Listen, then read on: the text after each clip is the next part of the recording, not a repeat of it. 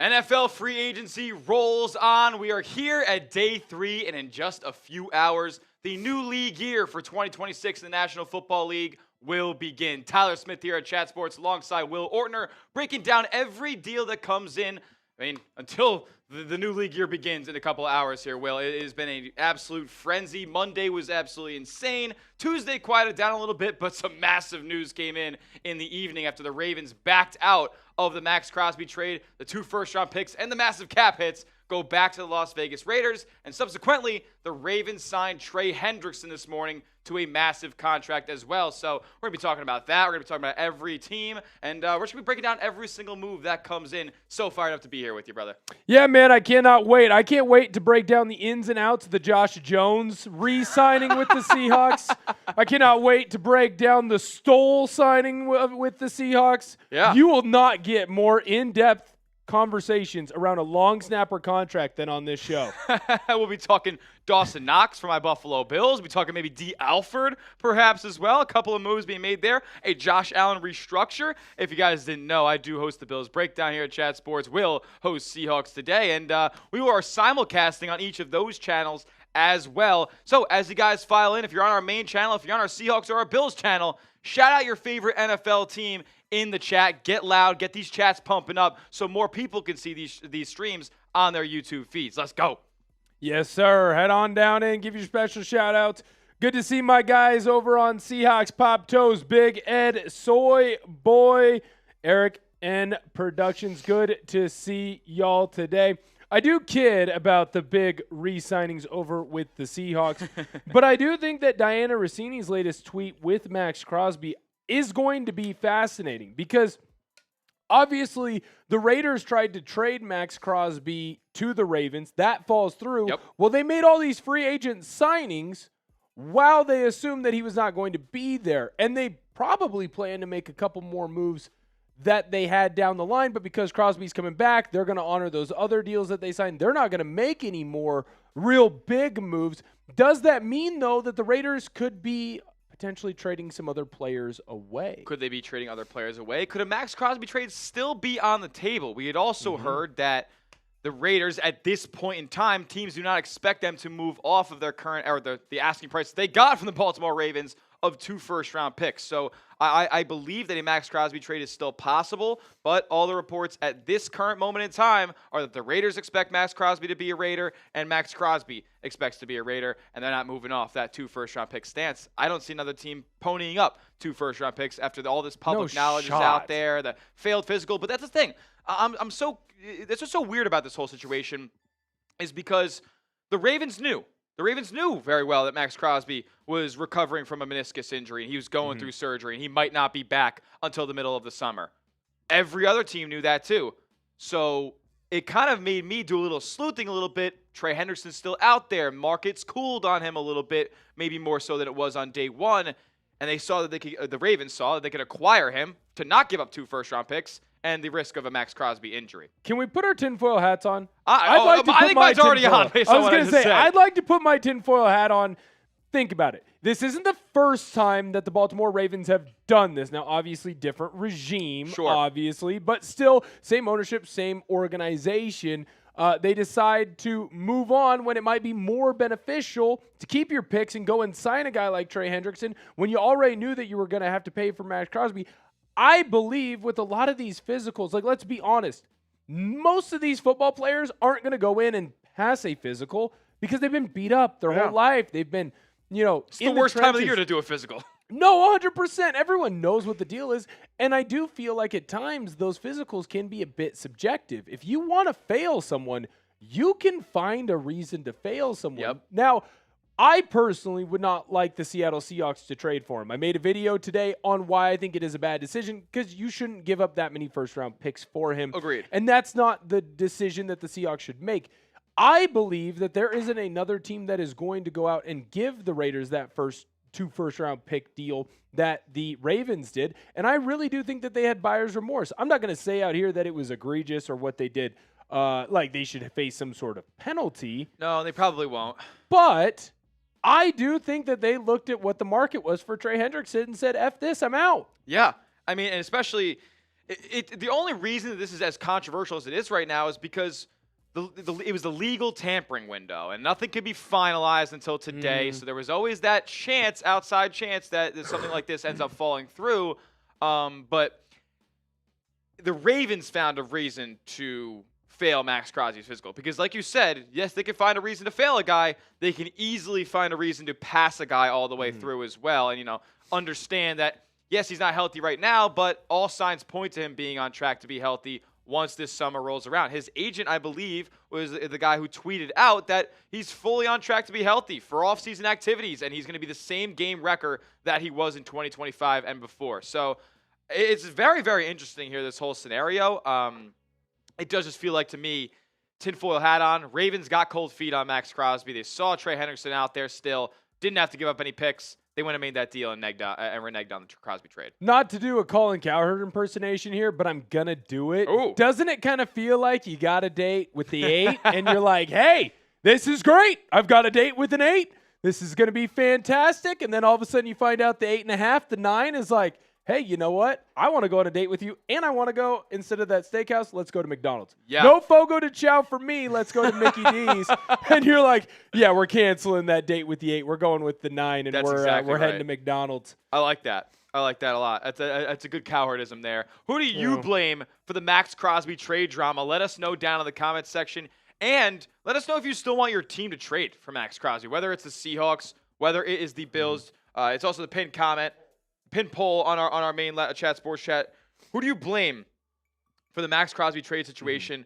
And the overwhelming at this point in time, with 327 votes, 65% of you guys are saying the Ravens. It does make sense. I mean, how can the Raiders really be, full of blame in this scenario? They had a high asking price. Somebody met it, and they just traded their guy. Now all of a sudden, it's not like the Raiders hid anything from anybody. Right. They, as a matter of fact, held the guy out of the last few weeks of the season because they thought he was too hurt to play. They really wanted to tank, obviously, but they thought it. The reasoning was he was too hurt to play. So there was never going to be a situation where Maxx Crosby passes his physical with flying colors. The Ravens just got cold feet and said, we're going to find a way to fail you there and get this trade out of here. Do you think that this will lead to, one, more vindication for the great Pete Carroll, but more importantly, will this stop teams from doing deals with the Baltimore Ravens? It's a great question. I mean, you'd have to think it would make some teams a bit wary, at least, especially in this time of the year when these things can be backed out of at the last second. And if I'm a especially an AFC team, why would I want to do business with a team in my conference in the Baltimore Ravens after I know that they've screwed people over in the past? It sets a bad precedent for them, and it's also a team that's never traded a first-round pick for a player before. The first time they do it, they back out. So definitely not exactly the best people to be doing business with, it seems, at this point in time. I also wonder, too, the more and more that we dive into this, are we going to see a change to the legal tampering period? You and I love it. And let's be honest. I'm not going to try and lie here. I'm not going to pretend.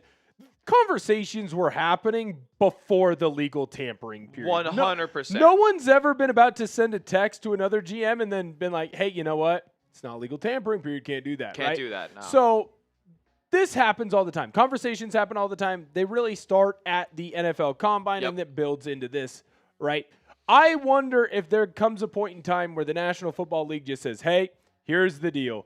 We will not allow any talks while season is going, but as soon as the season is done, so Super Bowl ends Sunday night, Monday, hey, if you need to go, you can. Or they do something where we know that the Combine is the official start of the year, new league year starts on that Monday, whatever it is, and now moves and deals can get done. I understand why they have to kind of push it back a little bit. Yeah. But at this point, there has to be, you would think, a better solution. Yes. I mean, they in terms of being like a 365-day calendar for the NFL, they are very good most of the time at scheduling things out, at spreading things out, at having things in the right time, and capitalizing the dead periods of the sports year too. This is one that they maybe have to rework a little bit just to ensure that stuff like this doesn't happen anymore. Yeah, you would think. This feels, look, I'm not here to disparage your favorite sport, but this does feel more like an NBA story. This should be like a Mark Cuban locked someone into their house and made them sign a contract deal ahead of free agency or right when free agency started. I find this fascinating. This is a question that's coming in from my guy Eric N Productions down below in the Seahawks chat. By the way, thank you to the 80 people hanging out with us over there. Hit that thumbs up button.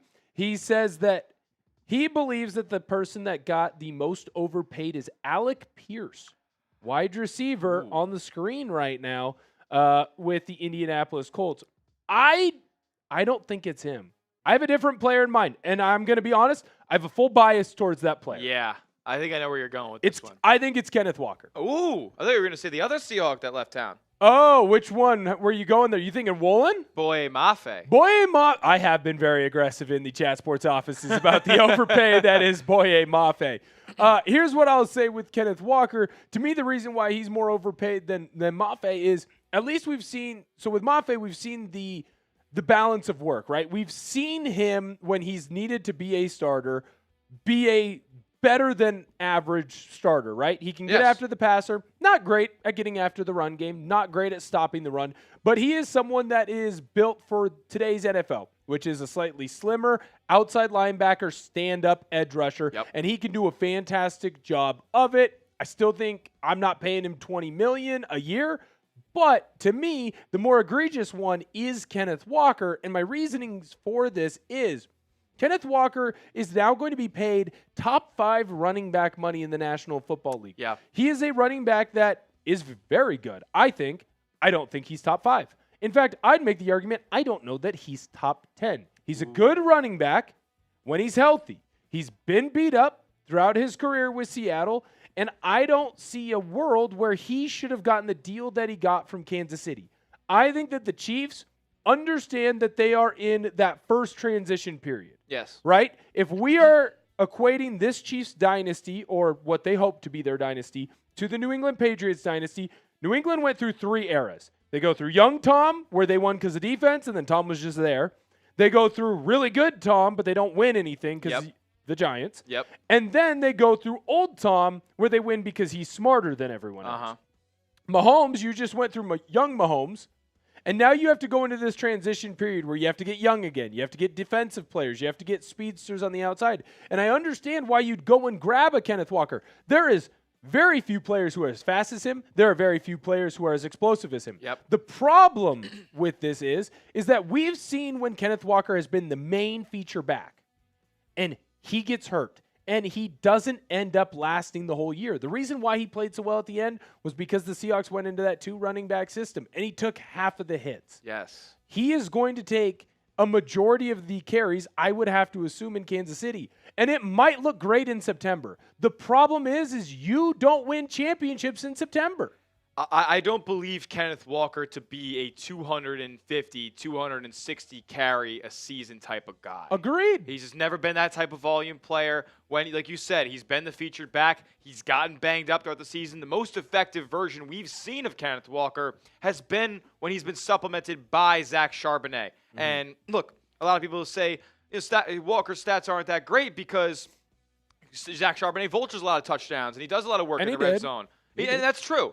But at the same time, Kenneth Walker probably wouldn't put up those stats because he'd be on the shelf. He'd be hurt. He'd be taking too many hits. And look, he's also a guy who's not that efficient of a back as well. Very boom or bust in a lot of scenarios. Yes. Unfortunately, like my track record at the bars before I met the special lady. Very boom, or I'll be honest, a lot of bust. I can relate to that, my friend. A lot of weather nights. Some deals that have come in here in the early going today. Early this morning, we got Del'Shawn Phillips signing with the LA Chargers on a 2-year, $7.5 million contract. Brett Toth for some depth offensive line for the San Francisco 49ers. He lands there. The big one, the big whale of the day, Trey Hendrickson, 4 years, $112 million with $60 million guaranteed. I didn't even see this one before. K'Lavon Chaisson gets cashed out pretty solidly on a 1-year, I would assume, up to $12 million deal. That's the key word of the free agency cycle, up to. It's all about those guarantees at the end of the day. Joey Sly ends up going back to the Tennessee Titans. I believe he was there last season. Big on deal. A 1-year deal. He's got a massive leg. I think he takes steroids. Jonathan Knight, because he was remember when he came into the league of the Panthers? He was just jacked. He was one of the most jack kickers I've ever seen. Jonathan Knight, running back, stays with the Arizona Cardinals. Shout out to Bam there. Daniel Jones, man, this is brutal. 2 years, $88 million. Could get up to $100 million. So what's the guarantee there? Is he getting all 88 of that guaranteed? That's disgusting. Tyrus Wheat, defensive end, full depth piece going there to Dallas. KJ Britt going to the New England Patriots. I believe he was a Miami Dolphin last season. Luke Fortner ends up with the Carolina Panthers. He was formerly the New Orleans Saints. They lost Cade Mays to the Lions in free agency, so they get a little bit cheaper at that center spot. Travis Gibson, a depth edge rusher there, he returns to Carolina. And Brandon Cox Jr. ends up with the Green Bay Packers on a 1-year, $2.5 million deal. James Mitchell, Panthers staying active here. He is re-signed on a 1-year contract. Jack Stoll going to the Cleveland Browns. I don't believe he was there last season, so that's a new deal for them. Josh Uche heads to Miami on a 1-year deal. Nice edge rusher there. And Channing Tindall, I'm not very familiar with his game, but he ends up with the Atlanta Falcons. A lot of 1-year deals are flying around on this day here, day 3 of free agency. Willie Gay Jr., Cade York, Josh Jones, your guy. That's right. As well as Michael Clemens on a 3-year, $17.5 million deal. And then more for the Seattle Seahawks. Your boy Chris Stoll. If you want to talk Josh Jones and long snapper, we're going to be doing that in just a second here. No one else will break it down better than we do. Along with Max Mitchell. Max Mitchell and Chidobe Awuzie, as some people like to call him. Not Chidobe Awuzie.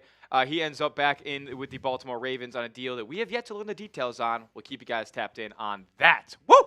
A lot of deals flying across the board today. A lot of shorter-term deals, a lot of mid-level stuff, depth pieces. What do you think about your Seahawks making some moves today? Yeah, well, I think that the Seahawks did a great job of bringing back a very strong swing tackle in the National Football League. Josh Jones, lucky enough to meet him at the Super Bowl. Very nice guy. I've never seen someone more disappointed to be on camera than Josh Jones. He was like, really? You're going to interview me? All right.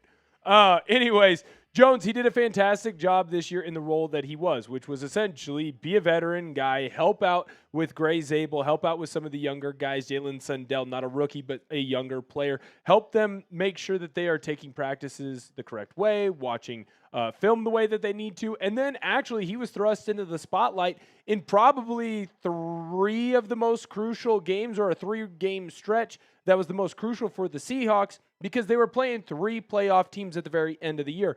Those of you who are not as locked in on the Seahawks, and I might not blame you at that point of the season, Charles Cross, he ended up pulling his hamstring. Dude did the splits on that game-winning field goal against the Indianapolis Colts. So Jones was actually the starting left tackle when the Seahawks played the Rams in that crazy Thursday night game. Yeah. He was the starting left tackle against the Carolina Panthers, which was a game that the Seahawks had to win so that they could hold on to that one spot. Yep. And then against the San Francisco 49ers on that Saturday night game. For the division. Again, not just for the division, but for the 1 seed. Because Yes. if San Francisco wins that game, San Francisco ends up being that 1 seed. And I think it's easy to say, well, he's a strong backup. He can come in and it's just seamless. But when you're on the offensive line and you're running a long zone or an outside zone style of scheme, which is what is known in the Kyle Shanahan tree, and that's what the Seahawks were doing with Clint Kubiak's style, it's a lot of communication without actually being able to talk because you're on zones. And so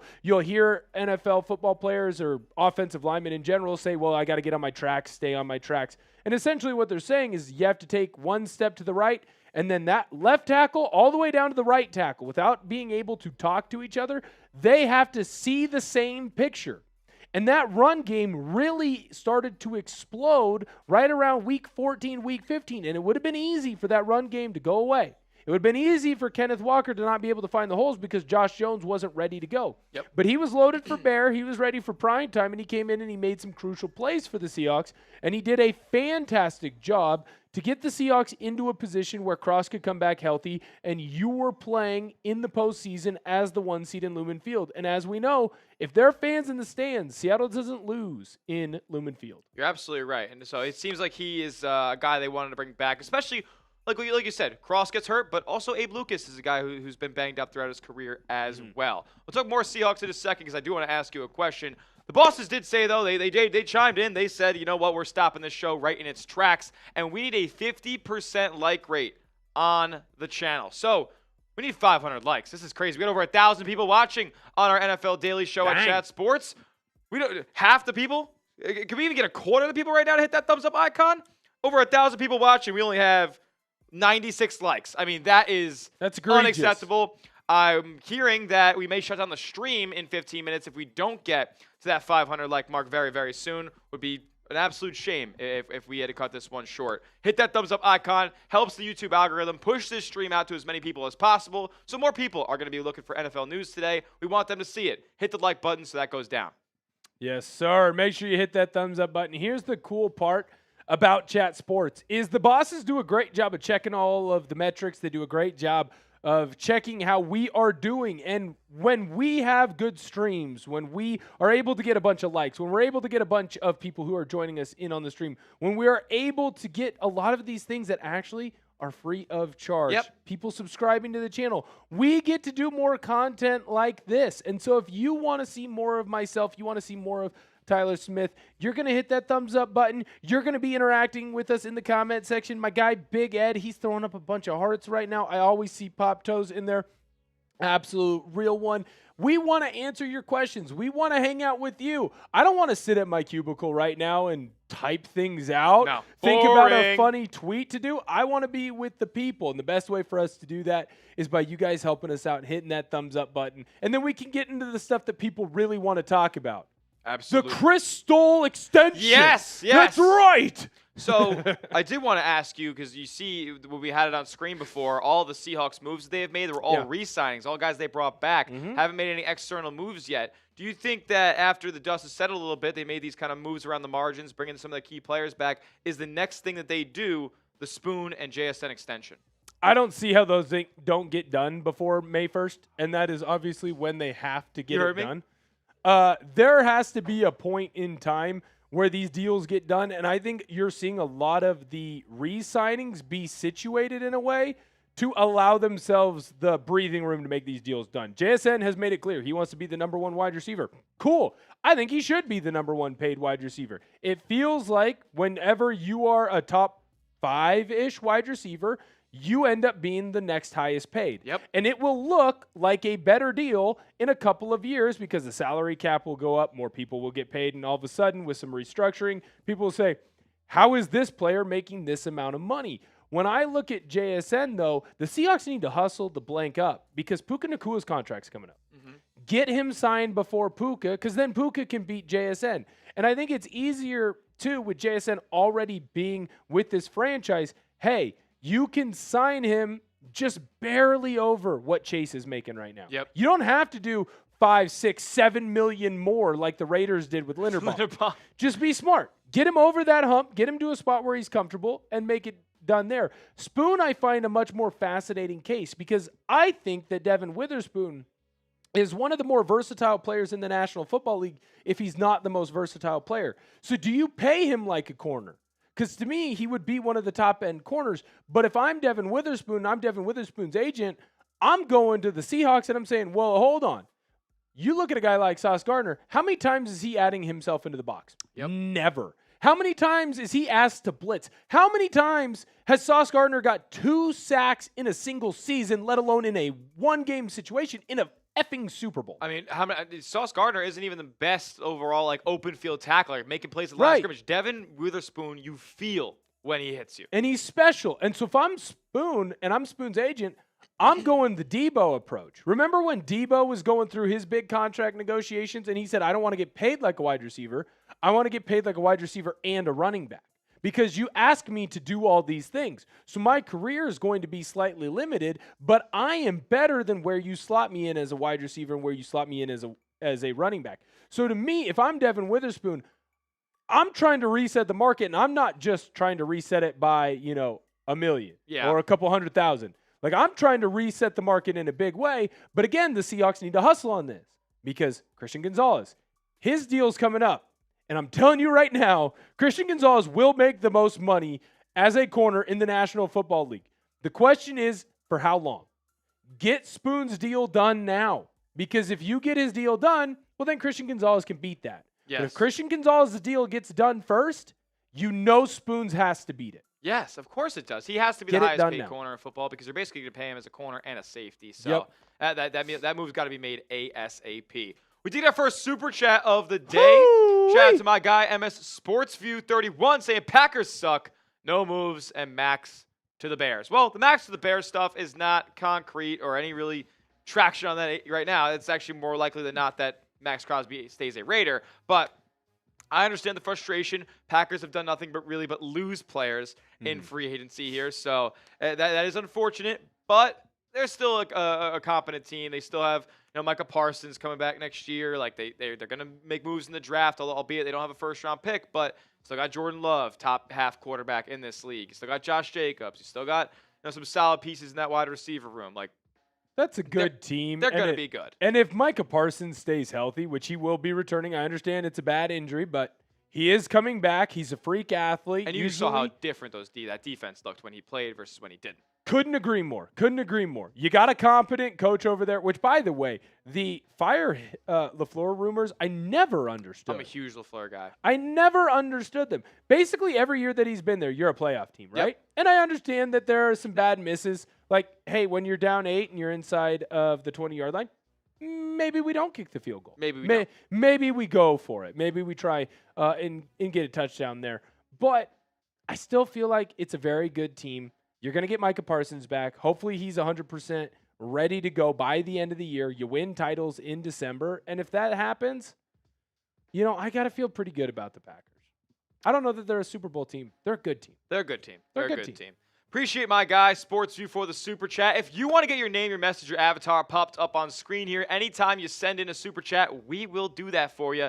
$sign next to the chat box. Whether you're on our main chat sports channel or Seahawks Today or Bills Breakdown, we will be putting all of those Super Chats up on screen. Every $5 Super Chat, we'll talk about your team even more in depth than we just did about the Green Bay Packers. Every $10 Super Chat will spin a wheel of doom that we have here on the channel. What does that mean? We're going to find out very, very soon, I'm assuming. Terrifying. Every $100 Super Chat, we will get a beer bong going a little bit.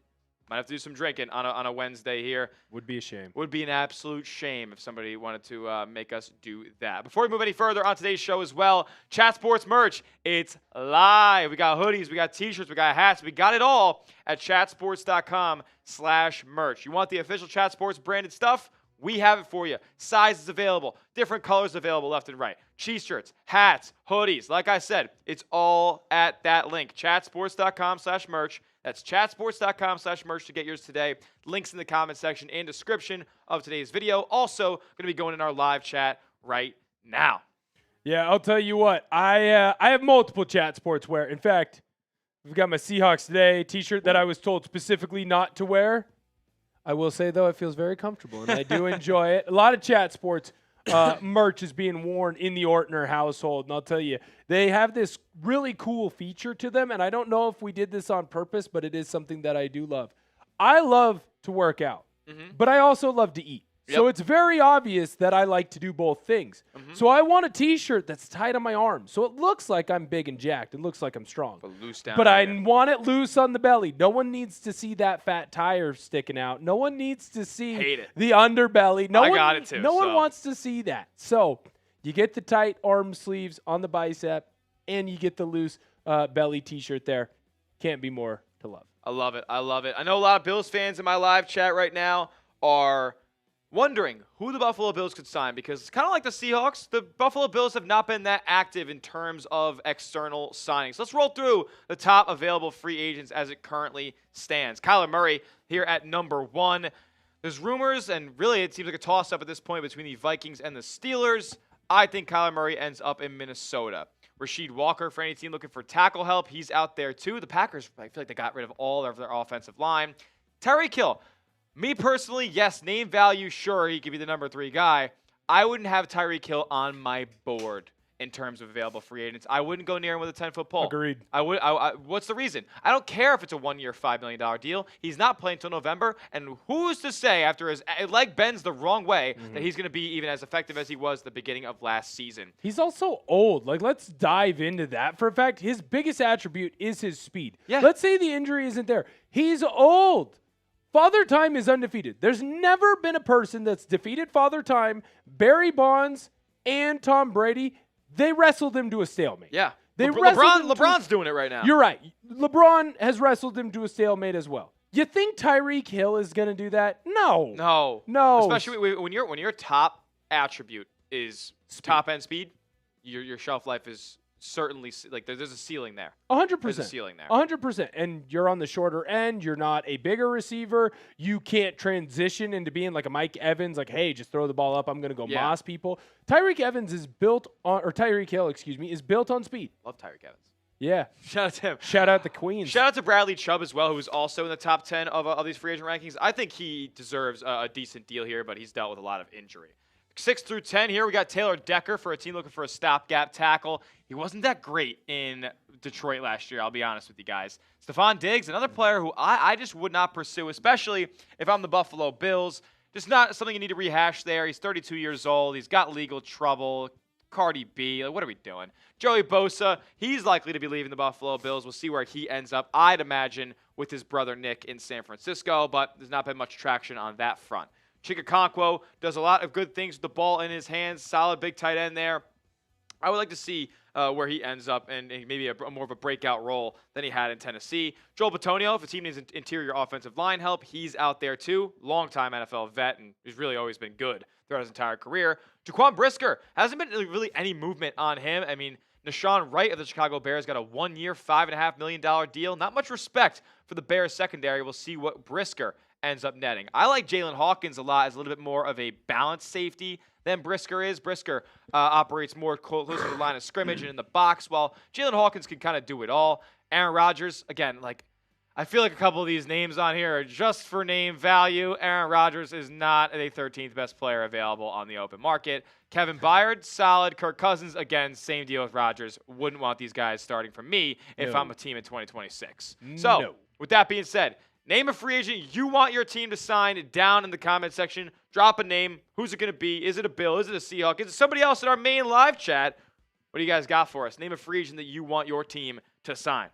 I'll tell you right now, as I look through that, I could not agree with you more on one player, Bradley Chubb. Bring that man to Seattle. Yeah, I want the Bills to get him. I cover the Panthers, too. Yes. I want the Panthers to go out there and just double up. I mean, I know they have Nick Scorton and a couple other depth pieces, but they just got Jalen Phillips. Put Bradley Chubb out there. You got the all-injured edge rushers and then a couple of young cats there. I'm excited to see where he ends up because he was really solid last year. Well, and I think he does a thing that not a lot of guys in the National Football League seem to do as well in that edge rusher spot is like that guy can play the run just as well as he can play the pass. Like you're seeing every down player. You're seeing such an emphasis now on like specializations, and what I think the best thing that Mike Macdonald does with the Seahawks, and I think you're starting to see this throughout the league because I know that Jesse Minter does this with the Baltimore Ravens.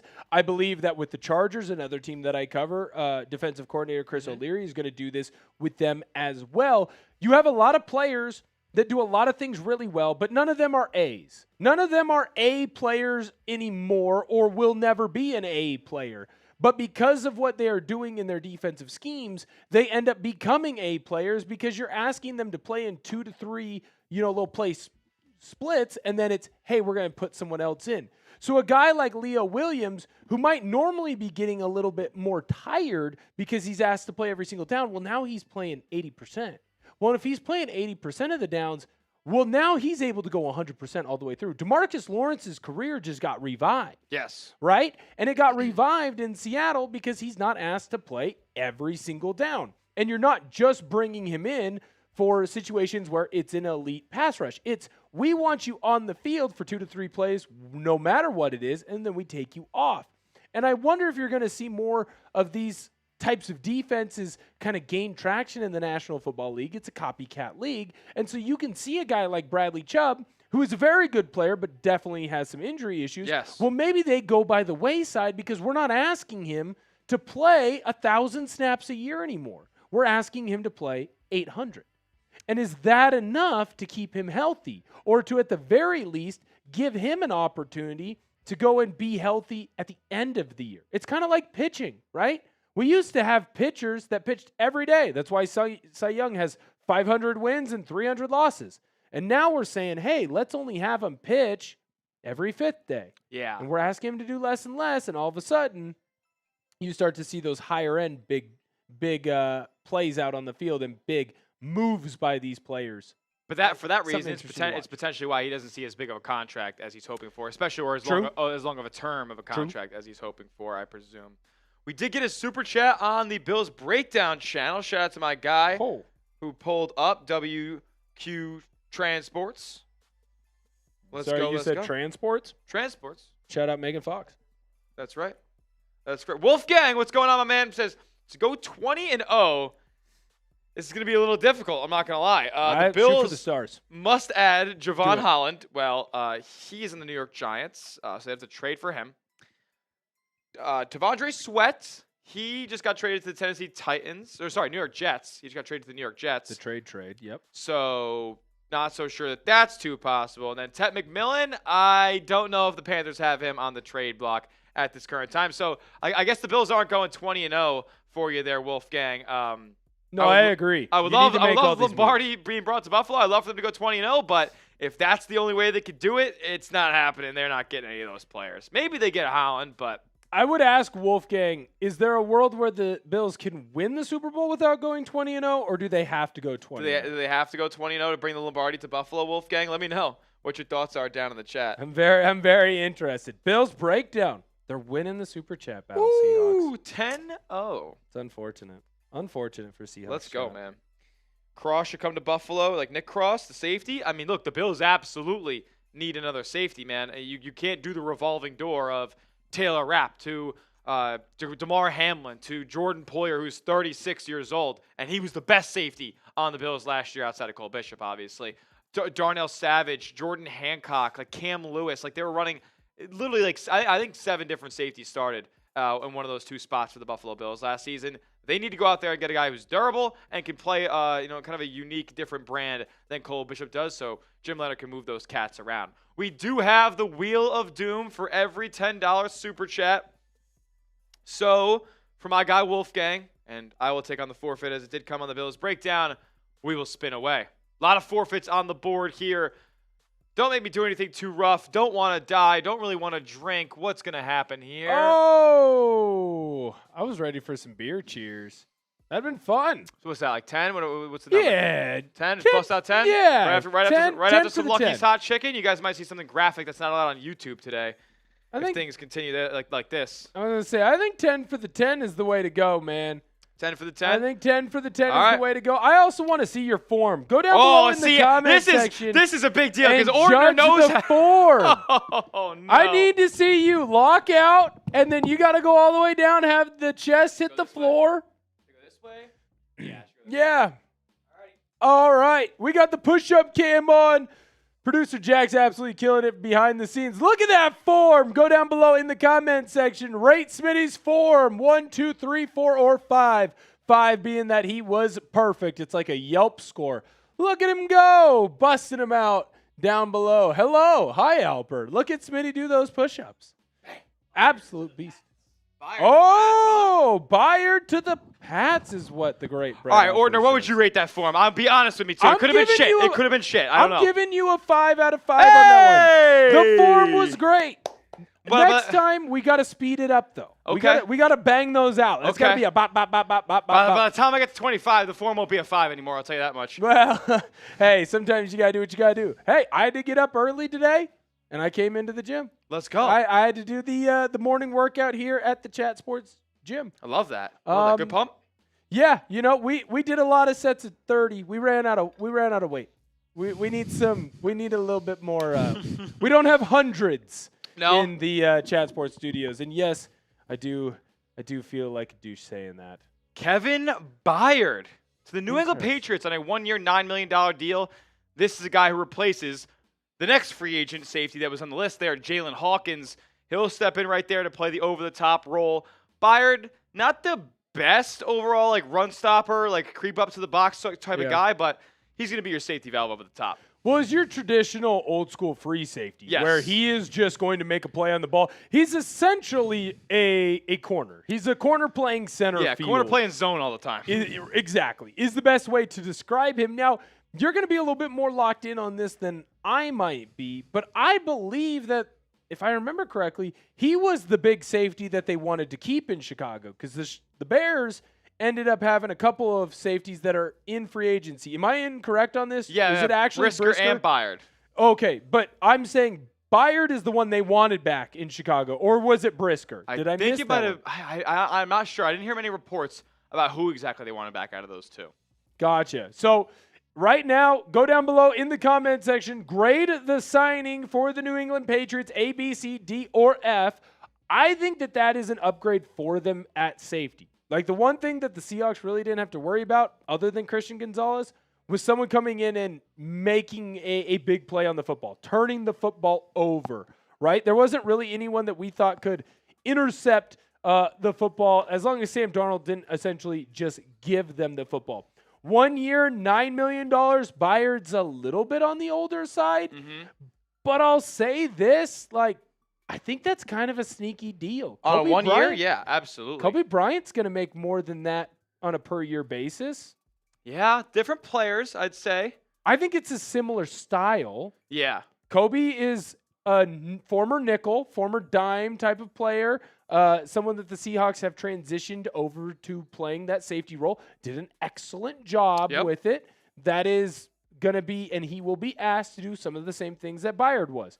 Go out, make a play on the football, try and force turnovers, be a ball-hawking safety, which I think that Byard is one of the best stat in the National Football League. And if you're telling me I'm the New England Patriots and I'm going to get one of the best guys at doing that for a little bit cheaper, understand he's a little bit older, which is probably why cheaper, I still like that signing. And they're in win now mode. They may be a team that's pretty young, but they just made the Super Bowl, a couple pieces away.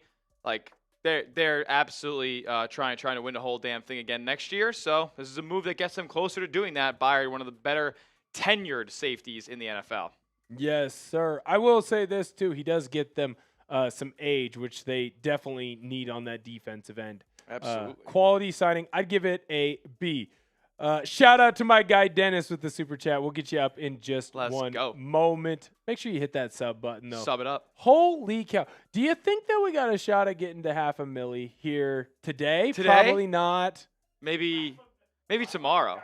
I don't see why we couldn't. Like, what if we put out the most banger YouTube video of all time? If everyone was just sharing the video, what would happen? I bet you we could. I wonder what the most. I'm sure it's an exorbitant number, like got by a guy who's already has like over 1 million subs or something like that. It's a Mr. Beast number. Yeah, I'm sure like a Mr. Beast. Like he probably got 1 million subs in a day before. I'm sure. But I wonder for channels under 500,000 subs, like what's the most gained in a day? That'd be crazy. A record trying to accomplish there. We might be able to do that if Livy Dunn will just answer my DM. Yes. Come on a show. Livy, get on the show. Come on a show. We'll have you on here. We'll absolutely crush it. But if you have not subscribed to our main Chat Sports channel, make sure that you do so right now because we're going to have you covered not just on the National Football League. We're going to have you covered in college football. We're going to have you covered in NBA and even the MLB. Ooh. Well, if I want to hop on here and give a little bit of a teaser, maybe. Tease me. We might be live next Tuesday night for the World Baseball Classic Final. Very cool. Now, things have to happen today. Like the U.S. For that to happen, a la the U.S. advance. Yes. But Italy, we're big Italy fans today, or Mexico in a rout. Yeah. We're big Italy or Mexico scoring a bunch of runs. Wait, hold on. Is there a world where we don't advance? Oh, yep. yeah. Oh, Why? yeah. Did we lose? If Mexico, yes. We lost to Team Italy last night. Team Italy beat Team USA? They have a bunch of major leaguers. Well, aren't they really Team USA's B team? Pretty much. Team Italy's pretty good, but Aaron Nola pitches for them. Vinny Pasquantino was on that team. Well, Michael Lorenzen shut him out 5 innings last night. A lot of guys that their last names end in a vowel. Yep, a lot of vowels. A lot of vowels over there. That's unfortunate. Mark DeRosa, Team USA's manager, thought they were already in. Yeah. I don't know if you saw this. So, he went to the media and said, hey, we want to win this game, but since we're already clinched in the quarterfinals, they weren't. No. Oh, he said it on MLB Network too. He's like, oh yeah, we've already punched our ticket to the quarterfinals. Yep, they have not. They have not. Well, and there's a world. Canada's asking in hockey. Crazy. And there's a world where they don't make it tonight. That's a problem. It's more likely they do than they don't, but there's a world. That's a world I don't want to live in. It's definitely a world I don't want to live in. All of that to say, subscribe if you love baseball because if Team USA makes it to the final, we'll be live next Tuesday night. Heck yes. Dennis! What up, Denny? What's up? This is by the way, for those of you who do not know, Dennis, is a real one of Seahawks Today. He's got a Seahawks Today t-shirt. He's got a Mob Mentality t-shirt. Oh. He's always hanging out with us on the lives. What a and legend. one of our smaller channels, but one that I'm very proud of. The Oregon Football Report, he joins us in over there as well. Dennis, he's a great Oregonian. I don't see any free agents available that would come in and make a difference, and the Seahawks would have to give up picks. John Schneider and Mike McDonald have been pure fire on draft day. I don't hate this take, and in fact, I've kind of been peddling this take over on Seahawks Today very recently. Now, let's be honest. If the Seahawks make a big free agent signing, I'm going to completely change my tune. The Seahawks dominated. They got a steal, highway robbery, whatever, right? Not that many guys on the board that even fit that bill at this point. Right. But they'll fit it in my book. But what I will say, what Dennis is saying here, and I could not agree more. The Seahawks have made their money going in and finding guys in the scrap heap and making big-time draft picks. When you look at the offense right now for the Seahawks, they have returned 10 of their 11 starters. 10 of them are coming back, right? The only one who's gone is Kenneth Walker. Then when you look at their defense, it's 9.5 because there were a couple of games where Reek Woolen was a starter, about half. There were about half the games where Josh Jobe was a starter. And you lost Kobe Bryant. So the Seahawks are essentially returning 19.5, 20 of their guys who were starters on the offensive side and on the defensive side of the football. And they just won a Super Bowl. And I understand that they still have some holes that they can fill and some things that they can still fix. But right now, it does feel like the Seahawks are saying, let's run it back. We'll find players that fit our scheme, fit our system. We'll plug them in. Mike will coach them up. The rest of this coaching staff will coach them up. And we'll be in a position again to win another Super Bowl. And we'll supplement that with some of the players that we get. Plus, video we did this morning over on Seahawks, I talked about the potential comp picks that the Seahawks are going to get in 2027. You want to talk about having an absurd amount of draft picks for a team that's probably going to be a playoff team? It's the Seattle Seahawks. Right now, you're looking at 4 in the top 6 rounds. Really? In comp picks, yeah.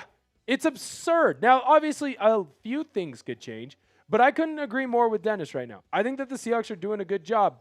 And it's quiet. It isn't sexy, but I like what the Seahawks are doing. And think about a lot of these guys that are getting paid elsewhere from Seattle. Homegrown talent. John Schneider is one of the best general managers, I think, in all of sports. It's him or Howie, man. And, well, I just think Howie lucks into a lot of these picks. I'm telling you right now, he lucks into Jalen Carter, lucked into Jordan Davis, N'Kobe Dean fell right into his lap, Cooper DeJean fell right into his lap. The Seahawks have gone out there and made big-time picks in the middle rounds, in the late rounds, and even he used to be labeled as a guy who couldn't draft in the first round, funny enough. Right. But I remember those days. Kobe Bryant, Boye Mafe getting 8-figure deals when they were drafted by Seattle on days 2 and 3. Reek Woolen, 8-figure deal, round 5 selection.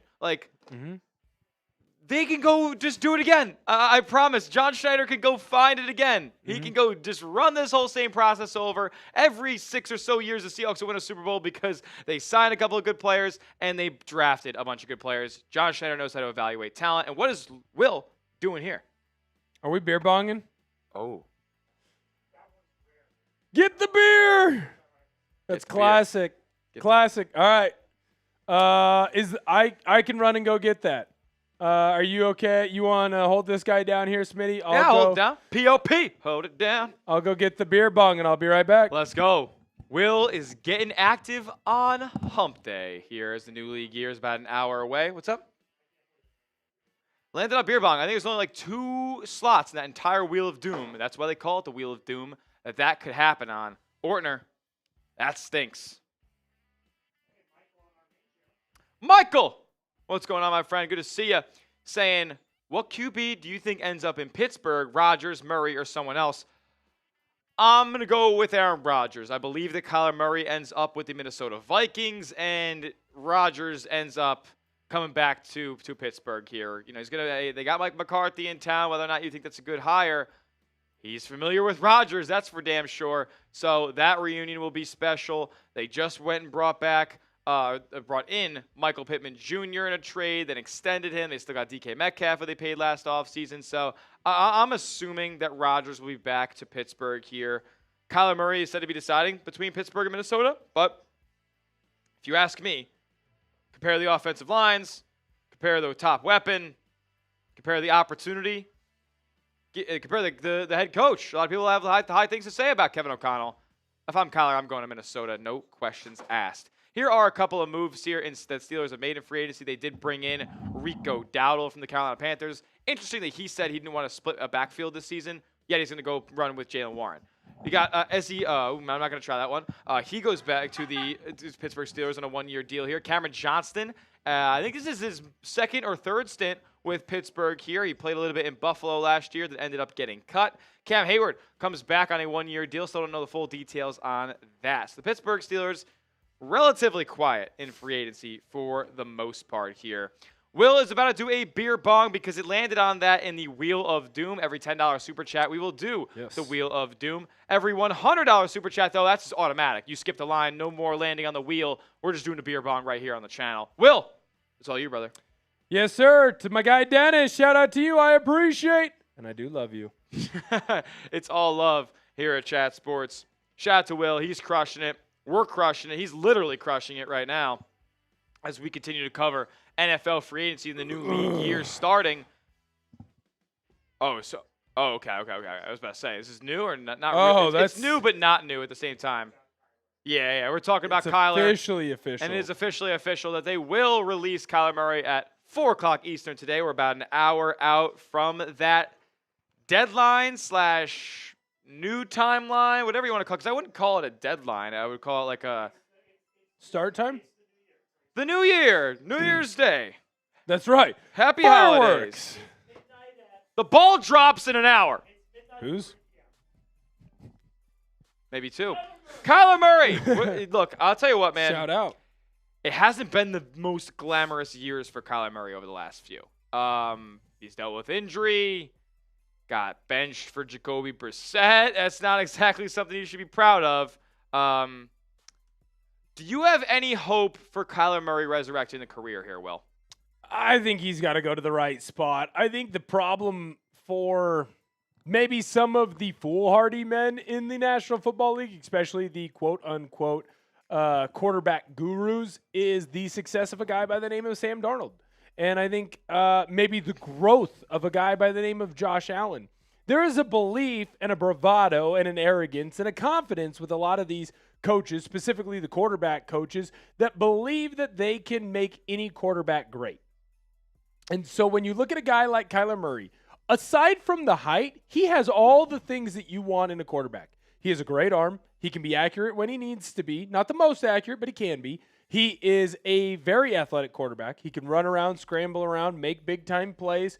It does feel like, for all the off-the-field stuff, it's not like he's really a problem. No. He just likes to play video games and probably doesn't work as hard as he should. Yes, and that's, look, for a number 1 pick, a guy who's looked at as a franchise changer, the winningest player in Texas high school football history, like maybe the most talented high school football player ever, not named Myles Garrett. Like, it's... I see why... We expected more. And I think that is fair, especially for someone that you're going to use the number 1 overall pick on. But Heisman winner, like the whole 9. When you also run through those kinds of accolades, to a football guy, they go, well, that's that other dumbass's fault. I can make him great. Yes. I can make him a good QB. And so he's going to have an opportunity to land somewhere, and I just hope that the people in his camp do right by him. Because we know that Kyler's one of those guys who... his family, they're very tied in what he's doing. Sure. And his family and him make a lot of the decisions. There isn't some like agent necessarily that's there that's making the big decisions for him. Mm-hmm. It definitely feels like, mom and dad have a big say in what exactly is going on with Kyler Murray. That's right. And so you just have to hope that they get him in a spot that is best for him. Is that in Minnesota, where he can go get with KOC and KOC can maybe revamp him? Is that somewhere else? I'm not sure. But I do hope at the end of the day that he does get it figured out. Because otherwise he's going to be labeled as a bust. And I don't know that he is a bust, but he certainly wouldn't have lived up to the hype that he had around him. Certainly not to the level of like Jamarcus Russell bust or anything like that. The guys that we classically categorize in that regard today, but he's certainly underwhelming, has not lived up to number 1 pick standards. And look, that was something that a lot of people had red flags about with Kyler Murray heading in. 5'9", can't see over the O-line, can't really run him under center too much. So a very specific offense has to be run, but we've seen him touch every blade of grass, not only with his arm, but with his legs too. So there's still absolutely some talent in there. I think Kevin O'Connell's licking his chops to work with Kyler Murray, man. I mean, he's definitely more talented than J.J. McCarthy, and probably athletically for sure more talented than Kirk Cousins was when he was out there in Minnesota. He might be the most athletic quarterback in the National Football League. And if he's not, he's very close to being up there. My guy Santiago over on Seahawks today has a fascinating question. Santiago, we will get you up in your super chat up here in just one moment, sir, because I think this is something that Seahawks fans have been talking about for quite a while. But as a fan and someone who covers a team in the AFC East, I'm interested on your opinion on this player. And so once we get Santiago's super chat up, I'll let you kind of take a look at it because Seahawks fans really want this player. All right, I'm curious to see who it is. They have come around. He's in a position of need for the Seahawks, especially right now. He is someone that is very, very fast. And it does feel like the team he's on is willing to make some deals, make some trades. Oh, so this is a trade target that we're looking at. This would have to be a trade. It got revamped up. He was brought up a little bit on the deadline. He got revamped recently because of a FanDuel post. I love these hints because I still don't know who it is just yet. We're going to find out in just a moment. Make sure you do hit that thumbs up icon, though. Go down below. Just tap-a-roo. Takes 2 seconds. Totally free, and it helps support the channel a ton. Helps this stream get out to as many people as possible on their YouTube feeds. Like it up. Hit that thumbs up button. The more that you like, we already said it. The more that you hit that thumbs up button, the more likes that we get, the more opportunities we have to do some of these streams. I enjoy doing this. My focus is normally, obviously, around football, but I know that Smitty gets to do some of these things for some other sports, right? Yeah. Some of the basketball games, some important basketball games potentially coming up next week. Absolutely. If you observe the greatness of this month. So hit that thumbs up button. It gives us more opportunities to do more of these types of streams. And we always do love doing that. We got a couple of super chats, a couple from our main channel, and a couple from Seahawks too, where we'll find out what player Will was alluding to there that Seahawks fans are in the hunt for at this current moment. Yeah, he is someone that I don't want to give it away because I want my guy Santiago to come up here, and I think it's a very good kind of thought and a very good question. So Santiago, shout out to you, love and appreciate you. He says, to be honest, I've been big on the idea of a trade to go get A-Chain. I just think he's better than anyone we could draft with our pick running back wise. And I kind of agree if you're looking at pick 32 or later on. The Seahawks have been very interested, the rumor is, around Arkansas running back, the Washington Mike kid. Washington Jr. Yes, very, very fast. Fits into that Shanahan style, which the Seahawks will run under new offensive coordinator Brian Fleury. Obviously, Devon Achane had a lot of success at Miami. He had a lot of success in a Kyle Shanahan type of system under Mike McDaniel. I don't know that I necessarily want to give up a ton of capital to go get a Devon Achane, which I believe that you would have to do. In the FanDuel trade, it was essentially pick 32 and then another pick, I believe. It might have been the second round pick in 26 and then a day 3 pick in 27. Don't quote me. I'm in the ballpark on that. But it was 2 picks, right? And I saw from your face, you're like, that's a lot. That is a lot. I agree because I think that you can find, running backs are, I don't want to say dime a dozen.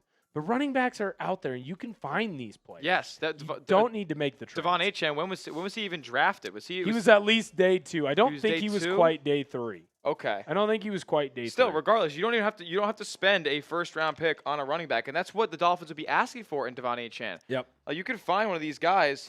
He was a third-round pick. He was the. That's day 3 or day 2. Excuse me. The 84th overall pick on day 2. That's. Those guys are out there. You could find another Devon Achane. I'm not saying you can find maybe a guy who's as good right now as Devon Achane, but you can find similar archetypes. You can find similar effectiveness and similar contributions to winning. Michael coming in with another $10 super chat. What's going on, my man? Wheel of Doom time. Oh, brother. Let's do it. Michael, if it lands on beer bong, I got it this time. we're going to have a problem, Mike. I know. Mike's literally a magnet of the beer bong here. Here it comes. I was going to say, it's a good thing that I walk home. I walk to and fro. Oh, my God. It did it. No, it did not. Yep. All right. I'm going to get one. Jack, I'm starting to believe that this is not a rare feature on the wheel here. Wait a minute. Did you set up some magnets over there, Jack? I was going to say, there's an evil little smile that Jack's got going on right now. Beer bong time. Oh, no. Smitty's frame mugging me. This is a problem. Oh, no. I just learned what that means. I'm kind of a boomer here at Chat Sports. I'm a little bit older. While Smitty goes and gets that beer bong, we'll go run through some of the other free agent signings that went on today.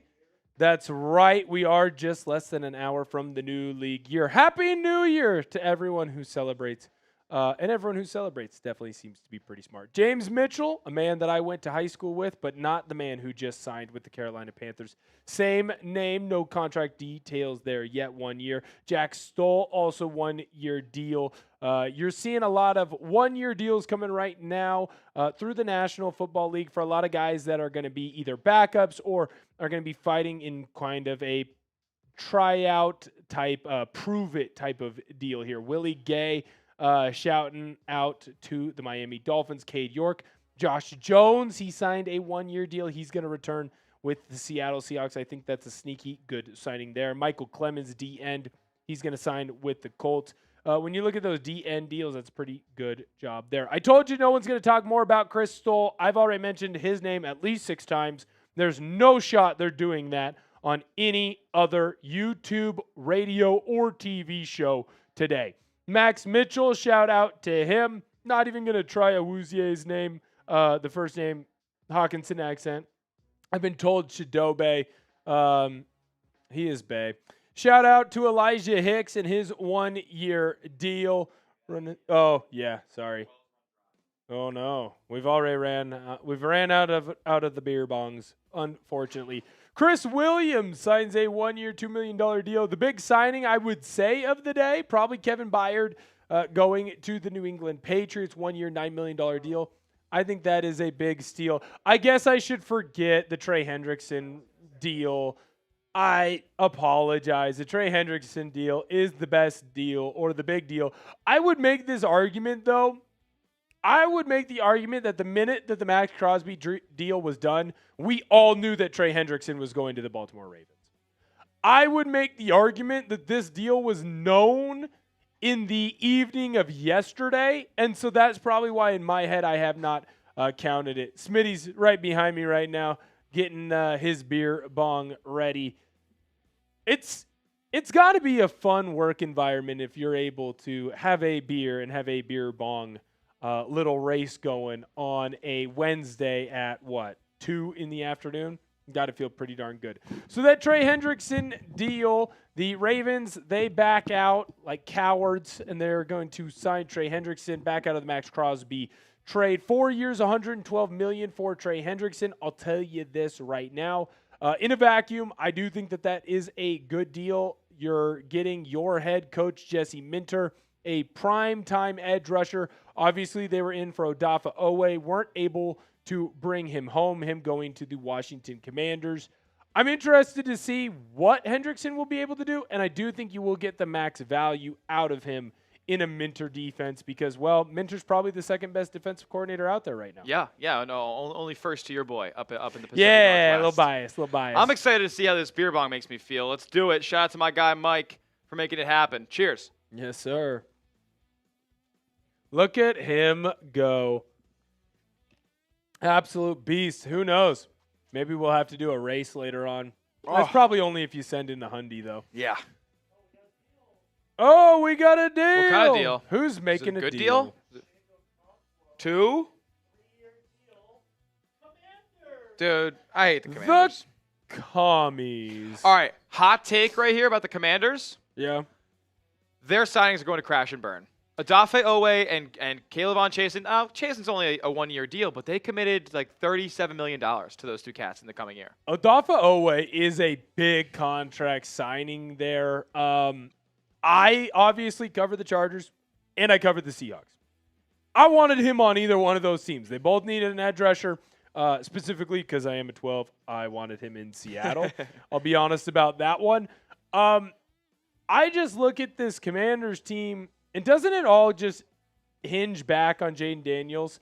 And at this point, are you just trusting or believing that he's going to turn into freshman year, or rookie year, I should say, Jaden Daniels? Because last year, I didn't think it was all that great. I understand that he was beat up a lot. I understand he had a lot of injuries. Even when he was healthy, though, wasn't that great. It wasn't that great. It's not the first time that we've seen something like that. Although getting a guy like Okonkwo, that could be a nice little safety valve there for him, especially because Ertz is not coming back, correct? Ertz is, I would think no, especially if they make this deal.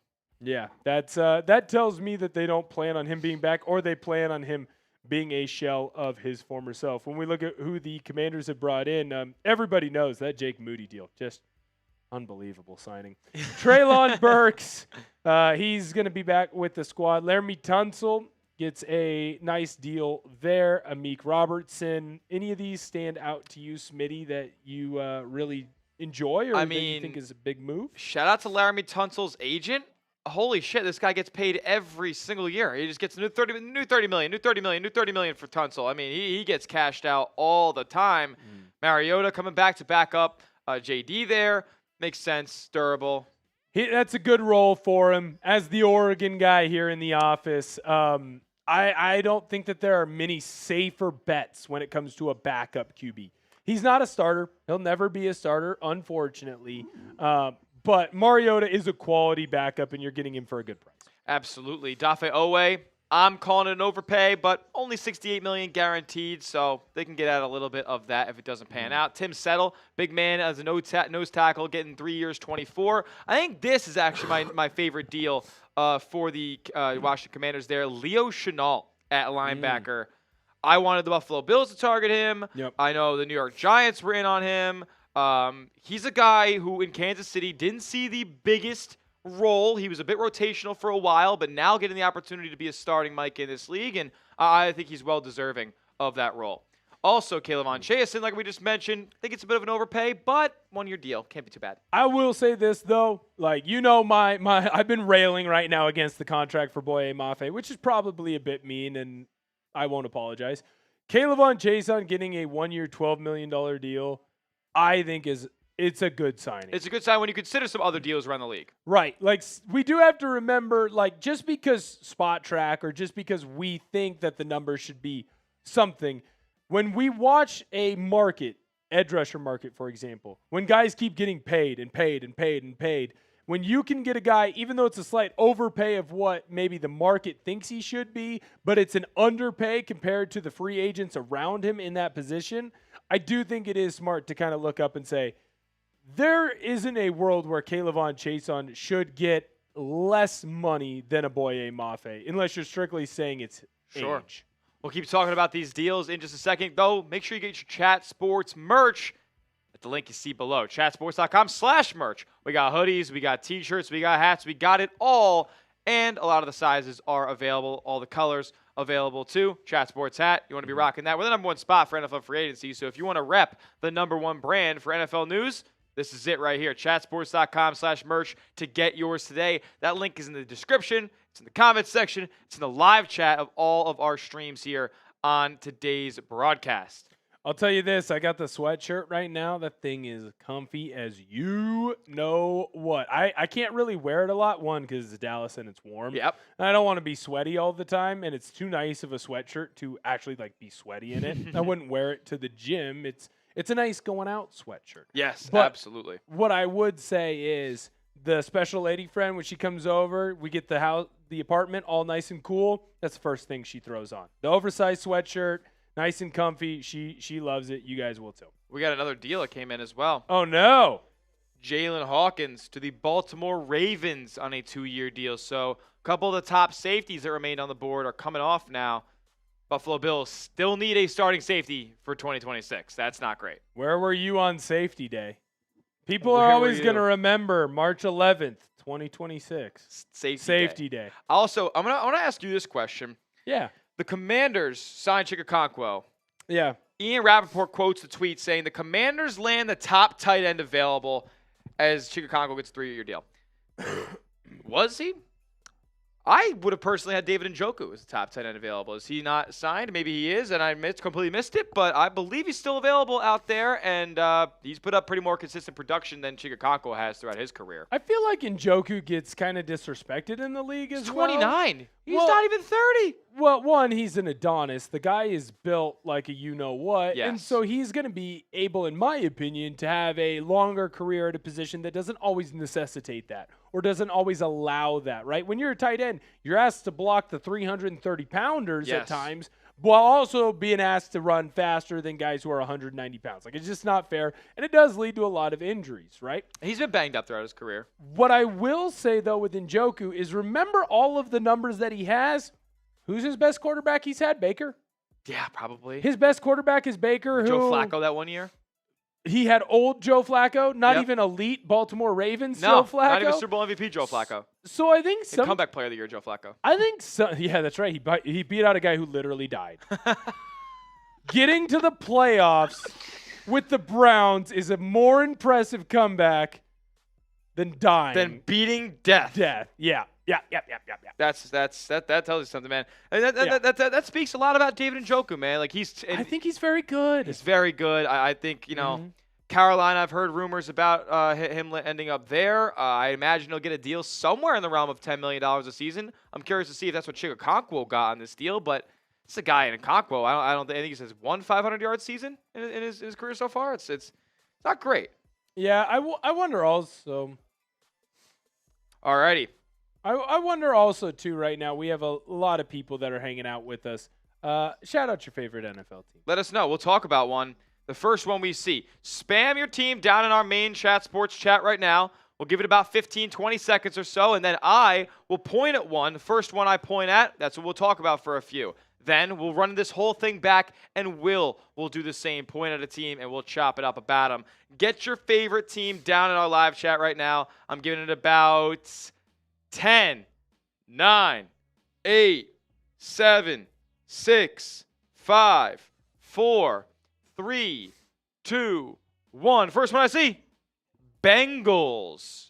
The Cincinnati Bengals were the first team that I see. A team that's been relatively active in really trying to make that defense not the laughingstock of the NFL like it has been. Yeah, here's what I would say about that, though. Has anyone, as they've been active, has anyone jumped out to you and been like, yeah, that guy definitely is an upgrade on what their issues were? Yeah, I like the Brian Cook ordeal. They had Geno Stone in that spot. Mm-hmm. Cook's a bit more of a balanced and more versatile safety than Geno Stone is. So we'll see how that ends up working out for them. He was a big-time target for me with the Buffalo Bills. Boye Mafe, you're replacing Trey Hendrickson, but they're not really the same type of pass rusher, right? Like he's more the outside linebacker, 3-4 edge, while Hendrickson's more that 3-4 defensive end, 4-3 edge rusher. Yes, but what Trey Hendrickson does well is he gets after the passer, right? That is what he is known for. He's not really a run stopper. Boye Mafe is the same in that sense. They are both great at getting after the passer. Not edge setters in the run. Neither one is great at setting the edge in the run. Trey Hendrickson, unless he's about to fall off a cliff, and they know something that we don't know, is a better edge rusher at getting to the passer than Boye Mafe, in my personal opinion. Yes, for now, sure. You saved money on that deal, so maybe you're saying to yourself, we'll save money on Mafe, and that'll allow us to fill in other gaps. But even still, you're saving money on Mafe in the sense that you're not paying Trey Hendrickson, $40 million a year, essentially, is what that deal was, high 30s. In my personal opinion, I think you're just moving around pieces. I don't think you got better. I don't think you got worse. You're just moving pieces around. Yeah, that does make a bit of sense there. They're going to have to continue to attack that defense in the draft. Like, if I'm Cincinnati, am I even drafting an offensive player outside of a lineman in this year's draft? Like, they have more holes than you could count on the defense. So new deal. Yes. What do we got? Hold on, my phone is slow. Nick Cross to sign with the Commanders. I'm looking at on Underdog NFL right now. Do the Commanders have unlimited money?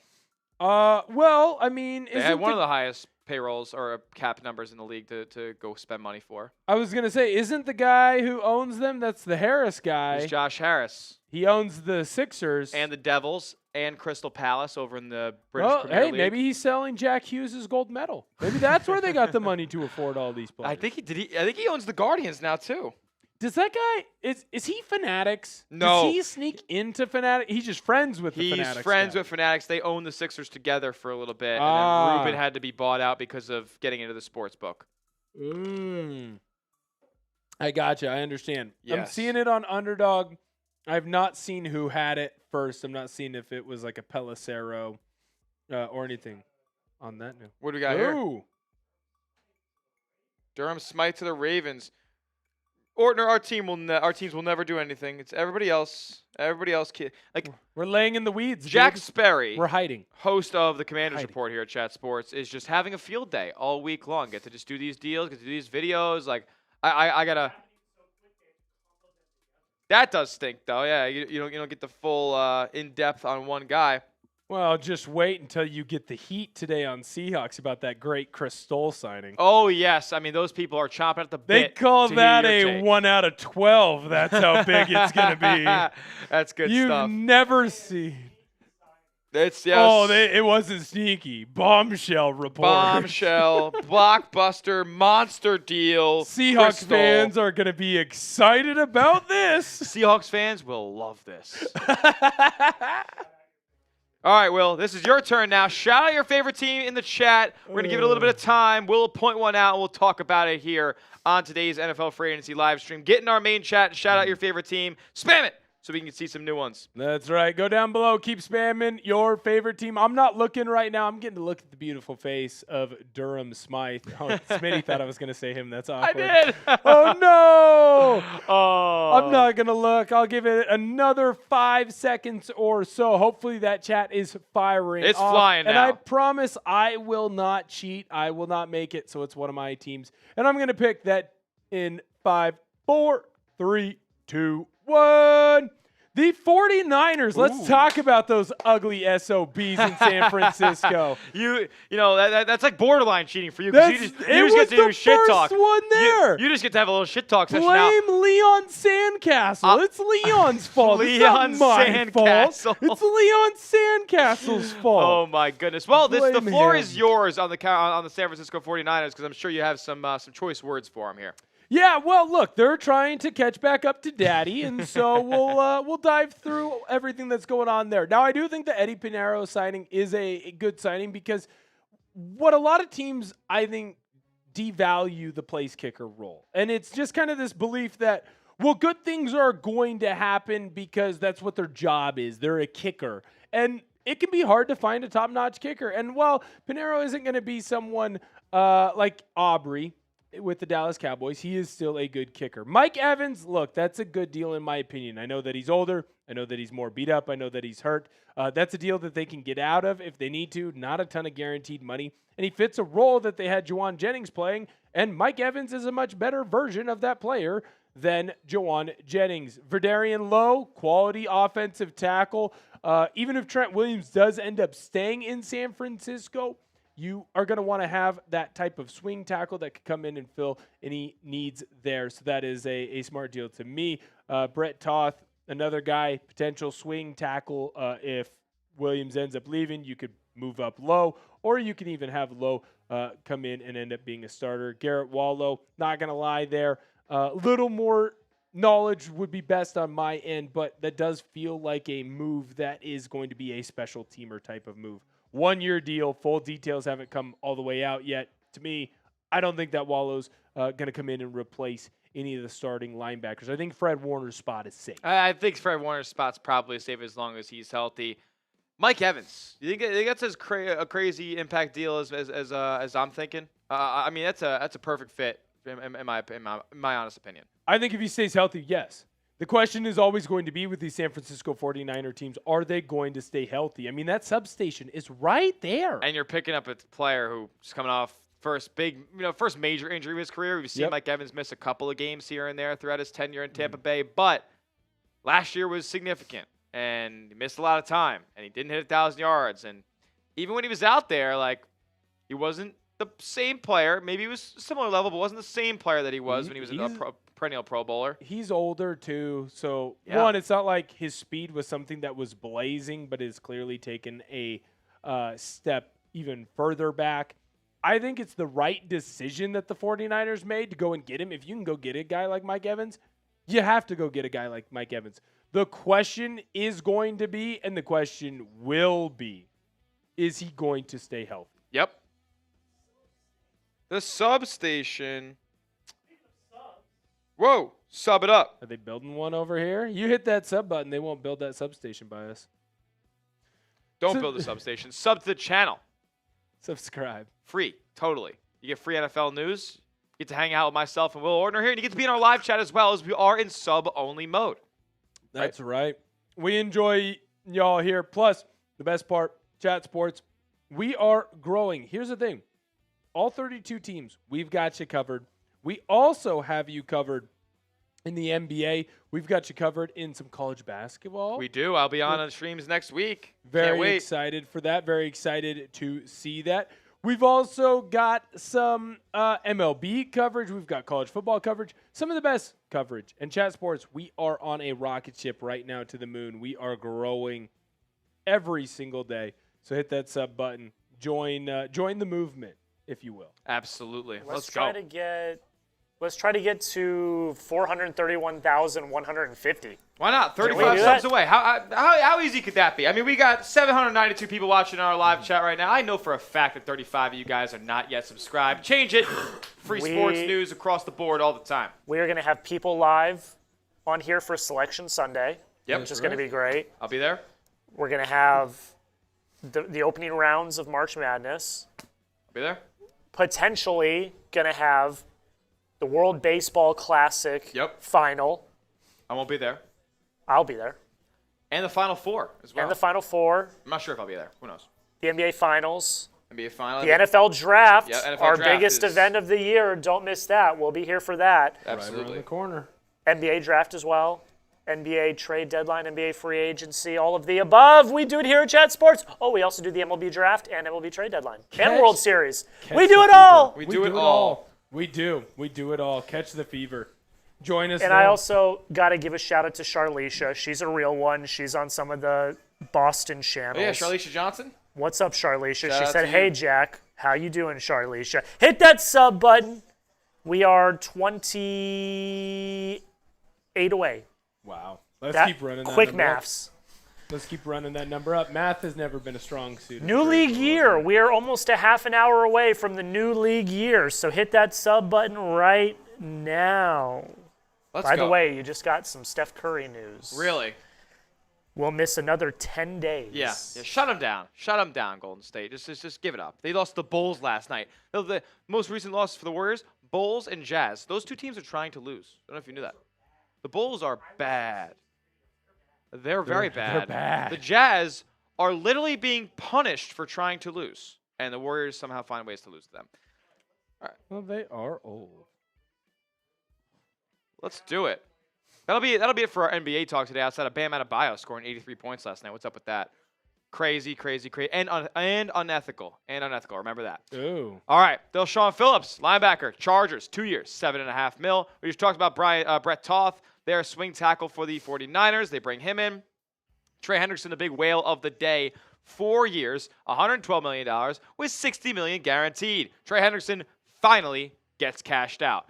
Caleb Von Chasen going to the Washington Commanders on a 1 year, $12 million deal. Don't worry, Jack. I got good memory here. Joey Sly, muscle kicker. He stays with the Tennessee Titans. Bam Knight, Zonovan Knight remains with the Arizona Cardinals. Daniel Jones somehow, some way keeps holding dudes at gunpoint for their money. Gets $88 million over 2 years. I thought you knew something I didn't know. What a mistake. What a mistake. He's the best thief in the NFL. He's the best thief, maybe in professional sports history. Can't believe he keeps getting deals like this. That's off a torn Achilles. Imagine if he was healthy, what they would have given him. Tyrus Wheat, defensive end, Dallas. We don't know the deals on that yet. KJ Britt goes to the New England Patriots. New depth linebacker for them. Luke Fortner, I think he will be the Panthers' starting center for 2026. He gets a $4.75 million deal, or up to, like a lot of these deals suggest. Travis Gibson, depth edge rusher, back to Carolina there. Brenton Cox Jr. to the New Green Bay Packers on a 1-year, $2.5 million contract. Panthers make another re-signing. James Mitchell, tight end, depth. Jack Stoll, tight end, depth. Cleveland, 1 year. Josh Uche, he goes to the Miami Dolphins here for some pass rush help. Channing Tindall, don't know much about him. He ends up in Hotlanta. Willie Gay Jr., I know a little bit about him. He's not bad. Off-ball backer there. He winds up in Miami on a 1-year deal. A lot of 1-year deals flying across the board now as the free agency well kind of gets a bit more shallow.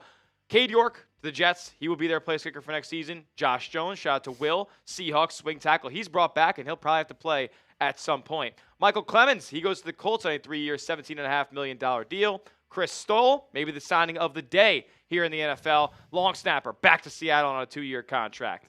Max Mitchell, Chidobe Awuzie, and Elijah Hicks. A lot more deals to come.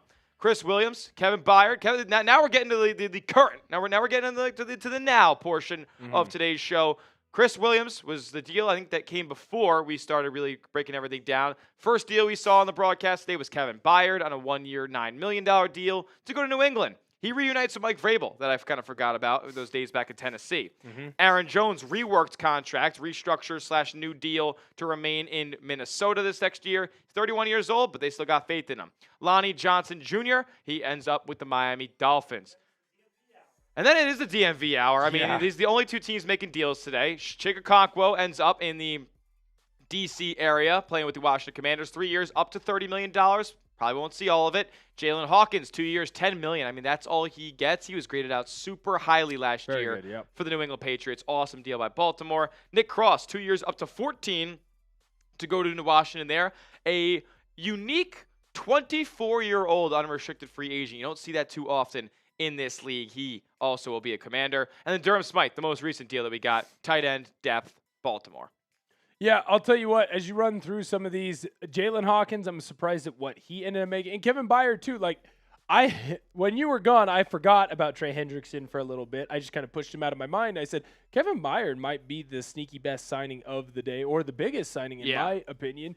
And then it's like, oh, well, Trey Hendrickson, that actually happened. That happened today. But I think Kevin Byard is going to be a great addition to that Patriots defense. You know that Vrabel has coached him before. You know Vrabel really likes him, likes the kind of fit that he can have, and he's going to be a veteran presence. Yes. Let's be honest about this Patriots team. They are good.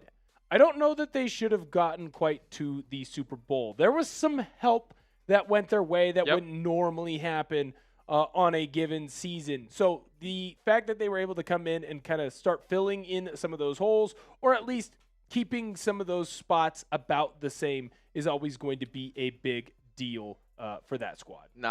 You're 100% right there. And if you haven't yet, go down below, hit the thumbs up icon, like today's live stream. Helps the stream out a ton. Takes 2 seconds, totally free. I know we got a couple of super chats that came in on our main stream that we got to get to here as well. Please. Ooh. Yes. We're having hot debates over on Seahawks. We're having ethical hoops debates. Yeah, I know a lot of people in the Bills chat want me to be talking about the Bills here. If you send in a super chat, we're definitely going to be talking about the Buffalo Bills. It's a hard team to talk about right now because they're very inactive. Brandon Beane not doing much, kind of sitting back and watching a lot of these guys get overpaid. They have yet to make many deals. I do want to ask you a question, and I know that you've probably talked about it a lot with your Bills channel, but you definitely haven't with our Seahawks channel, and you definitely haven't with our main channel. What's the opinion right now in Buffalo on Beane? He's had a very tumultuous last couple of months. Yes. You go out and you fire your head coach, yet somehow you get promoted, and then you have maybe the weirdest interview press conference session of all time. Now, that wasn't all his fault, but I know that happened. And then you trade for a guy in DJ Moore, who at the time, the initial move is, wow, what a great trade. And then you find out the compensation, and is it a great trade? So let's actually talk a little bit about the Buffalo Bills. I'm interested in your takes. Yeah, so the Beane situation, it dates back a while at this point. Right. He's had certain years where he's completely missed in an NFL draft, and it's kind of set the Bills back as a result. A couple years back, he trades up for Kyrie Elam in the first round, you're trying to get one of these solidified starting boundary corners for the long haul. He obviously doesn't end up working out. Complete bust there, which ends up trickling down to this past year's draft, where they have to select another cornerback in round 1 and couldn't address a big-time need like wide receiver. And that's been a big thing that Bills fans have said about Brandon Beane, is that he hasn't placed enough priority on surrounding Josh Allen with the proper weaponry. They did that with DJ Moore. They traded for him. They give away pick 60. And look, let's be honest here. Brandon Beane has not had the highest success rate in the second round of NFL drafts. It's very hit or miss. So a pick 60, are you going to get a more effective receiver for 2026 and maybe even 2027 at pick 60 than DJ Moore? I don't think you are. So that's how I kind of rationalize the deal. And then when you also think about the money that they guaranteed him, there's money guaranteed on his contract for the next 3 seasons. So you trade a second-round pick, but you also assume this guy is going to be a big facet of your offense for the next couple of years. Now, there's still a heap of bad investments that Brandon Beane has made. Yep. Curtis Samuel and Josh Palmer, before Curtis Samuel was being cut, they were making a lot of damn money. Like it's over $30 million combined, it damn near seemed. And they were the 32nd and 24th highest paid receivers in the NFL. Yeah. That just can't happen. He gives out big-time deals to Von Miller, which the Bills were still seeing the repercussions of after cutting him this past season. Like, there's been a lot of bad deals, and Brandon Beane likes to blame a lot of the Bills' lack of ability to surround the team with big-time talent on the Josh Allen cap hit and the fact that they have a big-time, expensive quarterback at the helm there. No, it's really because Brandon Beane has mismanaged his resources, gave out big deals to a guy like Dawson Knox as well, who they just brought back on a 3-year revised deal, did a little bit of a pay cut, but giving that deal out in the first place was the issue. He's just not really spent his money in the best ways. Josh Palmer last year was a bad investment. Joey Bosa was okay, but not going to want to bring him back, obviously, after his end to the season. So it's really been up and down for Brandon Beane. I do like the start to free agency this year. The DJ Moore trade I've come around on. I like the Dee Alford move too, but not much outside of that, and it's because he's dug himself his own grave. Yeah, I wonder too with a couple of these, like if just one player had stayed with what they were doing or had continued to build upon what they did early on in their career. So like to me, I would have not said that the Bills needed a wide receiver necessarily in that last draft because I thought that Keon Coleman was going to build on what he did as a rookie. Keon Coleman, and you can correct me if I'm wrong because I'm watching from afar. I'm not a diehard like you.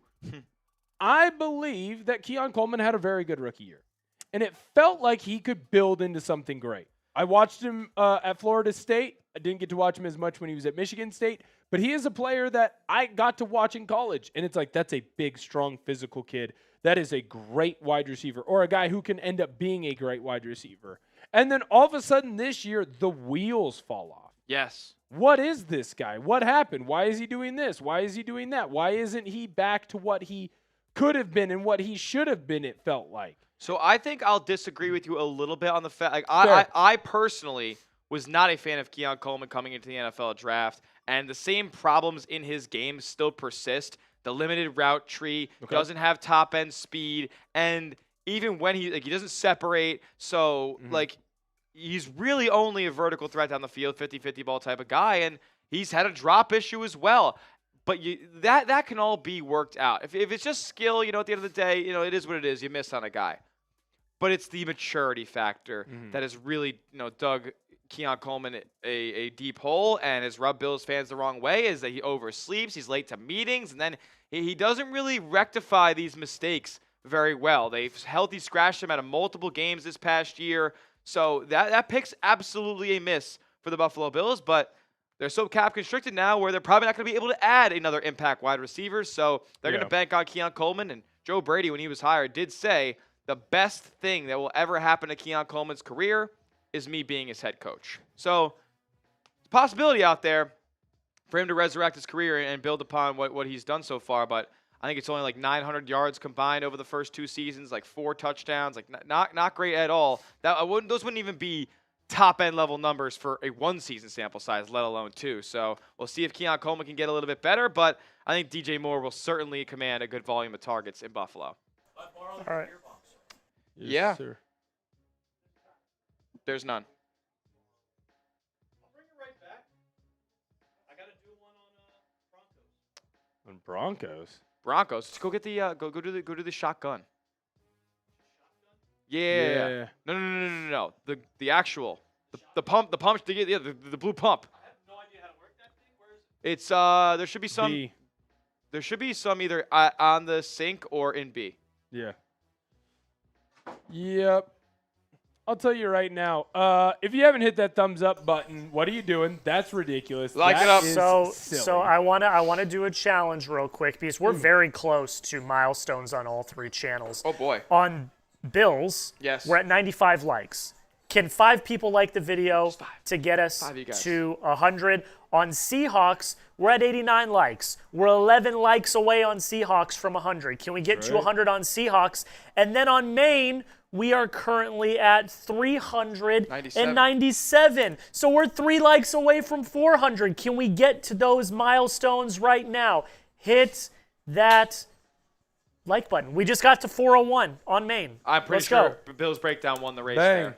They did. They We're did. over win the Seahawks. race. Seahawks is at 92. Can we get to 100 on Seahawks? We're at 93 now. Let's go. Just Let's need get that 7 like real button ones. up. We are less than 25 minutes away from the new league year. Let's go. Let's go. Let's get Come on. those likes up. Hit that thumbs up button. We're just 5 away on Seahawks. Here's the thing right now. Bills, they already got there. They're already over 100. They're showing that maybe they are a little bit more excited about the new league year than the Seahawk faithful. We can't be that as the 12s. Brandon Beane probably thinks that the legal tampering period opens when the new league year begins, so that's why they haven't made any moves yet. But we'll see. We'll see if some more Bills deals trickle in here. I would love to do another video on the channel today talking about one, but that's up to Brandon Beane. It's not up to me. Bang, 100. Let's keep going. Hey, keep hitting that thumbs up button if you haven't. Dennis, what's going on again? Dude, he's an absolute real one. Beast. A beast.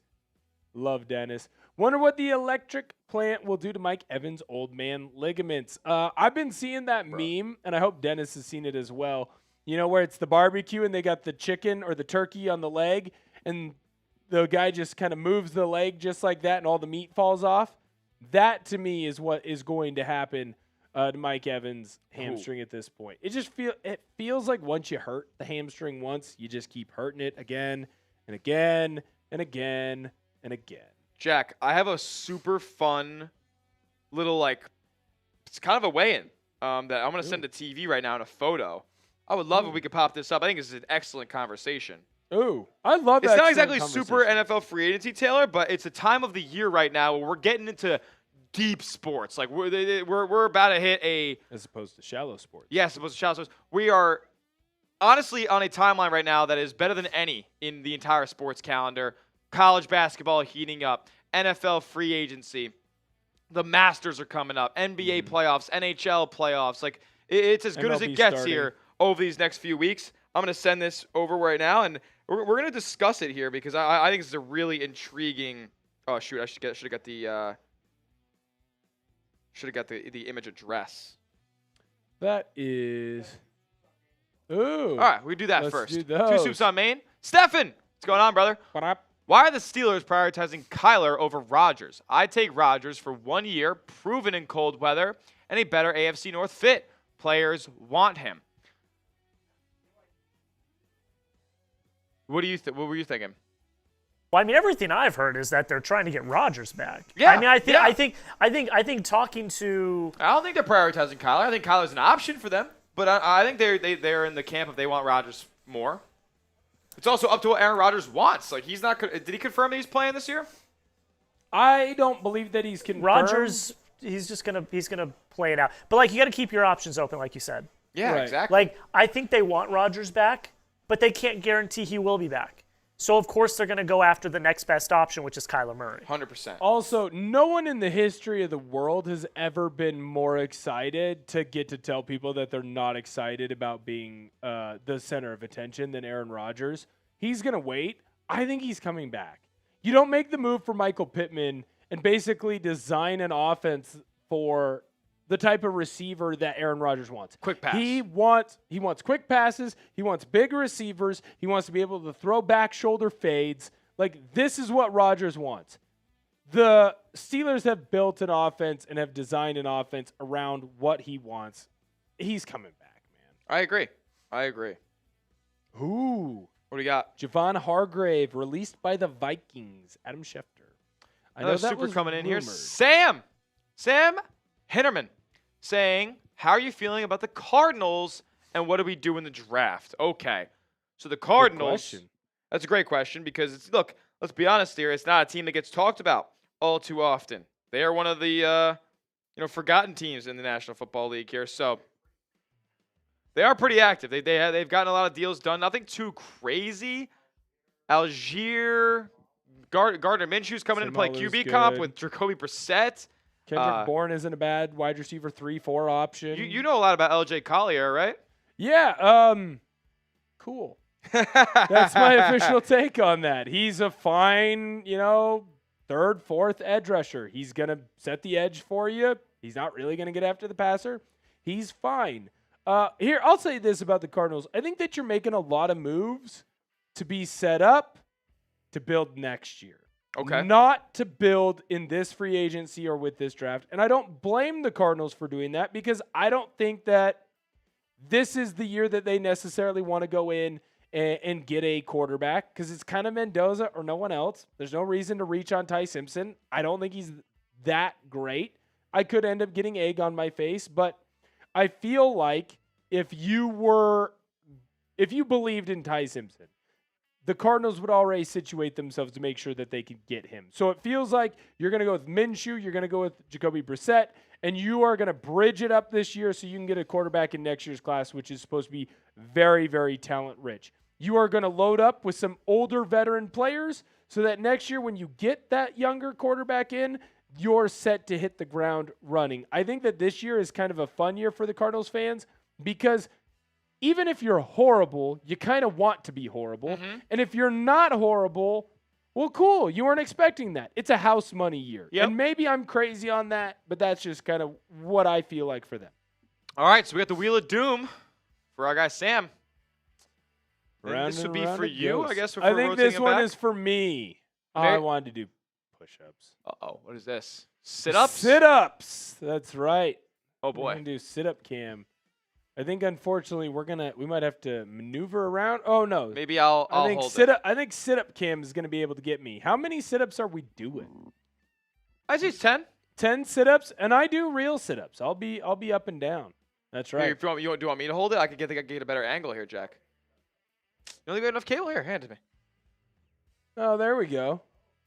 Oh, plenty of cable. Plenty of cable. That's right.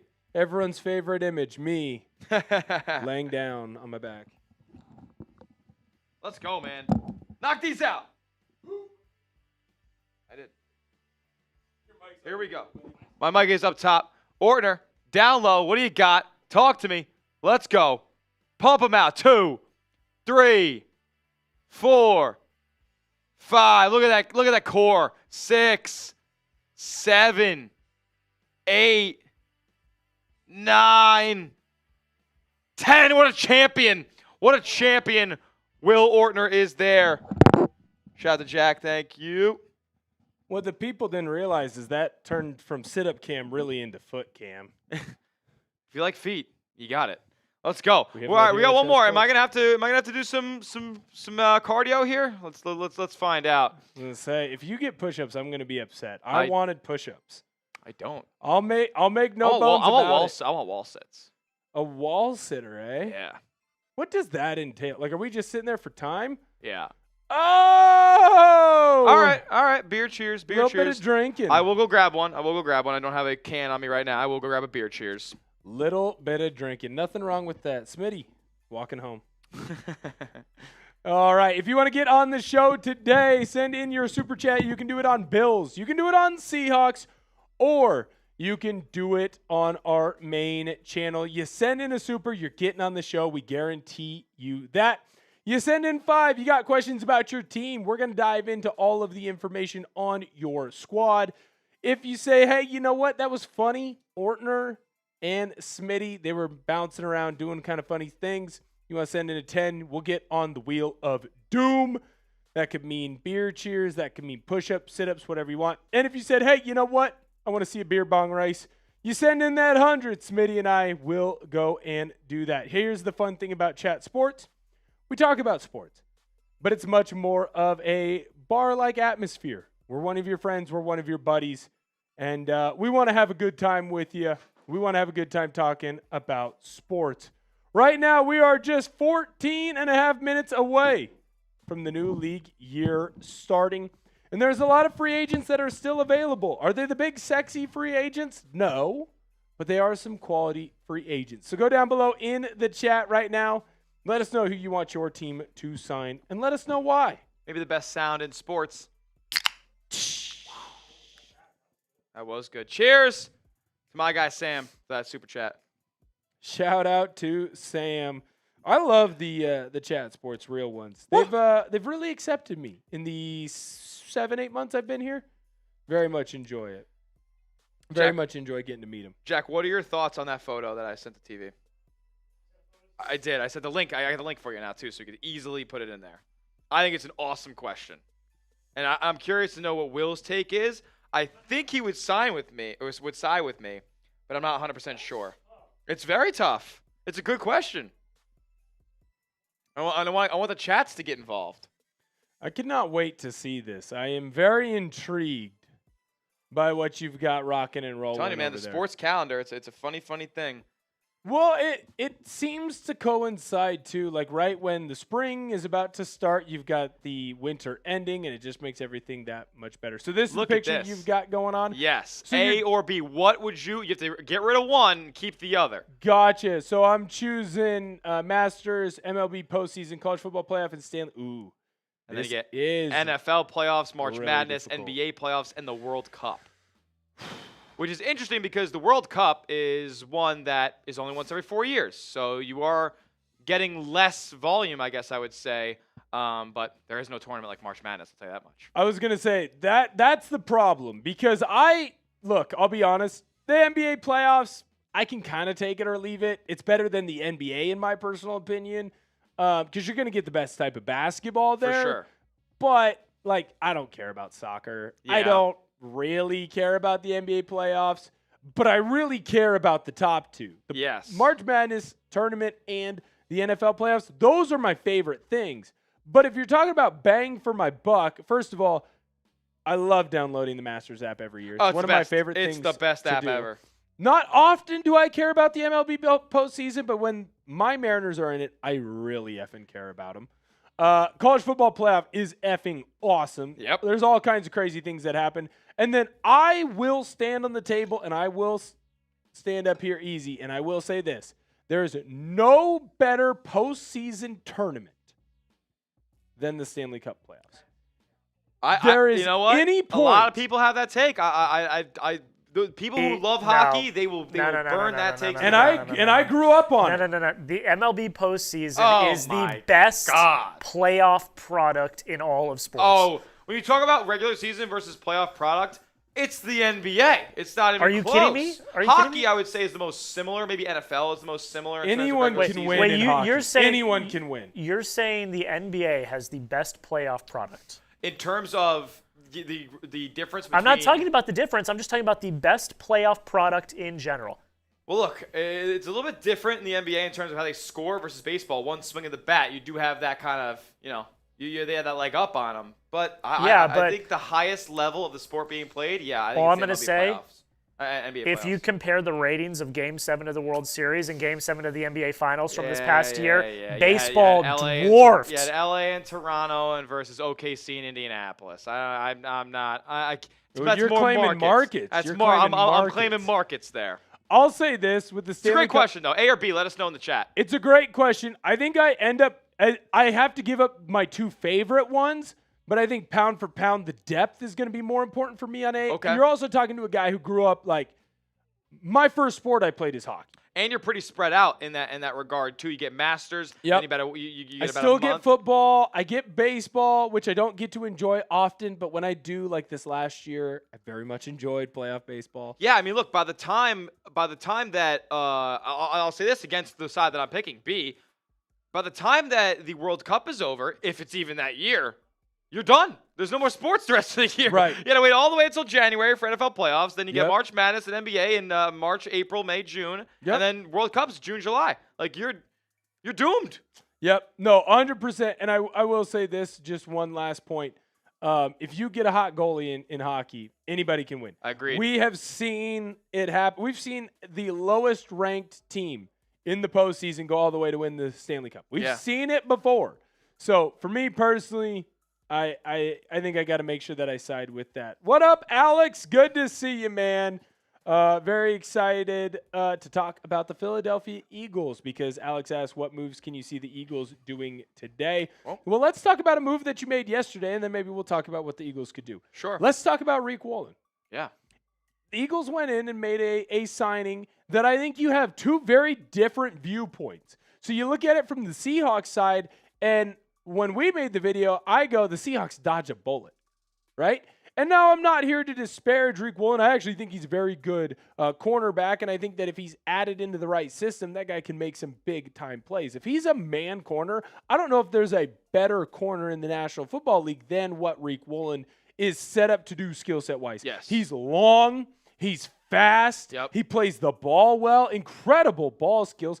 Not the best tackler of all time, but he's not afraid to bang if he needs to. I believe he was a receiver originally. I think so. I think over. The Seahawks are known for doing the Sherman treatment, Yeah, where yeah. guy is a wide receiver, ends up becoming a corner, and Seattle seems to love him. The problem was when he was in Seattle, they run more of his own scheme. Yep. He is going to be asked to kind of read the offense a little bit better. When Riq Woolen is asked to just go out and do, there's very few who are better than him. And so I think he actually fits well with the Eagles. But I think for the Seahawks, you don't want to pay 1 year's 15 when you're getting a similar production out of Josh Jobe and you can pay him for half that. And I say, hey, that is the Seahawks dodge a bullet. But then when you look at our Eagles channel and the great job that Chase Sr. does over there with Chip, right? They say they just got a home run signing. And I think both things can be true. For sure. I do like that move by Philadelphia. They needed another boundary corner on that team. You got Quinyon Mitchell, you have Cooper DeJean in the slot, and now you have Riq Woolen over there on the outside. It's a solid room. And for the 1 year, up to $15 million or whatever it is, up to 10. There's some conflicting reports on the dollar signs there, but that's a really, really good deal, a prove-it deal for still a young player.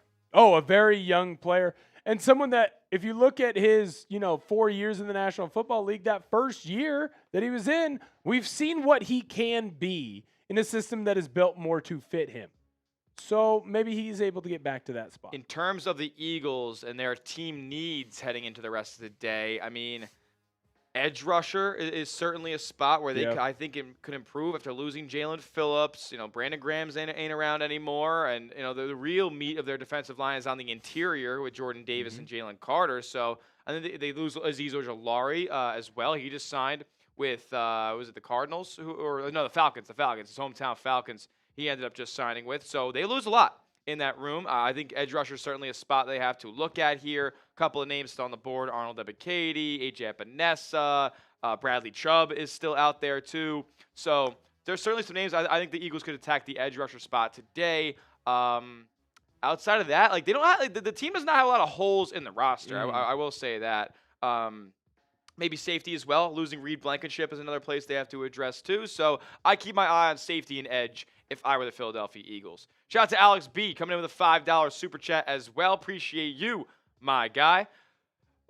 Some more signings. We got Jake Tonges. Jake Tongues, he's going back to the 49ers on a 2-year, $8 million deal. I think that's pretty good value for the Niners. I like Tonges. And then we had Zaire Barnes, linebacker. 1 year, up to $1.5 million going to the New York Giants. The New York Giants have brought in a bunch of linebackers now. Tremaine Edmonds was their big fish in that spot. They brought back Micah McFadden as a re-sign yesterday. He missed basically the entire season last year. And Zaire Barnes now brought in for some depth in John Harbaugh's linebacker room. We know how much he loves that position. Yeah, I'll say this. Giants, obviously, Smitty, you are a covering the Buffalo Bills, but for those of you who don't know, Buffalo in New York, so you're well aware of what's going on with Grew the up in Giants. New York. Grew up around a lot of Giant fans. Right. When you look at what John Harbaugh's doing, do you think he's doing a good job with the players that he's brought in? I certainly seem to think so, and I think because he's a new coach, it gets built up maybe a little bit more. Yeah. But I do think that he's making a lot of good signings. You're building a strong team around your franchise quarterback. Absolutely. I mean, invested in positions of need like tight end and linebacker. They still need some more help at wide receiver and a couple other spots, but they're looking like a much better and more polished team than they did in 2024. Patrick Ricard brought in for some good stuff there at fullback, so I like the position the Giants are in. We just got another deal as well. This is a new one, Jack. Dylan Parham, guard, signing with the Jets after they lose Elijah Vera-Tucker to the Patriots. 2 years, up to $20 million on that contract. The Jets, man, they're an interesting bunch. They've added a ton of the defense. Aaron Glenn kind of feels like a lame duck this season. I mean, it doesn't feel like they're ever going to get to where they need to be with him as the head coach. But I want to reserve too much judgment there. You know, it could work out. They got Geno now, who, let's be honest, before the Raider debacle that he had last season, top half quarterback in the league. Yeah, I would say this. I feel like the Jets are putting themselves in an interesting position because if you have success with Geno and with Glenn, well, then you keep them, right? But yes. Geno's obviously old. Is there a world where they have another bad year and you keep Glenn, but then you move on because you know that you want to move on? Next year's quarterback class is going to be a lot stronger. Dante Moore, have to add in Arch Manning, although we got to talk about Sorsby because he's a very good quarterback. Sam Levitt is a very good quarterback. Laura Sellers, I'm sure, is going to be in that class. Potentially, right. So the more and more CJ Miles. Card. CJ Card, thank you. CJ Miles, another NBAer. I love this. I love the niche NBA reference. We got Tyreek Evans. We got CJ Miles. I love that. Well, you know me, big 2K8 fan. Stop watching basketball after 2012. Yes. When did Brandon Roy get hurt? That's when things ended for him. That's when I had to grow up and be a man. What I will say is when you look at this quarterback class that is going to be potentially there in the next draft class, it does make sense for the Jets to not necessarily be all that good. But then do you fire Aaron Glenn? If it's a more competently run organization, but the success isn't quite there, does that lead to him finding a way to keep his job? What do they do? Because it feels like they're just kind of making moves to just make moves. Yeah, I agree. It's a lot of like. Now there is a quota the teams have to meet. Like the teams have a spending requirement. I'm not sure if the Jets fell in that bucket this year. Maybe like the Raiders and the Commanders and the Titans kind of did, because they've all shelled out massive deals. But the Jets, like, you know, it's mid-level deal here. It's acquire Minka Fitzpatrick. I do like the fact that they're getting some adults on the roster. Like, not in the sense of like veteran, like, you know, guys who've been in the league a while, but guys who have a voice in this league. Demario Davis is a guy who people stop, look him in the eye, and listen to. Minka Fitzpatrick is a guy who's been around the bend. He's got all the talent in the world. Guys in that secondary will listen to him, and especially if you trade off your top two defensive players, Quinton Williams and Sauce Gardner, and now Jermaine Johnson too. They need to kind of recoup some of the leadership in that room, so they bring in some big time vets. Yeah, I wonder too if you get to a point where if you're the New York Jets, do you kind of look inwardly on yourself and say, hey, maybe we are the problem? Yeah, I mean, maybe it's not just Aaron Glenn. As long as ownership remains the same, I think they're going to be in that same rut that we've all known the Jets to be in over the last 15 years, pretty much. Yep. Look, if you're ready for the new NFL league year, because everything becomes official in a minute, spam go! Let us hear you down in our live chats right now. Chat Sports, Bills Breakdown, Seahawks Today, everybody. Let me hear you if you're ready for this new league year, and hopefully Brandon Beane understands that free agency has begun yet when 40 seconds are up here. Mm-hmm. Yes, sir. Go down below and spam those goes. We are excited for the new league year to start. I hope that you are as well. Got a lot of people down in our Seahawks chat just spamming those GOs. Sounds great. Good to see you, my friend Jerry Brooks. Good to see you, Chastity, as well. Keep getting those goes in the chat. Go, go, go. 855 people in our main NFL daily Chat Sports chat here. Let's go. Yes, sir. I cannot wait, man. It's just 7 seconds away from everything being officially official. Let's reset real quick. New league year.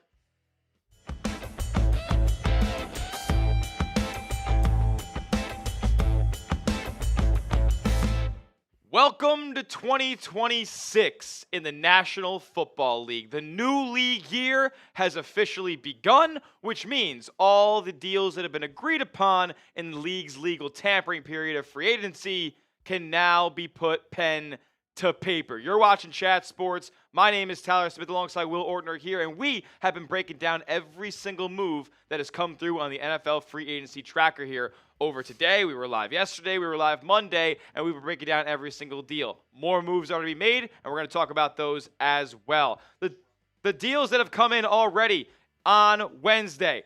Deshaun Phillips, he signs with the LA Chargers there to bolster their linebacker room. Brett Toth, a swing tackle, heading back to the San Francisco 49ers. Trey Hendrickson, the massive deal, the big whale of the day. After the Maxx Crosby trade falls through last night, 2 first-round picks and the cap hits go back to the Raiders. The Ravens shift their focus to Trey Hendrickson, and they get a deal done. 4 years, $112 million with $60 million guaranteed. He is going to go play his former team, the Cincinnati Bengals, twice a year. Kayvon Chaisson, after a career year in New England, he gets a 1 year up to $12 million deal with the Washington Commanders. Joey Sly goes back to the Tennessee Titans to be their place kicker for 2026. Zonovan Knight goes back to the Arizona Cardinals. I would push it across, Jack. Daniel Jones gets a 2-year, $88 million deal to stay with the Indianapolis Colts. That's utterly ridiculous. Tyrus Wheat, we'll talk more about Jones later, I'm sure. KJ Britt goes to the New England Patriots, 1 year deal there. And you're going to see a streak of some 1 year deals here. As a lot of depth signings are being made here after the big ones. You know, Jack Stoll, Josh Uche, Channing Tindall. Couple of names going to some old and new teams. Willie Gay Jr., we're keeping the trend here of the 1 year deals all the way until we get to Michael Clemens signing a 3 year, $17.5 million deal to bolster the Colts along the edge. They lost Kwity Paye to the Raiders. Chris Stoll, long snapper, Will's favorite signing of the day. Yes. Back in Seattle. Home run signing. Let's go. Monster deal. Max Mitchell to the Jets as they continue to bolster their offensive line. Chidobe Awuzie goes back to the Baltimore Ravens. I think it's his second stint there, or was he there last year? Something along those lines. He's a Raven once more. Elijah Hicks, safety, back to the Browns. Chris Williams, Kevin Byard is the first deal that we discussed since we've been live here on the show about 2 hours ago. He goes to New England on a 1 year, $9 million deal to reunite with his former head coach in Tennessee, Mike Vrabel. Aaron Jones gets his contract reworked, $5.5 million to stay in Minnesota. Lonnie Johnson back to the Miami Dolphins. And then Chika Okonkwo came in with a 3 year, up to $30 million deal. One of the top tight ends remaining on the market goes to Washington from Tennessee. I think this is one of the better value deals of the day. Jalen Hawkins, safety, had a great year with the New England Patriots last season. He gets 2 for $10 to go to Baltimore. That's a steal. Nick Cross, 24-year-old safety. He goes for $7 million a year to the Washington Commanders. A little bit of a DMV power hour here that we had on the channel. And then Durham Smythe, a depth tight end, back to the Ravens. Jonathan Ford ends up going to the Green Bay Packers here to bolster their defensive line. Azeez Ojulari goes back home, a player who's dealt with a good bit of injury throughout his career, but a very effective pass rusher. He goes to his hometown Atlanta Falcons. Jake Tonjes remains with the San Francisco 49ers after filling in for George Kittle pretty solid in 2025, 2 years, $8 million there. Zaire Barnes, a depth linebacker brought in for John Harbaugh and the New York Football Giants. Now, most recently, a couple of new deals. Wow, look at this. Dylan Parham, 2 years, up to $20 million with the Jets. Like I said, they were trying to beef up that O-line. Casey Kreider, long snapper, formerly of the New York Giants, now with the Arizona Cardinals. And Jake Browning, Joe Burrow's backup for a little bit. There was a little bit of a insanity run for him at one point. He will back up Baker Mayfield in 2026 with the Tampa Bay Buccaneers. So, Will, with that being said, welcome to the new league year. And shout out your favorite NFL team for us down in whatever live chat you're tuning in on. Chat Sports, Bills Breakdown, or Seahawks Today. A lot of updates. Yes. Flying in. Yes, we do. Well, so much to discuss. Well, we got a couple of quarterbacks that it's now officially official. They are no longer with their squads. And I'll tell you this right now. I wonder what team's going to make the big swing on Kyler Murray. He is officially released from the Arizona Cardinals. He seems fascinating. Do we have an update already? We have a report already, says Jack. What's going on? Okay, this is coming from Ian Rappaport. Rap sheet. The Vikings plan to make a push for Kyler Murray and are the favorite to land him, according to Ian Rappaport. I don't think that's much of a surprise. Yeah, worst kept secret in the sport. But we also had another interesting one as well, because not only was Kyler officially cut, but Kirk Cousins was as well. We knew that. According to Diana Rossini, expect the Raiders to show interest in Kirk Cousins. Love that. I love that for the Raiders. Fernando Mendoza, that just fits, right? Like to get the veteran mentorship from Kirk Cousins for Fernando Mendoza, the number 1 overall pick, presumably. Also, we had heard that there wasn't a guarantee that if they were to take Mendoza, that he would start week 1. So to have Kirk Cousins in that building, I think is a very, very good deal. Brings a bit of stability to the Las Vegas Raiders. I like that. Yeah, you see, it sounds like they didn't want to start with him. Hey, Seahawks news. Oh, what do you got? We do! The Seahawks have announced that they have retained the rights to wide receiver Jake Bobo. Bobo! On a right of first refusal tender, $3.5 million. Essentially, Seattle can match any offer sheet Bobo signs. Wouldn't be compensated if he leaves, though. They don't make that move if they are not keeping him. That comes to us from Michael Sean Dugar of The Athletic covering the Seahawks. I love getting Bobo back. That also means Seattle will not be going after Juwan Jennings, which they had been linked to. Speaking of tendering restricted free agents, the Bills did that with Ryan Vandemark, their swing tackle. So I know a lot of people had question marks surrounding the left guard spot.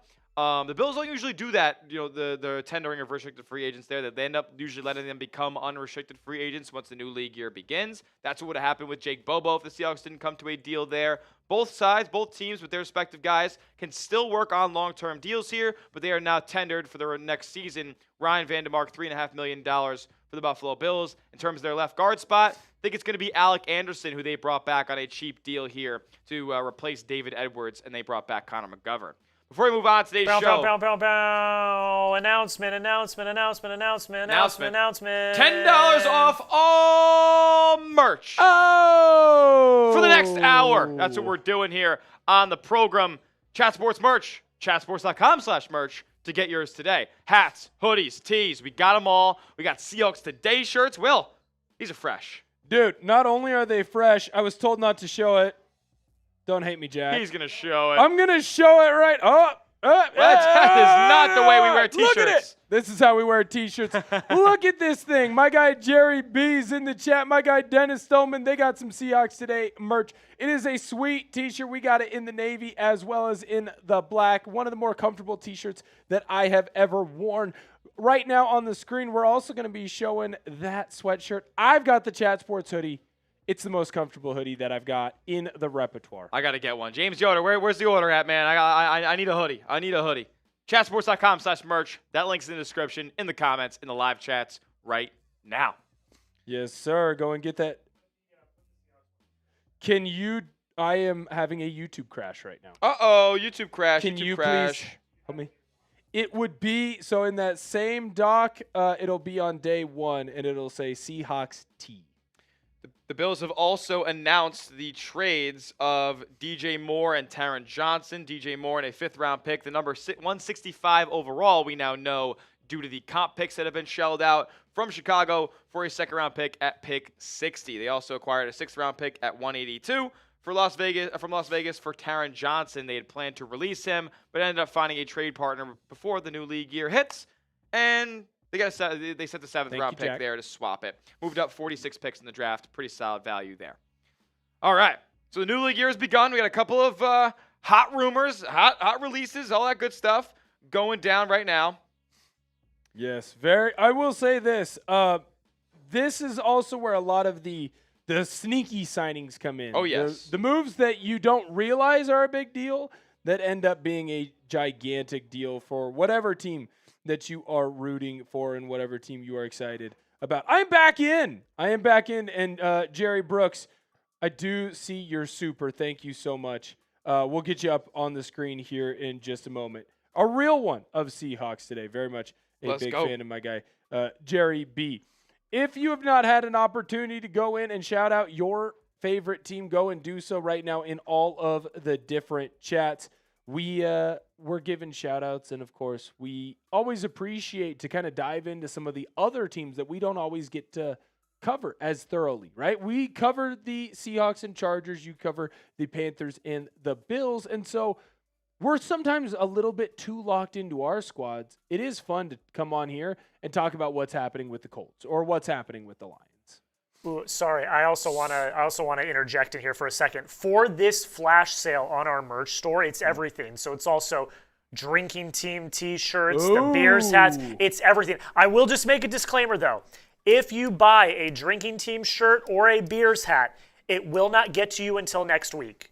So if you were hoping to get it in time to go out this weekend and party, because I know a lot of people are going to be doing that for St. Patrick's Day this weekend, it's not going to get there in time. So if you're going to get one of those, just be aware. If you're going to get a drinking team shirt or a Bears hat or any of those, not going to be there in time for this weekend. They will get there next week. So just FYI on that.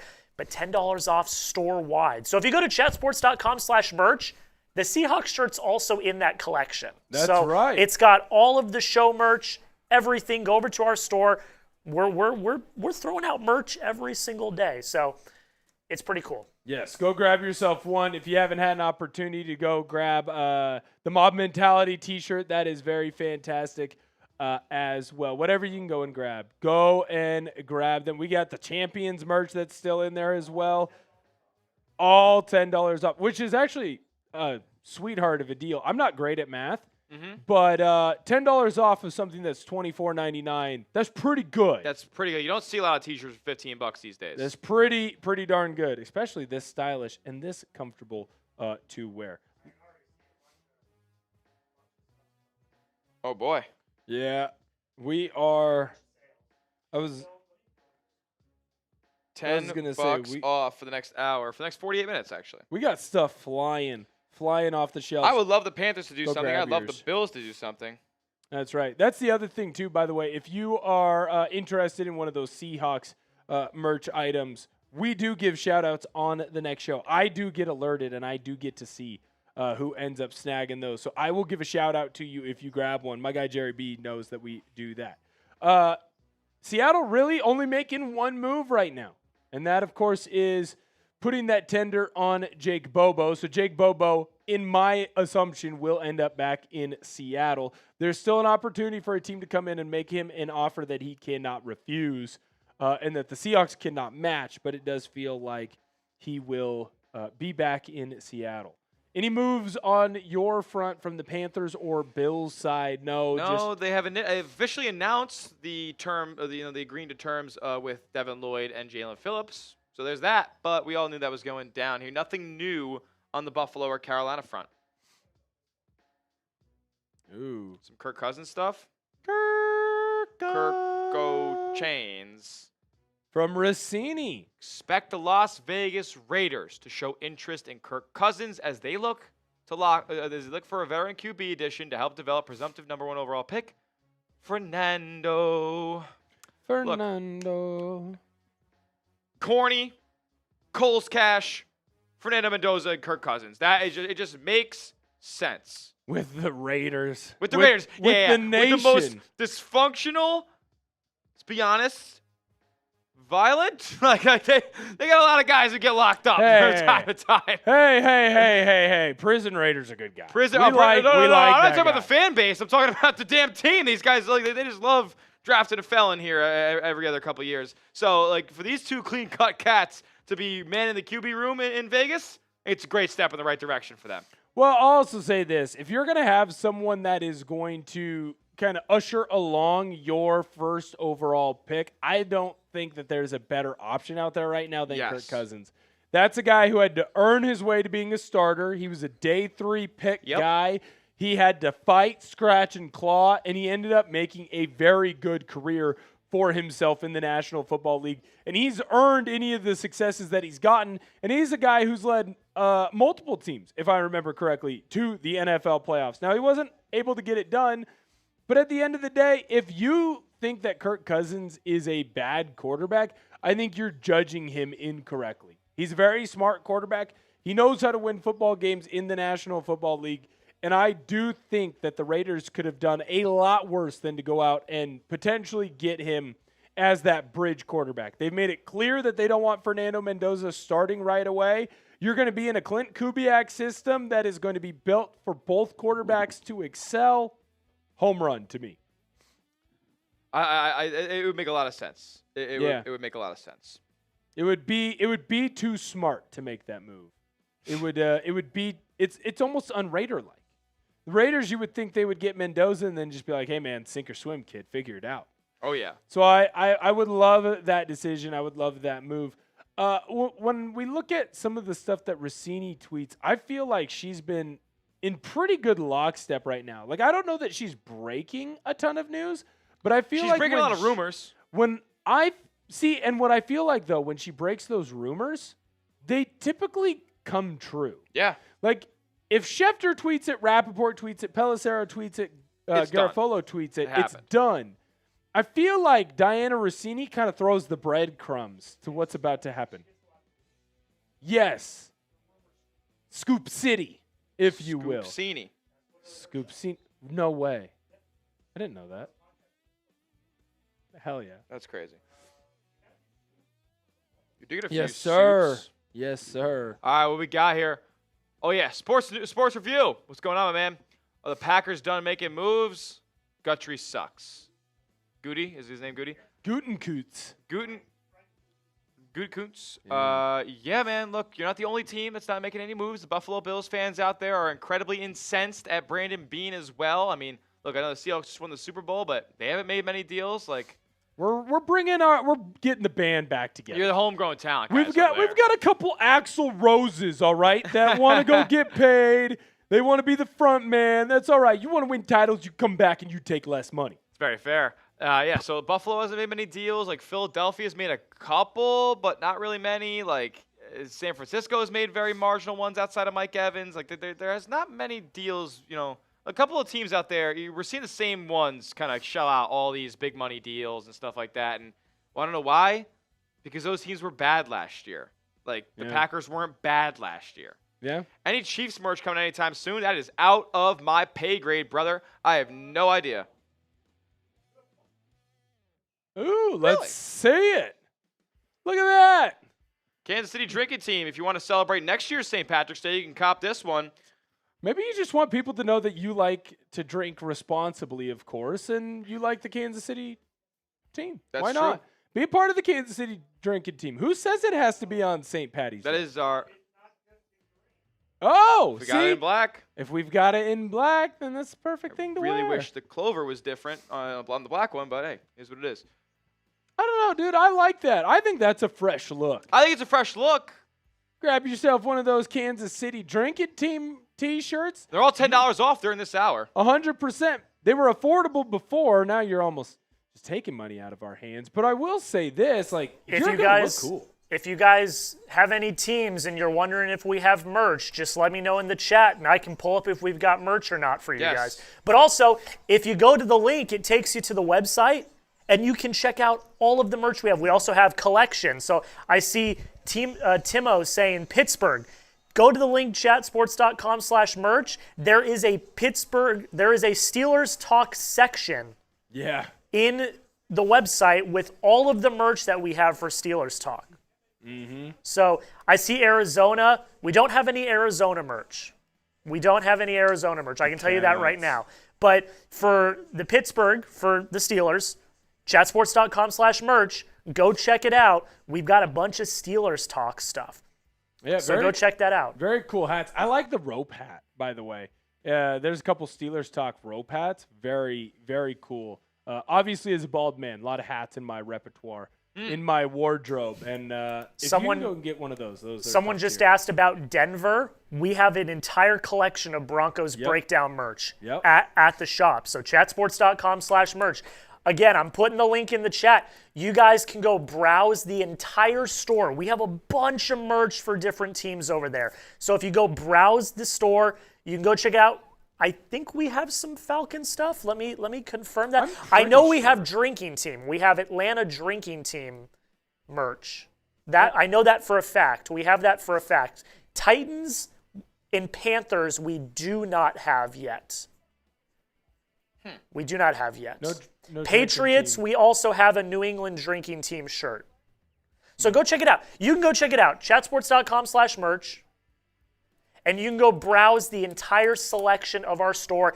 Everything $10 off. And I already think that the prices are pretty affordable. Oh, You're yeah. getting $10 off those prices. Incredible deals. Go over there, get set up, and get some awesome merch. Chess Sports in the merch game now. Oh, yeah. It's very, very exciting.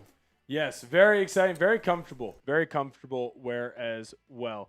Some other big moves that have been going on right now in the National Football League. Dylan Parham, he ended up signing with the Jets. Casey Creeder, another great long snapper signing. No one talks more long snappers than chatsports.com. Jake Browning, shout out the Huskies. And shout out to my guy, Jerry B. Jerry B, what up?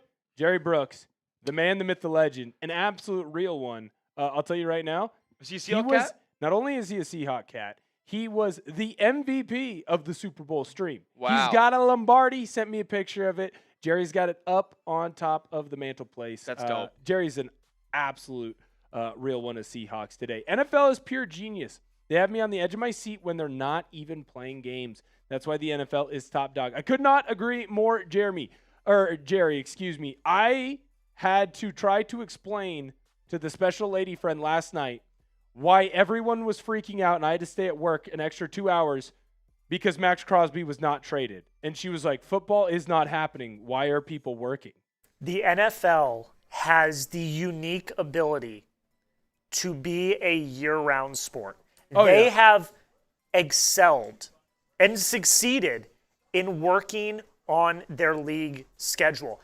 No other league does that. No. We criticize the NBA. We criticize Major League Baseball. We criticize the NHL for picking the most inopportune times to have their trade deadlines, their free agencies, their drafts. It's always at the most inopportune times. Yes. But the NFL, every year, there's one thing that they could make it better with. Makes free agency, the trade deadline, the draft, they make those events every year. The other leagues don't do that, but the NFL knows how to make this a year-round league. The one thing the 100%. NFL could do a little bit better than they already do is making free agency after the NFL draft. I think that there's a lull after the draft, but there would be a lull right now anyway if there wasn't free agency going on. I just think that they should move the draft up and put free agency where the draft is right now. Like, just swap the spots. They just competed. Everybody's in the same spot. How about you just do your damn interviews then and go on to the draft a couple weeks later? It would make sense to me if that was the way it went. My thought process on that is that they probably know. Like, hey, we've already kind of talked about this. Legal tampering was on Monday and Tuesday. Teams have been tampering since the Combine. Teams have been tampering since before the Combine. Let's be honest about that. These teams are always talking to each other. Agents are always talking to GMs. Players are always talking to coaches. Like, things are always happening. So I do think that the free agency has to be as quickly after the season as possible, because otherwise half of these deals would be done and you'd have a month until free agency. Exactly. So it just kind of has to be this way. Yeah. It's unfortunate. I don't disagree with you. And we're here for every single event. That is why you subscribe, ladies and gentlemen. We're trying to get to 431,150 subscribers. We got 700 people in here. I can guarantee you there's 9 people who haven't subscribed.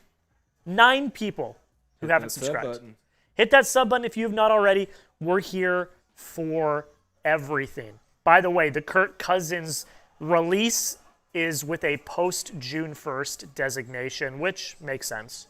Yeah. Wow. Yep. Nope. It's we're starting to see some moves really get rocking and rolling.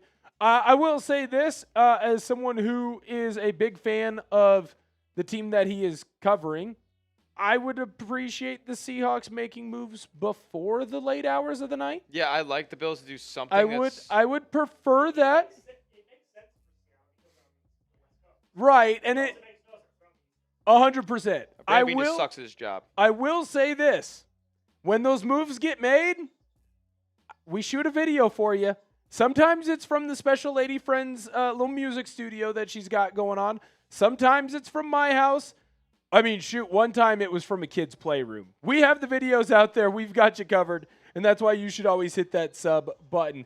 Jack, 35 minutes left to go in this $10 off all merch.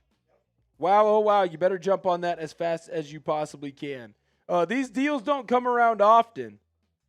You better take advantage of it while you still can. Here's the other cool thing. We've got different holidays around the corner.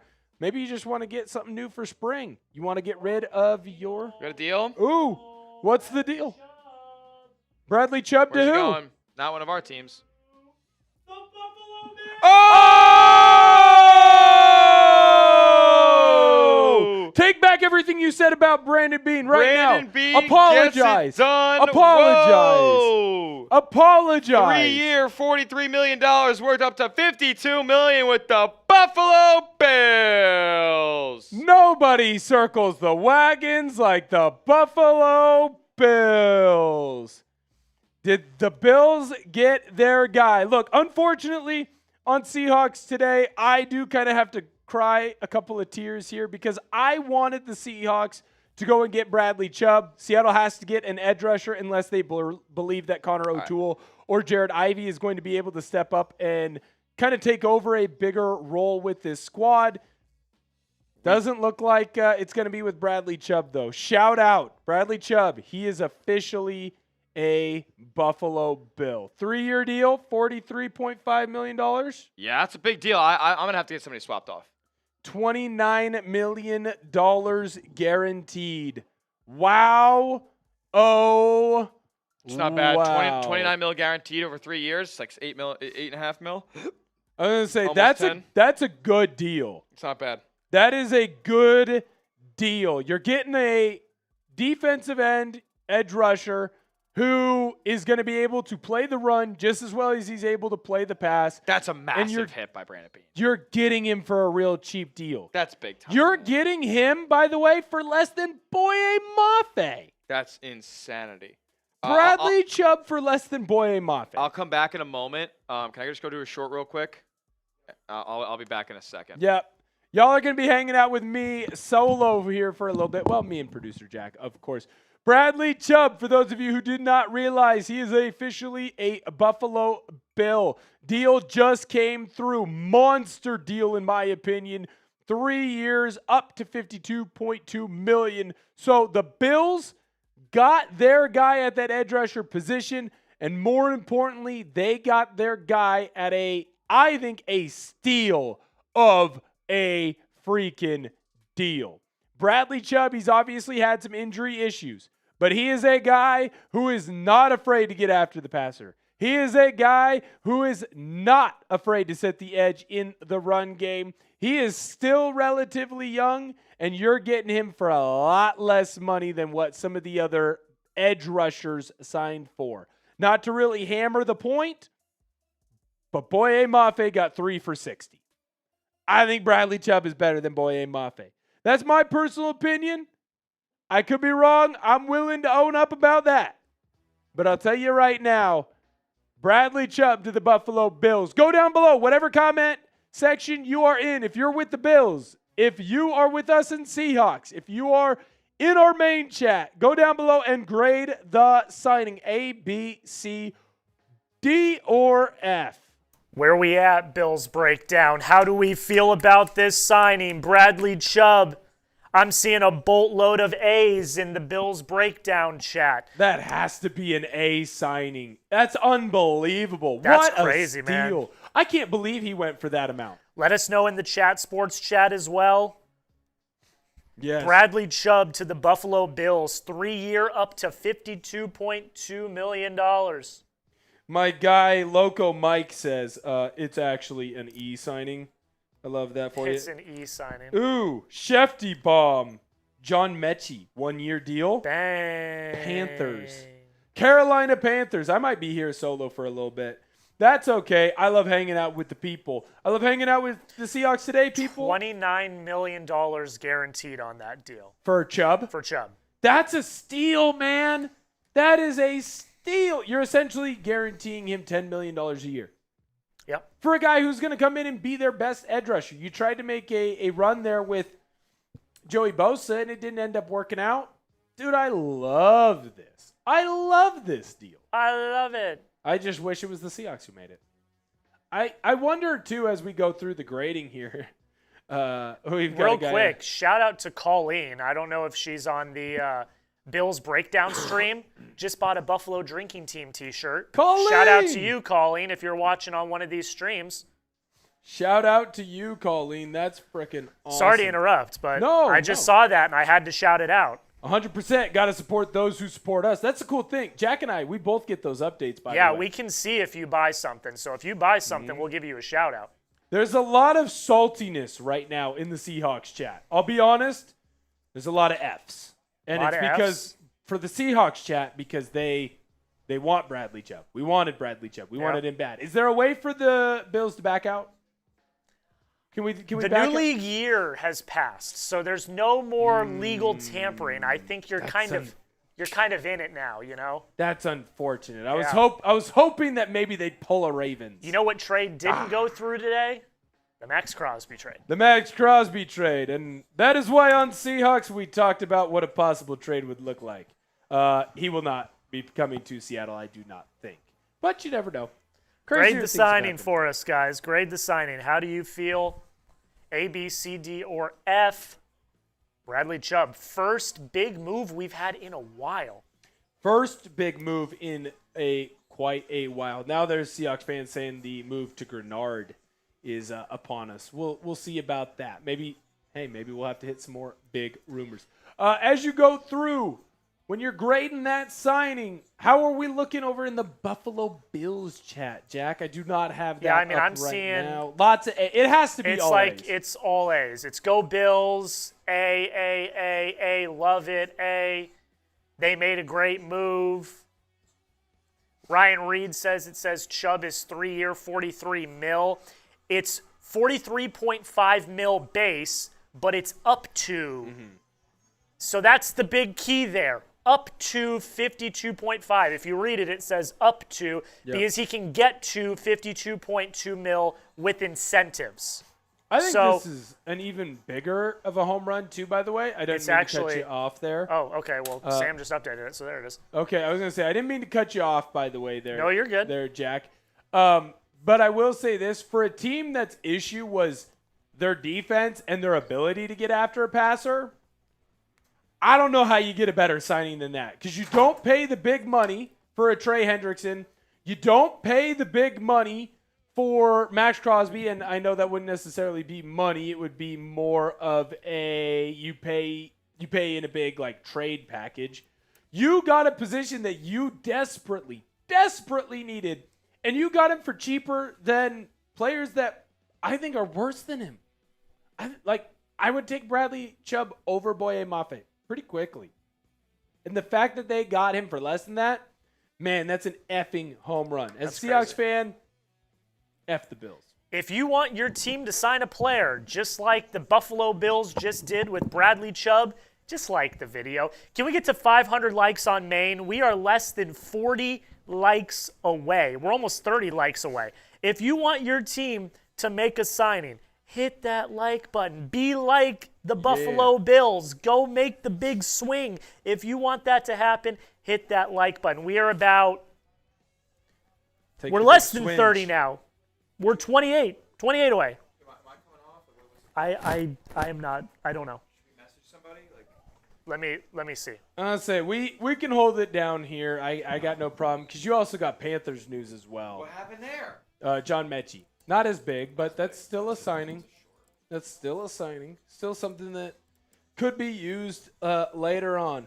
I'll tell you right now, I am fascinated with what the people have to say and where 25 likes away on Maine from 500. I'm just saying. I want to get to 500. You know what? Let's do that.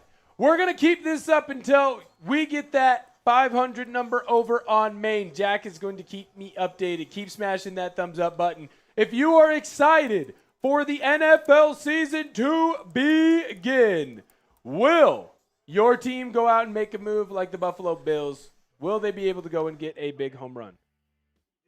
Yep. Right now as we go, who do you want your team to go and sign? Jay Bricks in the Seahawks chat says, did they re-sign Bobo? So what they essentially did, I should say, Bricks, is they put a tender on him. So the Seahawks made Bobo an offer. He is going to stay with Seattle unless someone else comes in and offers more money, right? The Seahawks have an opportunity to match whatever is offered to them. So the Seahawks will be able to match whatever goes to them.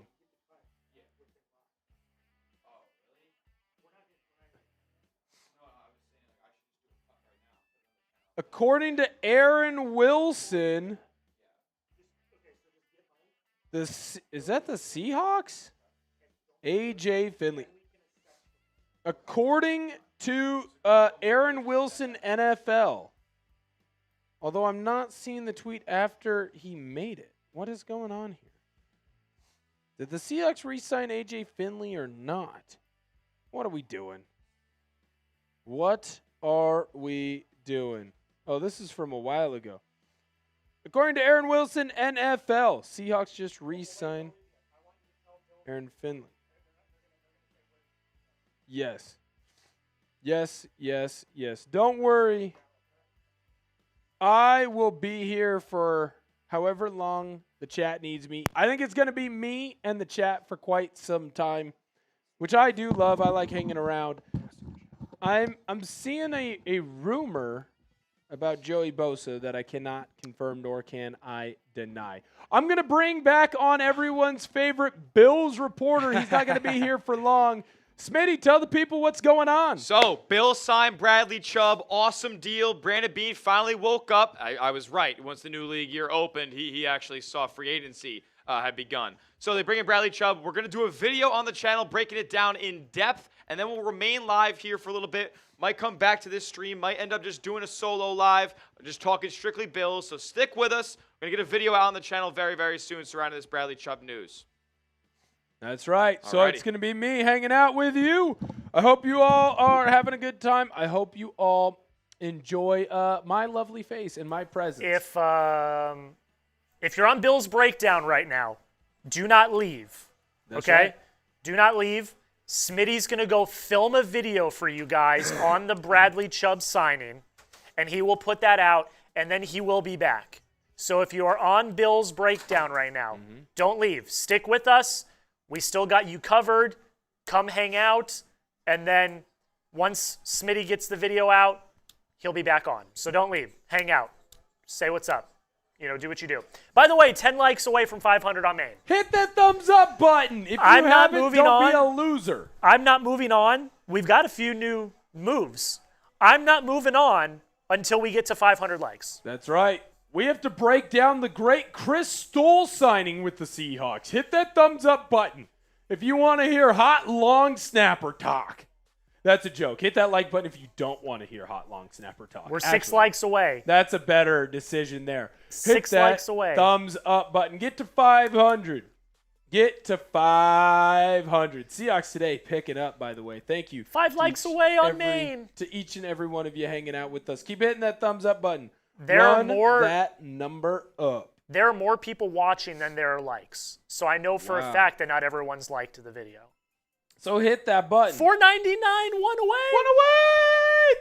Hit that thumbs up button. Hit that thumbs up button. Oh, 502. Let's go. Boom. Folks. 502. All right. What's up? We did get 2 new signings as well. So John Mechie the third, he's going to sign a 1-year prove-it deal with the Panthers. I don't know if I'm rooting for anyone more that isn't on my Seattle Seahawks.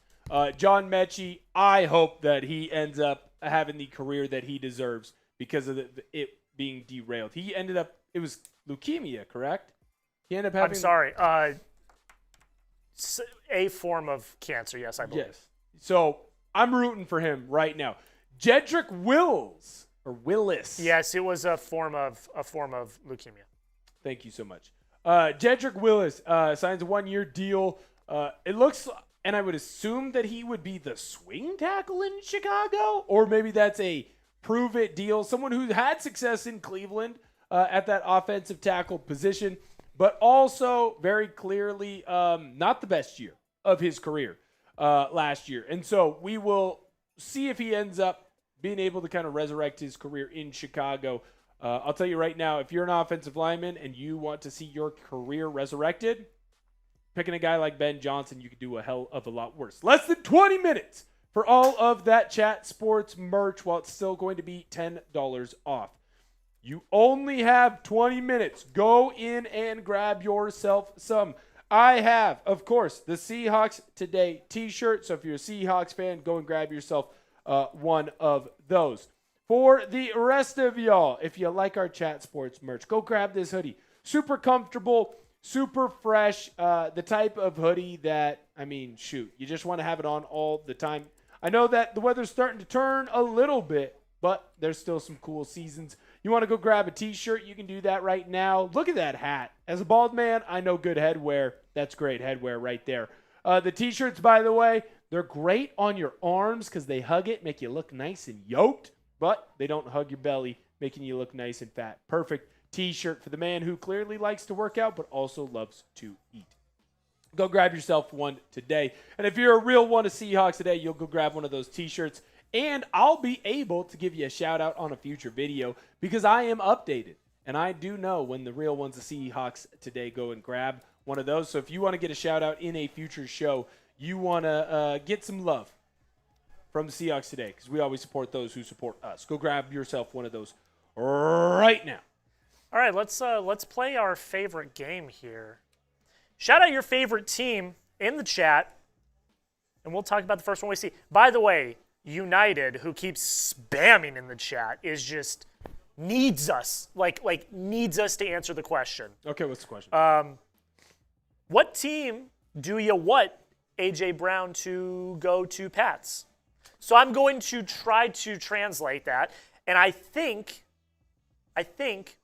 it means, what team do you want A.J. Brown to go to? The Pats? I want A.J. Brown to go to the Pats because I'm a Patriot fan. I'll tell you right now, I don't see him going anywhere other than the Patriots. It feels like they're the only team that is linked to A.J. Brown that can offer and give up what the Eagles want. Although I do think there's a world where they don't offer what the Eagles want. The Eagles want a bounty for A.J. Brown. Not that he is a bad player, not that he doesn't deserve a bounty, but are you willing to give up that amount of money for A.J. Brown? Yes. I don't know. Give me A.J. Brown. You want A.J. Brown? I want A.J. Brown. You're giving up what? At least the first round pick, and you're probably giving up a day 2, day 3 pick? Sure. Cool. We need a number one. The Patriots need a number one. You do. Desperately. You do. And obviously, as we saw with Drake May on his rookie contract, you're in your Super Bowl window. You are, yeah. So they need to capitalize on that while May is still on his rookie deal. Yep. And so you need to bring in a number one. They didn't have a number one last year. Like, Stephon Diggs was good, but he wasn't great. Fair. And he was drama, and he was hurt. Fair. Like, they need a number one. A.J. Brown's a number one. Yep. So it is what it is. All right. I'm going to have you go first, Ortner, then I'll go for the second one. Spam your teams in the chat. So you're going to have to point at the team because I'll tell you when to pick, but Well, you go first. Yes, but I'm in the Seahawks chat, and Oh, I cannot go back and forth. Oh, you To can't. be able to get Seahawks up, I was not able to go back and forth. So you didn't do an incog window? And put the other No, one up? remember how I said I had my YouTube fail? Oh, Once okay. Because now it might be better because of other things. Yeah, But I have stayed on Seahawks because I want to make sure Seahawks. I got you. All right, keep spamming them. I was going to say, I apologize on that, but that to be able to get Seahawks up, I got you. I did have to say goodbye to Maine, and that is unfortunate for Maine. Darrell Baker Jr., by the way, just signed a 1-year deal with the Miami Dolphins, the most latest deal. Wow. Man, Seahawks really are only bringing back people. Bobo's back. Bobo. Finley's back. Well, I mean, you did just win the Super Bowl. We did just win the Super Bowl. We're very good. In pretty yes. emphatic fashion, by the way. Yes. Yes. We're very good. We're the world champions. Everyone recognizes. Yes. All right, you ready to pick? Let's do it. Okay, you ready? I'm ready. I'm gonna also go blind. 3, 2, 1. The Steelers. Steelers. First one I saw. Let's talk about Pittsburgh. I think that the Pittsburgh Steelers know something that maybe the rest of us think, but we don't fully know. And I think that Aaron Rodgers is for sure coming back. Because otherwise, why would you make that big trade for Michael Pittman Jr.? I love that trade, and I think that Pittman is going to be a really good player with the Steelers, and I think he's going to kind of move this offense forward. It's also important to note that you have got a Michael Pittman Jr. and a DK Metcalf that run a very similar style of route tree. Rico Dowdell, I think that is a sneaky good signing. You're getting him for 2 years, but you're essentially getting him for $6 million a year. I think that's a home run signing there. Now, he is not going to be probably your main feature back, but you are getting someone who has the ability to be a main feature back there. When you look at some of the guys that they lost, Isaac Seumalo is a sneaky bigger loss, and I think people are going to give him credit for going to the Arizona Cardinals. Someone that I got to watch a lot of his offensive line game, very impressed with him. Kenneth Gainwell going to go to the Tampa Bay Buccaneers. There was a thought that maybe Rashad White would end up in Pittsburgh, kind of do just a little trade in free agency. That didn't end up happening. And then James Pierre ends up in Minnesota with the Vikings. I think that the Steelers, I'd be a lie to say that I think they have an A. I think they've had a really free agency. I think they've had a really good free agency period so far. See, and I don't disagree with you. I don't think an A is what they're at, but I wouldn't go lower than a strong B+. Yeah, I solid personally 80, 88, 89. Personally, I love the Michael Pittman trade. Like, it's one of my favorite moves that's been made this week. Like, seriously, right. in its entirety. And like, it fits with what they want to do. I am so high on Michael Pittman Jr. When they traded him and they brought back Alec Pierce, I said I would rather have Michael Pittman. I said that. He was someone, I think that him and Alec Pierce, like, it's kind of like pick your poison there, but I think they're both the same. Low end one, high end two. Michael Pittman would not be the one with the Steelers. That's DK Metcalf. He would be the two. Now, they run similar route trees. They're big. They're not going to create a ton of separation, although DK can if he gets vertical in a one-on-one situation. But they're both set up for what Aaron Rodgers wants to do. Aaron Rodgers wants to get the ball out of his hands quickly. He wants to find big, tall wide receivers. He wants to throw the football in that back shoulder window to guys who are open to catch the football. The more and more that I look at what the Steelers are doing, the more and more that I believe that Aaron Rodgers is for sure coming back. They know he's coming back, and they're designing this offense around. Everyone at the Chat Sports office knows my distaste for Aaron Rodgers. Mm-hmm. I think he is the ultimate attention seeker. Agreed. I think he's known since the end of the season that he was going to come back to Pittsburgh, and he's just milking it. He did it last year. Yeah. I think he's going to do it again this year. Like, bless Jack Sperry's heart. I love him. But, like, every time he thinks that Rodgers is going on McAfee, that he's going to announce he's either retiring or back. And every time I tell him, nothing's going to happen. No. He just loves the attention. And sure enough, the Fell For It Again award. And I love Sperry, but the Fell For It Again award. Like, Rodgers is the ultimate attention seeker, and he will be back with Pittsburgh. I'm almost certain. I could not agree with you more, Jack. All right, let's run this one more time. Shout out your favorite NFL team. We will talk about the first one we see. Cannot wait. By the way, 10 minutes, so you better hustle. Yeah. 10 minutes, $10 off. Hustle, hustle, hustle. The merch sale is almost over. Yes, yes, yes. Arguably, that's like 50% off on some of the merch that we have. Oh, yeah. Seahawks Today, the T-shirt, that's like almost 50% off. That's as close to 50% off as you can get, and it's a sweet T-shirt. And you're going to get a shout-out on a show forever. Forever and ever. That show will... Until the internet collapses. I don't think it will. I don't think it will either, but, like, you never know. Well, the internet is kind of like Eminem and 50 Cent. It just keeps going. It won't collapse. But Eminem says, till I collapse. When did he collapse? Well, he hasn't collapsed, but... See? Well... I'll work my way around that. I'll weasel my way into that one somehow being correct. Right now, make sure that you're spamming the team that you want us to talk about. That is hilarious. There's someone in Seahawks spamming a team that is not Seahawks, which is fascinating. That's funny. Okay, 5 seconds. 5, 4, 3, 2, 2.5, 2 3/4, 1. Bang. I see the Vikings. Vikings. Let's talk about Minnesota, a very interesting team I think we're going to be talking about a lot more coming up. I'll tell you this, I cannot wait to see what they do because I can tell you right now one thing they're going to do. Kyler Murray. I think they're going to get him as well, but like, do you move off of 9 that quickly? I don't think I don't think you move off of 9. Look. I know you're a Michigan guy. This is coming from a J.J. McCarthy truther that is going to defend him till the day I die, unlike turncoat Patrick Seatman. I will defend J.J. McCarthy till the day I die or the day he retires. Yeah. Whichever one comes first. I think you bring in Kyler, you make it a quarterback battle, and you see what happens. You're not going to get Kyler you're not going to pay him that much. That's true. You're going to probably get him at a league bet. Yeah, he's going to go for very cheap. Yeah. You see what you got. If Kyler wins the job, then he's a veteran that can help mentor JJ, although I don't know how great of a mentor Kyler would be, but he's got veteran experience. He can help mold JJ, and you take pressure off of JJ, which I think is the biggest thing. You take pressure off of him so he can learn, he can continue to grow.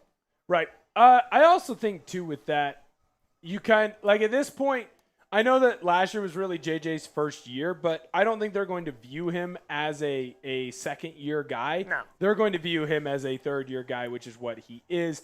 I think that the Vikings aren't just going to be done with free agency. I think there's going to be a big trade that they are a part of. They're going to be a part of Kyler Murray's signing. But they did go out and get linebacker Eric Wilson. I like that move. James Pierre, cornerback there. Another long snapper, Andrew DePaula. Sure. Another long snapper. No one talks more about long snappers than we do. Tivier Thomas there, good cornerback. Aaron Jones, I think that's the big one because there were rumors that he could potentially be hanging up the cleats. Yeah. So him coming back, that tells me that he likes the game plan that they have. People forget the Vikings, obviously 2 years ago with Sam Darnold, they were a playoff team, almost a 1-seed team. Yeah. But then everyone kind of thinks that Vikings team was really, really bad last year. No. 7-8 win team, if I remember correctly. 7-8 win team. Well, that's the thing. Not bad, and they had a brutal schedule. It wasn't like it was easy. The NFC North is a bloodbath division, too, by the way. You're going to get the Bears, who are good and a playoff-worthy team. The Green Bay Packers are good and a playoff-worthy team. And the Detroit Lions are good and a playoff-worthy team. Like, a lot of people talk about the NFC West, and I don't disagree with them about how good the NFC West is. Obviously, West Coast Willie. But the North is very good, too. The North is very good, too. When we're looking at the cap space right now for the Vikings, not a ton of cap space, although they were able to clear I don't know if that. this was – I don't think this was updated since the Aaron Jones restructure. Well, they also released Hargrave as well. And Naylor. So those are two guys that are gone. So they might have more cap space than what this team card says. But well, I've also realized, too, with cap space is that I don't know that any of it's real. I think that we just the cap is so fake. It's so subjective. You just start moving people around and things end up you going restructure contracts and the money magically goes away. Right. All of a sudden, you just have a ton of room, even when you're not supposed to. You know what you should get and put in some of your room? Yeah. Some of our Chat Sports merch. We are 5.5 minutes away from the end of our $10 off deal. I know everyone's going to say, Jack, Will, stop pushing the merch. But this is the best deal we have ever had since we opened our store. Yeah. And I promise you, when this hour's over, we will not be talking about merch nearly as much as we are now. I can promise you that right now. Yep. But we want to get you guys the best deals. And $10 off site-wide is the best deal you're going to get. I'm telling you. We might not have a deal like this until the draft again. It's seriously. a sweetheart of a deal, and we got great gear here at Chat Sports. If you want just the typical Chat Sports, let everyone know you're a real one. We've got all kinds of T-shirts, all kinds of colors. I love our sweatshirts. They're so comfortable. Special lady friend loves it too. Comes over, gets AC pumping, and then puts on the sweatshirt, lays down, has a nice nap in that. Plus, you can get your Seahawks Today T-shirt. I got mine right here, by the way. Wear it all the time over on Seahawks. I love this T-shirt. It is so comfy. It's my favorite. One day I'll figure out how to put it on the correct way. It is my favorite T-shirt that I own right now. That along with my mob mentality. You know me. I like to wear it whenever I have an opportunity to. And I think it's just a cool T-shirt. That's what people don't understand about Chat Sports is it's not just that we have merch. We have cool merch. I think that's important too. Well, and we're constantly making new merch too. So here's the cool thing, and this, I think this goes for Maine as well, but this is going to be specifically pointed at Seahawks. Seahawks Today, the T-shirts, they've been doing really well. The boss said, hey, Will, let's come up with some other ideas for some T-shirts that the people might like. So maybe we do something kind of focusing in on the dark side and the defense. Maybe we do something focusing in on Rashid Shaheed and everything that he's got going on for this Seahawks team. So the more T-shirts that you buy and the more support that you have for our channels and our shows, the more opportunities that we have to get even cooler things for y'all, right? So we appreciate everyone who supports us. We're always going to support those of you who support us. On top of that, too, yes, this all comes directly back to the company. Yes. So, YouTube takes a percentage of super chats, ad revenue. We only get a cut of ad revenue on YouTube, things like that, which is all fantastic and we appreciate it. But the merch, it all comes directly back to making the product better. Yeah. Every single year, hiring more people. We're in the process of hiring more people. We are in the process of potentially expanding the office again. And that's all because of you guys and supporting the show. So 2.5 minutes left. 2.5 minutes left. Click the link. And we've got a whole bunch of stuff around all of the NFL teams as well. So definitely jump on that if you could. Plus, I will say this gives us a better opportunity to go to more events. We've been able to go to the Combine this year. I was able to personally go to the Super Bowl. Very much had a good time doing that. The more that we're able to have T-shirts like this that are sold, hey, maybe the more coverage we're able to get. Maybe we're able to send someone down to a training camp. Maybe we're able to send someone to the draft. Maybe we're able to potentially get players in for interviews. I love doing the interview that I had with the great Jonathan Hankins. These are all opportunities that we could potentially have, and we need your help, and we appreciate those who help us. Shout out to you, Pop Toes. I make no hiring decisions. I want that very clear. The hiring process is pretty... I'll be honest. I do as much as I can to have as little responsibilities as I can. I'm very happy with what I'm asked right now, and that's where I'd like to stay. I'd like to not suddenly become very important in my job. Hey, you're important. I'm as important as I need to be. I'm as important as I need or want to be. You're doing a great job. I might prefer for doing a good job. Trying to do a halfway decent job. 1 minute left. 1 minute left on our merch sale. Let's freaking go. And then when that's over, we will talk about the latest moves that have happened. Not a lot's really happened. We've kind of been hanging out. Yeah. We'll probably get out of here in an hour and a half, 2 hours. We'll see. We're also going to do winners and losers for free agency at the end of today's live, so don't miss out for that. Javon Hargrave is headed to the Packers. Wow. We'll talk about that coming up in a second. But we got 30 seconds left. $10 off.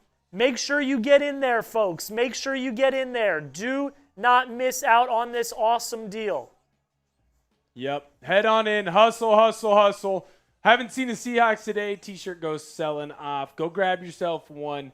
Like I said, I got the link. I know who gets a T-shirt, and I'll be able to throw give you a that link shout-out in there later on. one more time for you guys. That's right. We appreciate Seahawks, it. and that's everything. Mob Mentality shirts. Yep.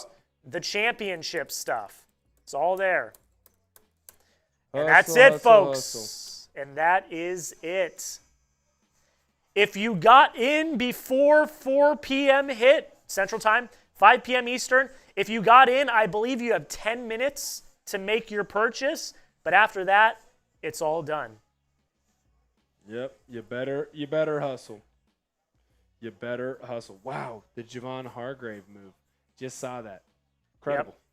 We'll talk about that here in a second. Okay, from James, you have 2 minutes to pay if you're on the website right now. So by 4:02 Central Time, 5:02 Eastern, if you are in the site right now, you've got like a minute and 15 seconds to pay. If you don't by then, it's over. Jerry, you crack me up, man. I appreciate you, and I love you. Thank you to everyone that took part, though. Yes, thank you to everyone who took part. All right, Jerry, you crack me up, man. Give me 1 second. I have to update the tracker, so give me 1 second. Awesome. So we're going to go through the latest moves while we were kind of doing our final push there. Darrell Baker, he's going to end up in Miami. Malik Herring, he's going to end up in Tennessee. There are more moves, I promise.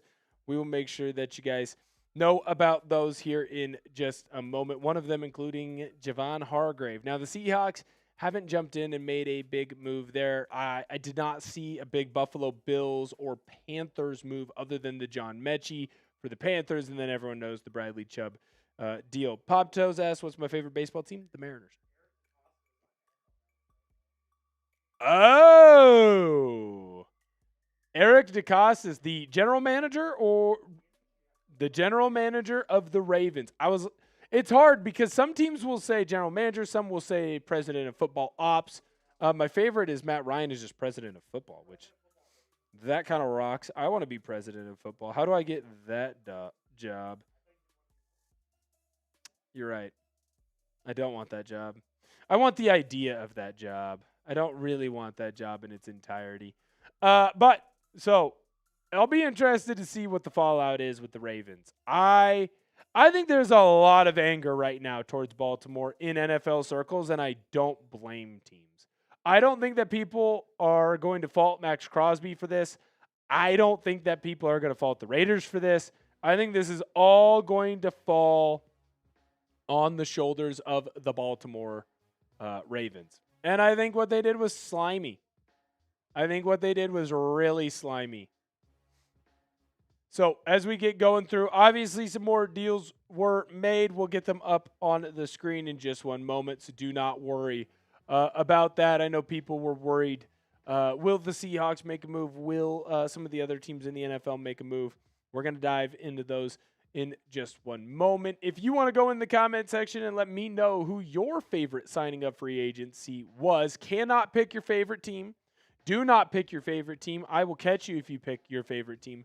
Go down below in the comment section right now and let us know who your favorite signing of free agency was. I'm very interested to learn in what a lot of your guys' opinions were. I think there were some big moves that were made, and I think some teams got sneaky better, and I think some teams didn't sneakily get better. They got a lot better, and I think that we know those down. Green Bay Packers get a deal done with defensive tackle Javon Hargrave. He ends up signing a 2-year, $23 million deal. He's going to stay in the NFC North, just released by the Minnesota Vikings. He is going to be a Green Bay Packer. I think that's a solid deal there. Packers needed to get a interior defensive lineman. They got one of the better ones in the National Football League. And you're getting him on a deal that's a little bit north of $11 million. I like that. You're not tied to him for too long. That's a good frickin' deal there. So, Javon Hargrave, he's staying in the North. He's a Stark, but he's going to end up with the Green Bay Packers. He was someone that was loosely tied with the Seahawks, although I don't know that was really all that serious.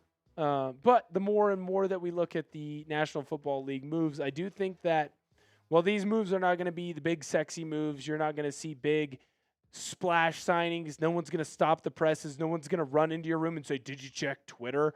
Look at what happened here. But I do think that these are the moves that get made that win you titles. These are the moves that get made that put your team back on the map. These are the moves that allows your team to have the depth it needs to go on a big run in the postseason. I think a Javon Hargrave type of move is perfect for the Packers. Hit that sub button if you haven't already. Over on our main channel, we are rising rapidly. Oh, okay, maybe not so rapidly. But we are rising. And we are trying to get to 431,200 subscribers by the end of the stream today. Help us out. All you got to do is hit that sub button. What are you going to get? You are going to be covered on everything. You are going to be covered on the National Football League. You are going to be covered on the college football landscape. You are going to be covered when it comes to the NBA. You are going to be covered when it comes to the Major League Baseball, MLB. You will be covered in certain college basketball situations. If you haven't hit that sub button, make sure that you do so now. Really appreciate everyone who hits that subscriber button. Plus, and I do think this is the most important, you will be able to be covered on all the favorite things that you want to get and you want to know. It's like Sports Center, but better. It's like Sports Center, but better. All right. As we're going through some of these other moves that were made, I'm watching right now on the screen talking about why a Baltimore Ravens nixing of the trade for Maxx Crosby and them signing Trey Hendrickson was a smart decision by that squad. I think that they were able to do something smart while also at the same time not being super ethical. The Ravens were able to get a edge rusher that is about the same, probably slightly lesser than Maxx Crosby, but you're able to get him at a decent deal. You hold on to both of your picks, which you can use to get wide receivers to surround Lamar Jackson. I get why they made the move. I'd be lying if I said I didn't get why the move was made. But I'll tell you right now, I do not love it. I do not love it from a personal standpoint. As we go through, a lot of moves being made today. A lot of moves that I don't know. I don't know that people were, other than the Bills one, I don't know that people were clamoring for or were excited, jacked up beyond recognition, but I do think that there were some big moves that were made. Still some big free agents that are left on the board. Go down below in the chat, name a free agent that you want to sign. Also, Jack, we did get a super chat on Seahawks. I know you're busy, and whenever you are free, would appreciate that, sir. But I'll tell you right now, it has been a fun day. Ooh, got one on Maine as well. What up, Stefan?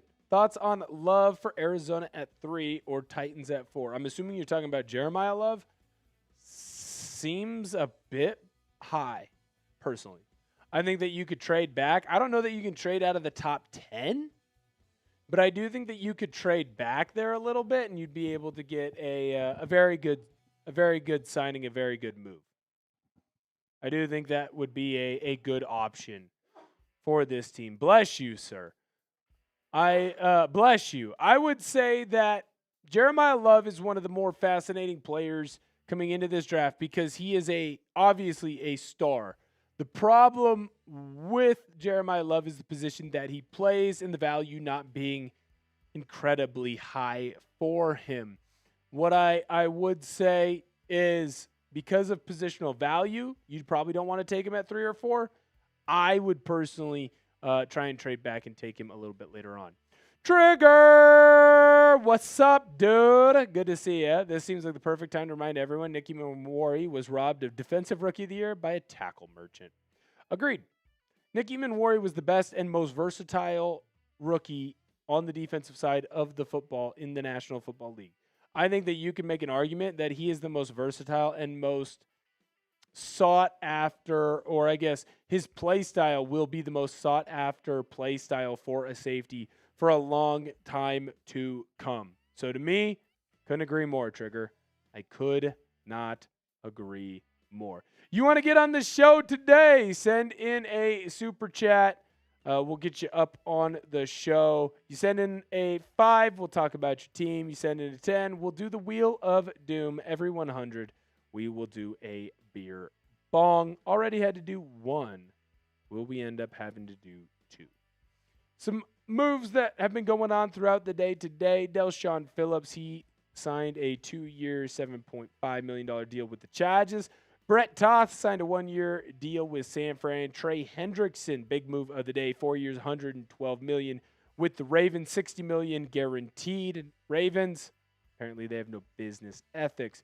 K'Lavon Chaisson, 1 year, $12 million deal. Joey Sly, he's going to end up being a Tennessee Titan.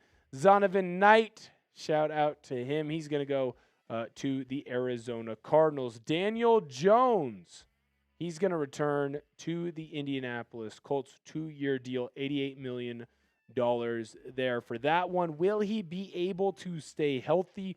Obviously, coming off that torn Achilles is a big deal for him.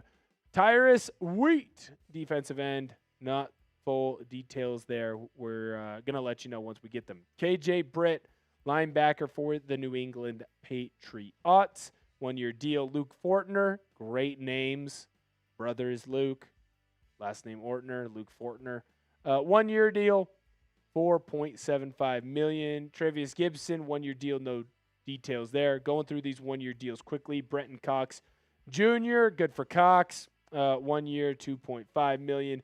James Mitchell, he's got a 1-year deal. Details on that, not all the way through. Jack Stoll, 1-year deal to play tight end with the Cleveland Browns. Josh Uche, he's got a 1-year deal. Linebacker, Dolphins. Channing Tindall, the second favorite Channing T in all of the world. 1-year deal there. Willie Gay, Dolphins. They're going with Gay, the linebacker formerly with the Chiefs. Cade York, place kicker. Nice deal there for the Jets. Josh Jones returning to the Seattle Seahawks. 1-year deal. Great for Seattle. Get their swing tackle back. Michael Clemens, defensive end, 3-year, $17.5 million deal to stay in Indy. Next, we're going to the biggest signing of the day. Chris Stoll, long snapper, 2-year deal, staying in Seattle. Max Mitchell, 1-year deal. Going to be offensive lineman for the Jets. Chidobe Awuzie, 1-year, $5 million deal, staying with the Ravens. Fully guaranteed. Shout out to him. Elijah Hicks, safety with the Bears, 1-year deal. And we're just running through 1-year deals now. Chris Williams, he's on a 1-year deal. Kevin Byard, he's got a 1-year deal. Little steal there for the Patriots. Aaron Jones, he's coming back. 1 year, $5.5 million. Lonnie Johnson, he's going to stay in Miami. Nice deal there. Chig Okonkwo, tight end. We're going through the DMV signings now. 3 years, $30 million deal, or at least up to that. Jalen Hawkins, safety, did a good job with the Patriots. 2 years, $10 million. Nick Cross, another safety, 2 years, $14 million there. Durham Smythe, shout out to the tight end, going to stay with the Ravens. Jonathan Ford, we're just running through all of these right now. No full details yet. Aziz Lujare, sure. He's got a 1-year deal. Apologies to him. Jake Tonjes, see him in my nightmares still. $5.5 million guaranteed on his 2-year, $8 million up to deal. Zaire Barnes, 1 year, $1.55 million deal. Dylan Parham, I do like this deal for the Jets. I think he's a good player. $10 million, or at least up to $10 million a year. Casey Creeder for the Cardinals, another long snapper. Jake Browning, QB, he's going to go be the backup in Tampa Bay. Bradley Chubb, I love this deal. This might be my deal of the day. 3 years, $43.5 million, $29 million guaranteed in Buffalo. John Mechie, 1 year, prove it deal.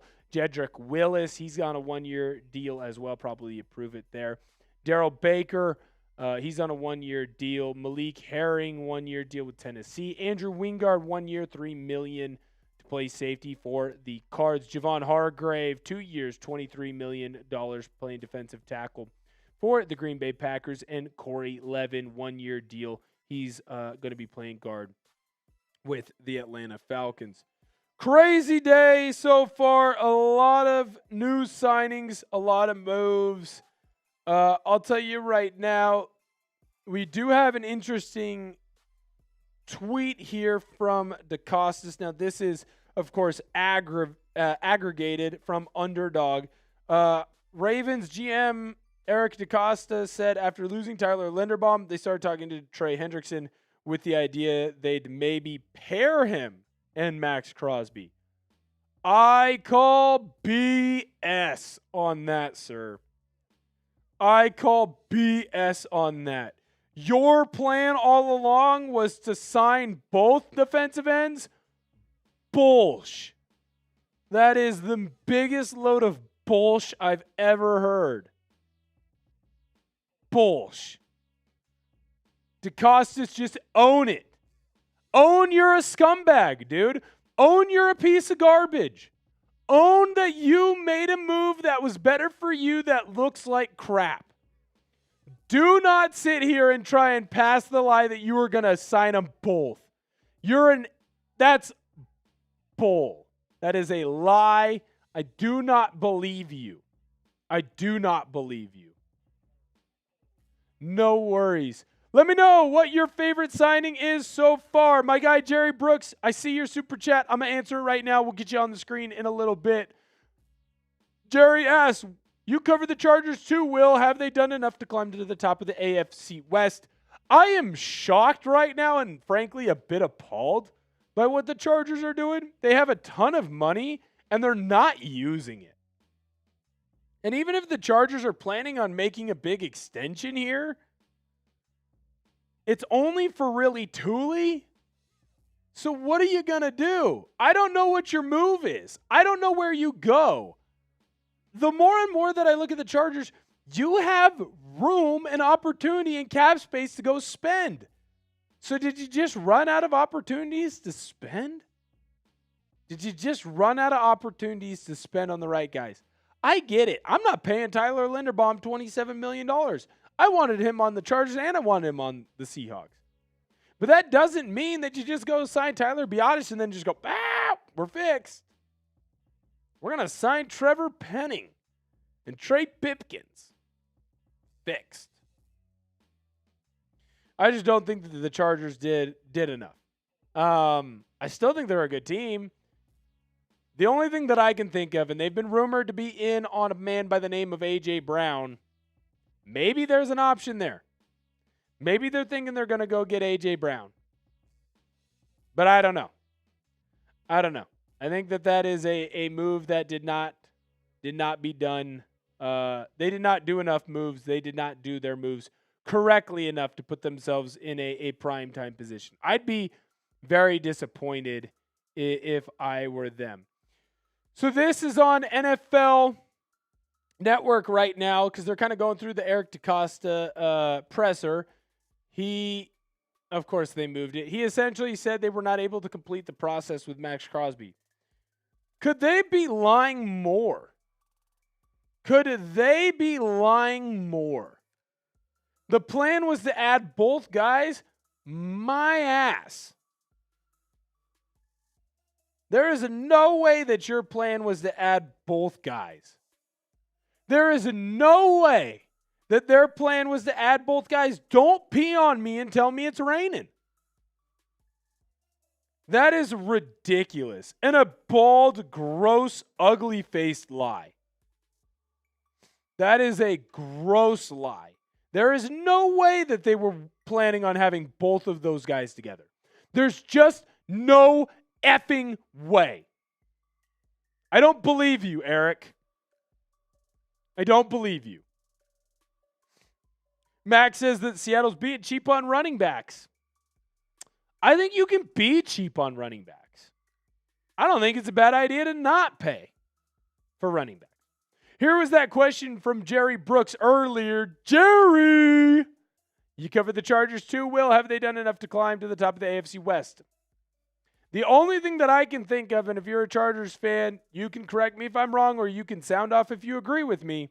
The only way that this makes any sense is if the Chargers are planning a big trade. They've been loosely linked, and if I remember correctly, it was Rossini, loosely linked them potentially to A.J. Brown. If that's the decision and you're holding on, all right. But I don't know. Back to that quote from DaCosta. We were not able to complete the process based on our assessment of the situation, a.k.a. Maxx Crosby. My ass. Everyone knew the deal, man. They're worried about arthritis long-term. You're in a win-now situation. There is no world where they were going to bring both of those guys back. There is no world. There is no way that wasn't going to happen. There is no way that that was going to happen. That is ridiculous. That is absolutely ridiculous. It's just illogical. I disagree. I just disagree, Jake.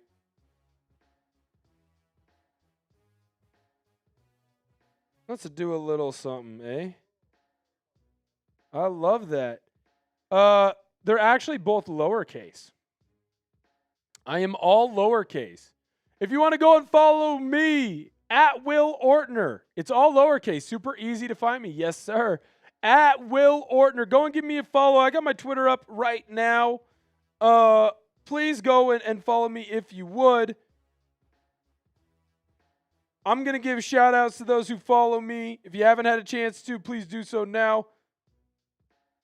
I've got that up. It's also down below in the chat.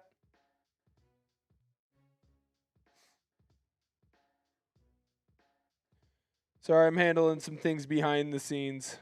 It's a birthday. It's a birthday today in the family. Got to make sure that there's some shout-outs. For, my sweet aunt. Happy birthday, Aunt Kristen. 29 again. Shout out to her. 29 again. She's been 29 for a couple years. Shout out to Case and me. I appreciate you, man. Thank you for the follow. You're a real one. You're an absolute beast. If you join in and follow me right now, I'm giving shout outs. Oh, that's a fake account. I will not shout out that person. I'm sure your paid photos are lovely. Follow me at Will Ortner. I'm tweeting about the Sea Chickens. I'm tweeting about the Oregon Ducks. And I'm also tweeting incorrect spellings of words. So if you want an opportunity, you could go and follow me there. Having a lot of fun. Thank you to everyone who goes and does that. I got questions all the time about what the Seahawks are doing. I got questions all the time about what the Ducks are doing or not doing. Spring ball right around the corner, by the way. Shout out to Echo HD. Big Cleveland Browns fan. Woof, woof, dog pound indeed. Shout out to you. We've had a day today. Been live for 3.5 hours now. A lot of fun. New league year has officially begun. Any news is officially official now. Any signing that your team makes, any trade that your team makes, my understanding, you cannot get out of it. Shout out to Jackson Green. Thank you for the big follow. Appreciate that and love that. All right. Ashton Downs 11. Yo, Will, feels like a good time to make my debut in your chat. Shout out to you, Ashton. Love and appreciate you, big dog. Do you think Schneider's plan to take a cornerback or guard first, or will he trade back again? I think that if you're looking in the draft for the Seahawks, if Schneider's going to make a move, it is going to be him taking a corner there.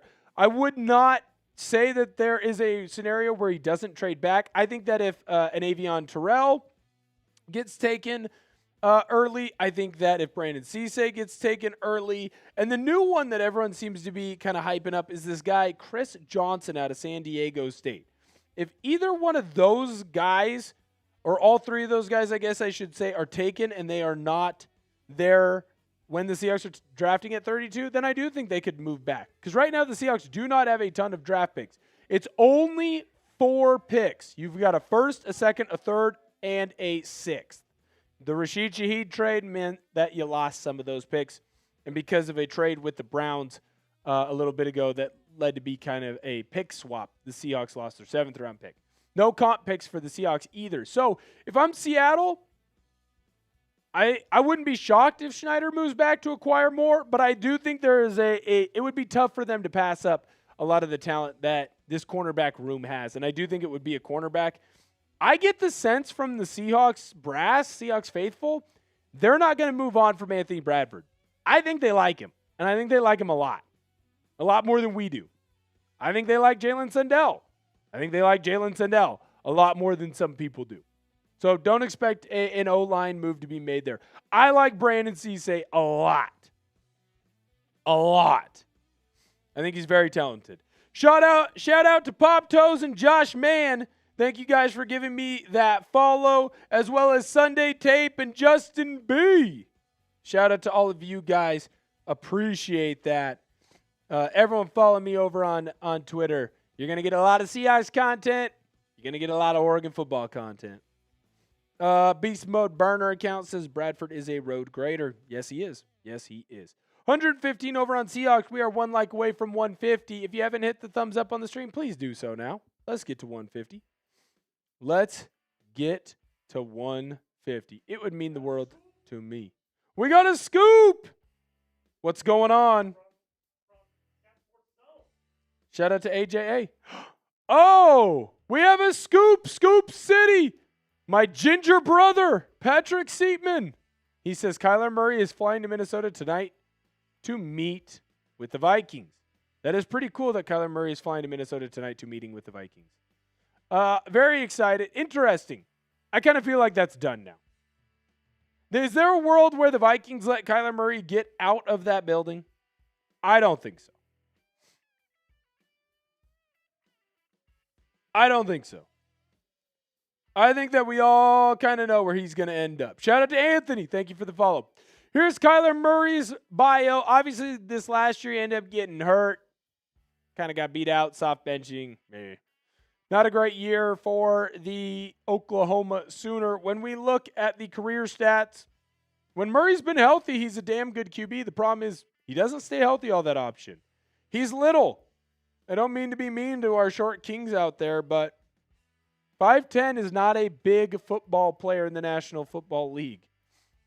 You don't have to be an NBA-sized man, but you do have to be on the bigger side if you are going to be able to withstand all that. Shout out to Tito, number 150 on the likes, by the way.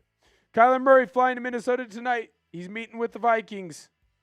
Could end up getting a big signing. Oh, my hero, my Lord and Savior, Tyler Smith.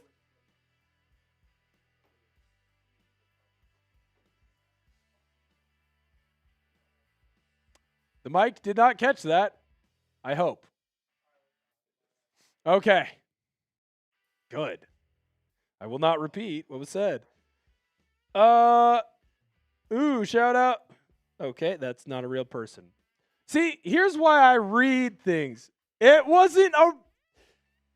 just trying to shout out people who are following me. I'm appreciative of those who are following me.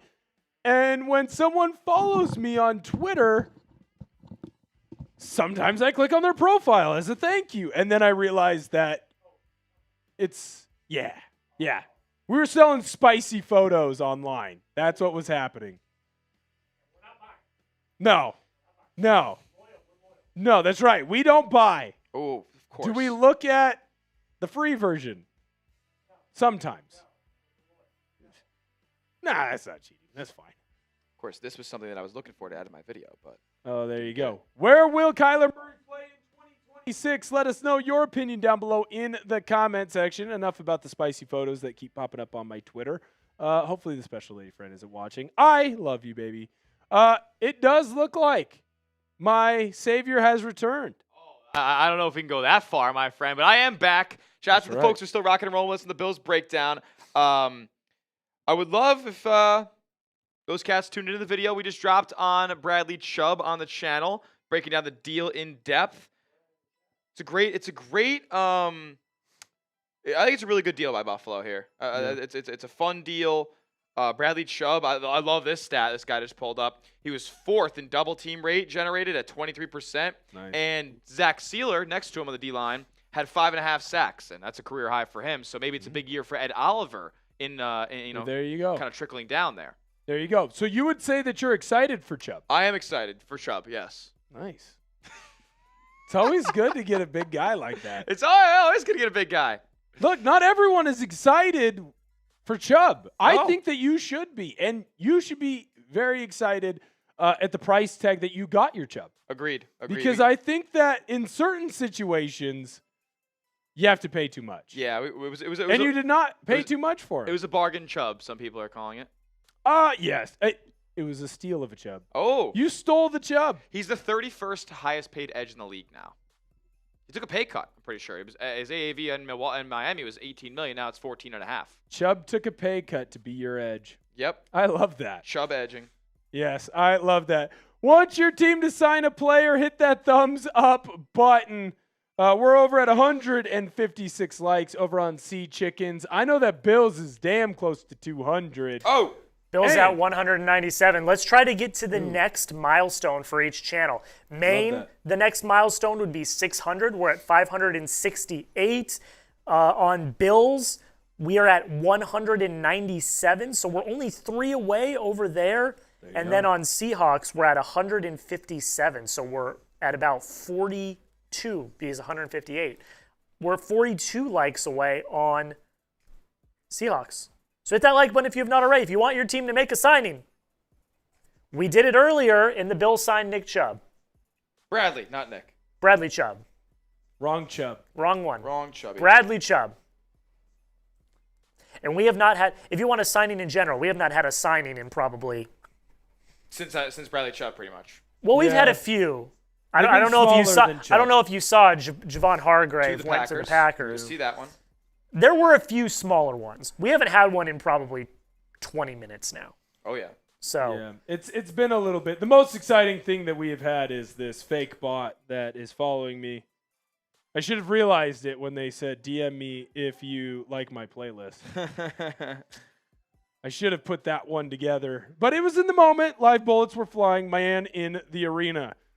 If you want your team to sign a player, I'd love the Seahawks to sign someone other than a player that's already been on the team. Seattle refuses to make a move for anyone else. Yeah. Seattle is just going. They're keeping it in-house. Yeah, which I don't hate. You just won a Super Bowl. You're a very talented team, very good team. But I would say it feels like they could sign a player or two that would help them improve just a little bit. Just a little bit. Damn, Steelers sold a bunch of F the Ravens shirts. I didn't know they were doing that over there. Oh, yeah. We don't like the Ravens. Did you see the DaCosta quotes? No. Oh, the fact the that they plan was to have them both together. My ass. Yeah, Parker said that out there in the bullpen. I was like, yeah, that's the biggest lie I've ever heard in my life. Like my ass. He's literally trying to save face so bad right now. No. It's like, don't be a liar. Own it. You're a scumbag. Scummy. Be a scumbag. Scummy is right. We need to be better. Is it just a universal after Ravens shirt? I think it's turning into a universal. I think so. I mean, Steelers is selling them. Raiders is selling them. The team, like, kind of branding on there. Interesting. Everybody hates the Ravens. All my homies hate the Ravens. I don't blame anyone for hating the Ravens. They should hate the Ravens. Screw the Ravens. Yeah, they're good all the time. Like, nobody. Well, that's a scumbag move. And then to sit there and be like, "Oh, I wasn't a scumbag." Yeah, it's a little bit facetious. Just own that you were a scumbag. Being a scumbag is okay. Yes, as long as you own it. That's what I'm just being. They reward you sometimes for being a scumbag. Just sit there and own it. Like, hey, I'm a jerk. Sorry. Is what it is. That's why I'm a professional athlete. Deal with it. Chris Rodriguez to the Jaguars. That was 22 minutes ago. Oh, shout out. just reported it. Shout out to Chris Rod. Good signing, bad signing. Foster Moreau to the Texans. Excuse me, Foster Moreau, Saints tight end. I'll tell you right now. I just got a question from Soy Boy. Shout out to you. Says, Seahawks are making a ton of extensions or a ton of signings. Are they? How are the extensions unnecessary? Soy Boy, the extensions for JSN and Spoon are not unnecessary. They are very necessary. Oh, yeah. Got to go in and make those moves. Got to keep two of the best players at their own positions. No doubt about that. If you want your team to sign a player, hit that thumbs up icon on today's stream. Jack, what are we looking like in terms of okay.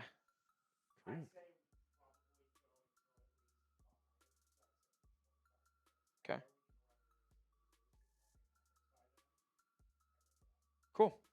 Cool.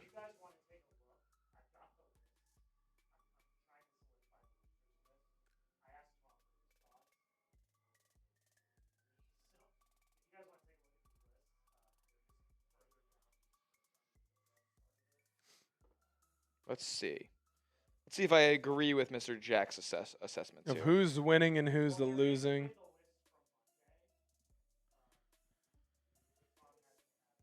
I don't think we can have the Bills as losers anymore. Mm-hmm.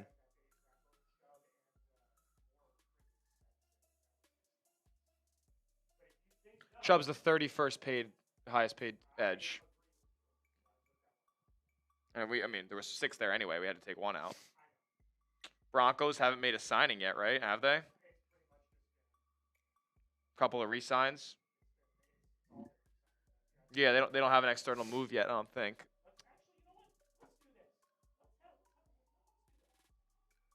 Ladies and gentlemen, we're trying to get our winners and losers video ready. We're going to film that at the top of the hour probably. We're trying to figure out who the biggest loser of NFL free agency is.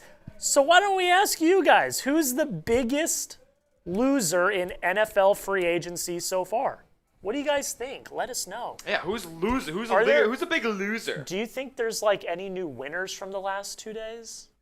Certainly not the Seahawks or the Chargers. I'd say that Because like that list we have is like the same list from Monday. Commanders are up there, I think. You think? Well, although the Seahawks did just sign Chris Stoll to a 2-year deal. Yeah, Chris Stoll is the monster blockbuster of the day. Where were you? That'll move the needle. Moves a needle, that's for sure. People are saying the Cowboys. Are the Chiefs really big time winners? See, here's the thing. For I Kenneth Walker? don't understand the Chiefs are a winner for Kenneth Walker. No, I don't see that at all. I disagree. I disagree. It's a drastic overpay. Get him out, Jack. Have the pit. Oh wait, I'm looking. Drastic at the wrong overpay. Also, I don't know if it's how a drastic of an overpay is, but it's like the only move they've made. it's also like They've done nothing but lose people. you're paying $14 million plus a year for a So guy I think who's not they worth it. are. Yeah, let's look at the Chiefs real quick, see what they've done. Also, like- Eric DeCosta, he might be a little bit less of a scumbag now that I've seen his haircut. Why? Bald? So Kenneth Will's Walker, wearing a hat right now. I wonder why. Kenneth Walker, Very Kyrus Tonga. Travis Kelce. Kyrus Tonga's not bad. I like that addition, but to call them a winner, I think, is a little wild.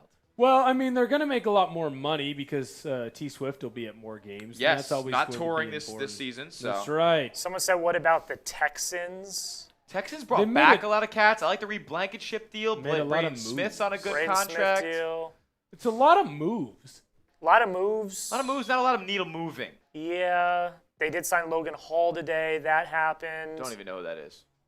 They brought back Kayomi Fairbairn, who I do believe is a good kicker. He's great. Oh, he's one of the better ones in the league. I see he's top 3, top 5.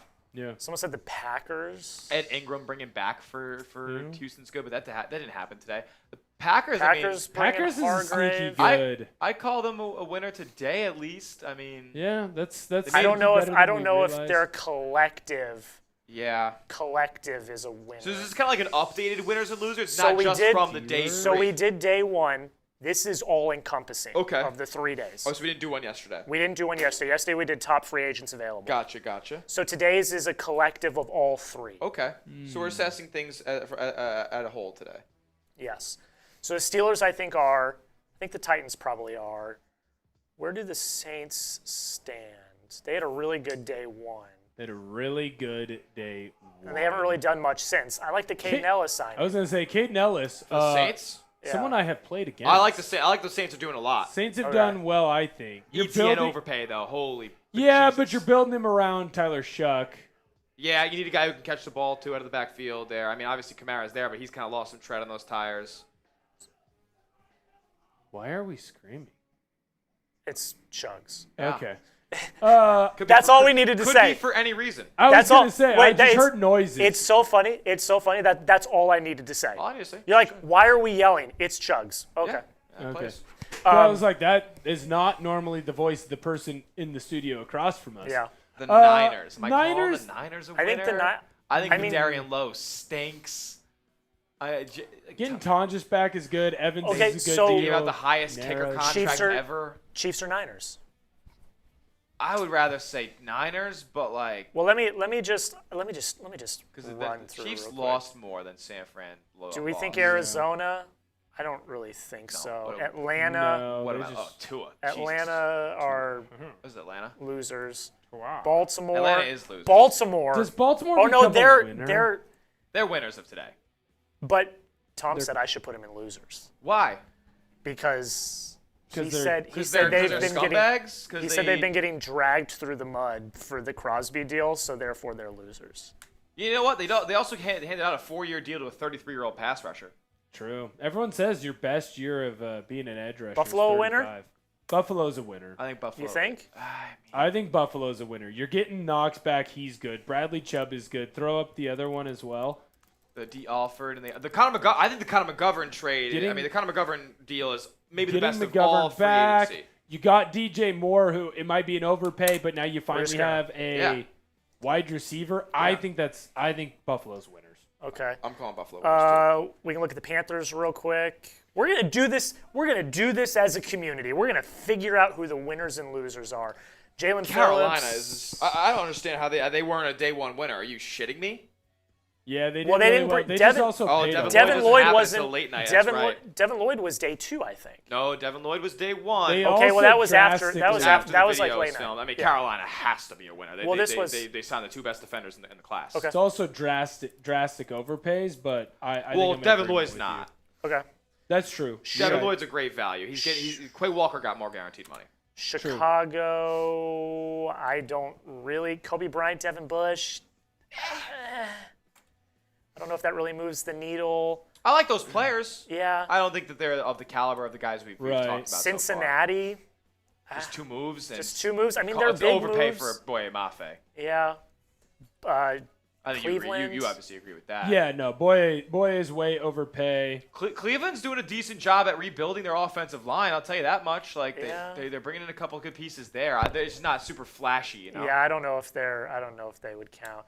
Cowboys. You also got to consider what these teams have lost as well. Yeah, I think I gotta go no on Dallas. No. The Broncos we talked about. They've only done re-signings, nothing flashy. They got a good value on Singleton. but Detroit, I don't think so either. Nope. Green Bay, we've already kind of discussed. I don't think the Hargrave signing, but I don't think they've really moved the needle that much. Talked about Houston. Not bad. I mean, at Ingram, they were really hoping to get back. You get back Dalton Schultz. I think you overpay for Dalton Schultz. I'm sure that's a lot incentive-based there. Blankenship, I don't hate. Blankenship, I like. I like Braden Smith's a good- Fairbairn. Braden Smith's a good deal. Yeah, I like the Texans. I'll put them on there. We've got a lot. It's okay. We'll have to. Why are the Steelers such big winners? What the hell did they do? Well, we'll get to Ooh, them. they did. We're at had some India. big We're at trades. we're at Indy right Trades, now. yeah. Yeah, they made some Indy- big trades. Indy, I don't think so. No, they gave out $100 million to Daniel Jones. Jacksonville, that's all they've done, so that's a no. Nope. So are we taking the Chiefs off? Yeah, Chiefs definitely. Chiefs Chiefs are off? I don't like the Kenneth Walker. Okay. My favorite move is Kyrie's Tonga. Like, All right, so the Chiefs are off. The Raiders, I think you can say yes that they're winners. Think about it this way. they shelled out. They paid Raider tax on a lot of guys. They paid Raider tax on a lot of guys, but they had a bajillion holes. They had to, yeah. They had to pay, and they did. And They got your- 2 starting your linebackers. defense is better than it was. Your offense is slightly better. You have the best center in the National Football League. Did you overpay for him? Hell yeah. Hell yeah. Do you still got him? I think the Jalen Naylor deal Yeah. is very good. It's not. Yeah. That's good there. I agree. I will you say- do get Maxx Crosby back. Everyone feels bad for you. you do lose those picks, though. You lose those picks. It's a big deal. 2 first-round picks. And $65 million in cap hits Yeah. are brought back onto your books the next. I 2 don't know seasons. if that is winner territory. Yeah, when you couple that with the Linderbaum overpay, like it Yeah. kind of all evens out. I feel like they're a net zero. The Chargers, a lot of re-signings. Charlie Kolar, Tyler Biadasz. I like what the Chargers did on the first page, but then the second page It's like, all re-signings. Well, the thing. So here's what I would say with the Chargers too is a lot of their like good moves they made before really the tampering period happened. Yes. So like Alec Ingold, great move. That's before Monday. Tyler Biadasz, great move. Before Monday. I don't know what Joe Ortiz is doing because you have a bunch of cheap re-signs, and they don't make you better in positions that you had to get better. So then what is your decision making here? Is it, hey, we're going to re-sign these guys for cheap because we want to hold on to money because they have a ton of money available? Are you just putting all your eggs in the A.J. Brown basket? Like you trade Quentin Johnston and you make a big move for A.J. Brown? Like, what are you doing? I have no idea. I mean, look, you're getting a couple. And I don't think you're the front runner to get A.J. Brown, to be clear. I think he's a Patriot if he leaves. Yeah, absolutely here. If he leaves. So what are you doing? The Rams. We just said. Yeah, I said Patriots. The Rams. The Rams, this is all they've done. You can't frame mog me. I'll tell you what about the Los Angeles Rams. Yes, I think Trey McDuffie's an excellent football player.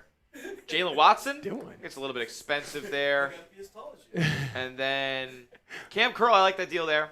Tyler Higbee's a staple of the organization, so it's good to bring him back. I hate the Rams, but let's sit here. I think they're winners. I think they're winners too, but at the same time, that KC secondary wasn't great last year. No. McDuffie, we know, is a stick. Like he's a top corner in the league. But you're better than you were, though. You are better than you were. You had two big positions of need. And the Panthers just not the Panthers. The Rams just don't care about anything. They don't care about cap. They don't care about money. Picks. Isn't real. Money isn't real in LA. So they're just they're not even the richest team in LA. So who cares? They just make another TikTok, dude. Yeah. They just make a ton of money. It's ridiculous. Shirtless dancing. Literally. Uh-oh. Why? On a what type of deal? Boo his ass. We'll get back to debating who the biggest winners and losers are, but first make sure you hit that subscribe button. Let's get to no effing way. Let's get to 431,200 subscribers on our main Chat Sports YouTube channel. Also, if you love the Seahawks, make sure you subscribe to Seahawks Today. And if you love the Bills, make sure you subscribe to the Bills Breakdown, because we are bringing you daily coverage of the NFL every single day. Don't miss out. And on Chat Sports, we do all sports. We do basketball. We do football. We do baseball. We're going to be live for Selection Sunday. We're going to be live potentially for the World Baseball Classic. Don't miss out. Hit that sub button right now. Before we get back to debating who is and is not a winner or a loser, we did get a few more moves. Moves came in. We will talk about those real quick. I need to get to the current one.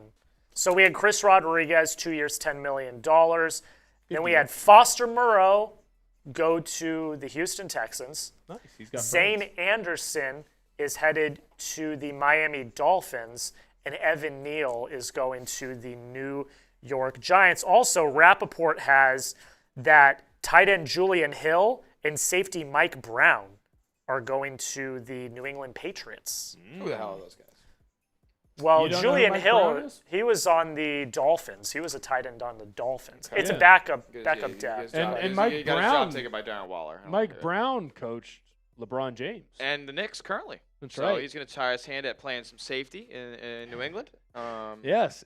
If you see Evan Neal in the Willowbrook Mall, boo his ass. If he makes the Hall of Fame, boo his ass. If you Burger Unicorns, Burger Flippers, you piece of garbage. That angers me. He's so good, man. It's one of the all-time rants of all time. Boo! This is some of the nastiest shit I've ever seen. They did get Willie Gay. Oh yeah, they got Willie Gay. They got Willie Gay. And losers. Do they become a winner if they get Murray? No. No. Okay. No. I tried. Well, they got The Jones. Patriots are winners. The Patriots are absolute winners. Romeo Dobbs, AVT, Vera Kevin Tucker. Byard. Like, this is good. Yeah. This is good stuff. Yeah. DeVito. I'm not talking about that. Well, And then you 2 forget- scrubs. They got the great Mike Brown. How dare you? You're the great Mike Brown. Great coach. Great coach, yeah. I think so. I think so, too. Noah Fant isn't bad. How many We're are we gonna supposed to have? cut it down to. We're gonna cut it down to 5. That's fine. Okay, so then probably not the Saints. Although, Caden Ellis, I would like to talk about him since I did play against him. Oh yeah. I mean the Idaho David Edwards signing I think is great there too. I think Travis Etienne fits with what they want to do and build. I know.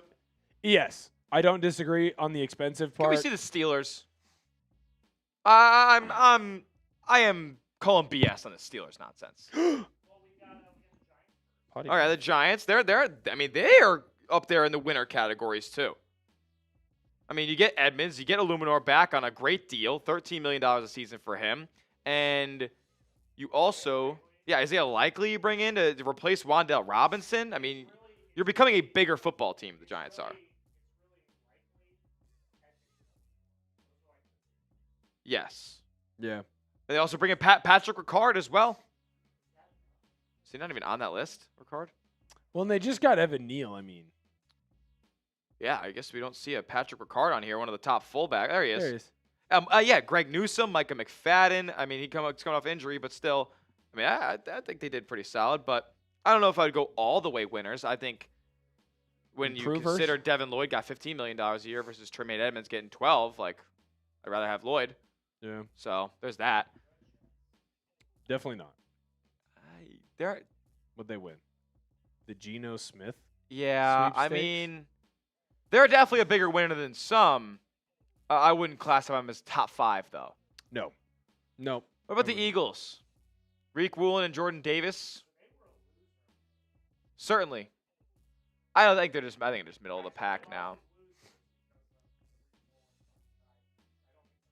I guess just. Yep. Like, I'm not moved, man. I'm not moved. I like that. It's fine. You traded for a guy, Michael Pittman, who they were going to cut anyway. Steelers off. Darnell Savage sucks. Cam Hayward, like, come on. It's 2026. Rico Dowdle, like, really spending our money there. Like, I'm not a fan of the Pittsburgh stuff. That is a better RB deal, though, than a lot some of the others. They're not winners. I agree with you. I don't know why I inputted that. That was the ultimate. Like, I don't know why I defended that. They got gassed up. Like, they were at the top of the list. What is Downey smoking? Like, that's Cincy. Just Michael Pittman. I guess relative to day one, that's not that bad. But, like, everything else they've done is just underwhelming to me. I can't keep them after what we've seen. Yeah, I think if we're gonna go to 5, then no, I would not keep them. Mike Evans, you never know. That deal could blow up in their face, like the substation. That hasn't blown up yet. Not quite. No. No, we're not. Are they losers though? No, God, no. No. They lost a lot of players. You re-signed Drake Thomas, who's your starting will linebacker. Yep. He's going to be your starting will linebacker for $4 million. That's a fucking sweetheart of a deal. I like it. Sorry for the cussing. Family show. Apologies. The 5 losers we have right now, just for reference, we've got the Ravens, the Raiders, the Bucks. What's wrong with the Bucks? They've lost a lot. Yeah. Like Mike Evans, Jamel Dean. On day one, that was like the big thing. Yeah. And they haven't really done a lot. Like, we're going to talk about them right here. Yeah. That's all they've done. And they Tom paid Waters' finest. They paid Gainwell $7 million a year. Like, it's not great. Yeah. And they've lost Mike Evans. They've lost I Jamel like Dean. Kate Otten, but like this is just this is a nothing burger for me. So I could consider them losers. Yeah. Yeah. I could. Yeah, I'm down for that. I got the Cowboys and losers. Yeah, they're horrible. And they gave a 4th for Rashawn Gary. He was getting released. And the Broncos, I have in losers. Yeah, and Broncos haven't done anything. They built upon Nothing they accomplished. How do we feel about the Titans? They were in winners on day one. That's Yeah. why I'm asking. They made a lot of moves. Gave Wandale Robinson $20 million a year. made a lot of moves, but I don't know what Fly, they I don't are. mind. Alontae Taylor is too expensive for me. John Franklin Myers is a good signing, but I don't know if I don't know if they're a full-on winner. Just because you spend a bunch of money doesn't mean you're a winner. All right, they're Agreed. off. And then Washington. Washington, I would say, is definitely closer to the winner category than Tennessee. So we had them in winners on day one as well. Let's get to the stuff they've done more recently. Mustafa Owe, Leo Chenal, I like that deal. Tim Settle's a good deal. They get they're winners. They are winners. Okay, so we have to pick one of the following to eliminate: the Saints, the Commanders, the Bills, the Panthers, the Texans, or the Patriots. Okay. Look, some people, I can't take Carolina off. I wouldn't mind taking Buffalo off. I don't think they're like a full-blown, like, they killed it, like, type of deal. See, I think they did a good job. All right. We can keep, like, I think I keep forgetting about the pre-tampering Right. deals. I think they've done really well. Yeah, I keep when I do this, I keep forgetting about the pre-tampering deals, and that McGovern deal, I think, is the best overall contract that was given out by a team in free agency. I want to say real quick. Someone said, "How are the Saints losers?" They're not. They're in our winners. They're in our winners list. category. They're in our winners list. Yep. Yeah. You know what? I'll keep the Buffalo Bills there. Do we take the Texans out? I think there's a chance we take the Texans out. Because they just have a ton of moves. Like, Montgomery is good, but you gave up a lot for him. Yeah. 40 mil? That's I mean, a look, lot. He's good, but that's a lot. Also, shout out to him. It's also 1 year, so it doesn't really matter. Right. Ed Ingram, I know they wanted him back, but, like, outside of Reed Blankenship, you paid a kicker the most money in NFL history. Sheldon Rankins back. Like, I could take the Texans out if you're down. I'm down for that. That's a lot of moves. It's a lot of moves. I don't know. I don't know if any are like, oh my god. Yeah, Braden Smith is probably your best overall value there at 2 years for 20. Yeah. But Screw it. We'll yeah, kick him I'm out. cool. We can take Texans out. Kick him out. I want the people to know that when we do this video, it's not going to be in any order. It's just going to be. They're just winners and there's losers. There's one and the other. You won. Are we alternating back and you forth, or are we going 5 winners, 5 losers? Okay. Love that. And look at that. We're right up at basically the 5 o'clock hour of Central Time, 6 o'clock Eastern. We Perfect. can probably get that going pretty soon here. Yes, sir. We got some sea chickens to talk about. Yeah, Carolina, I think is a winner too. I mean, they got the 2 best defensive players in the free agency class. Did they overpay for Jalen Phillips a little bit? Sure, but if he's healthy, he's worth that money. Yeah, it's some of these teams have to overpay though because of who they are. To get the player that you want, sometimes you have to overpay. Yes, absolutely.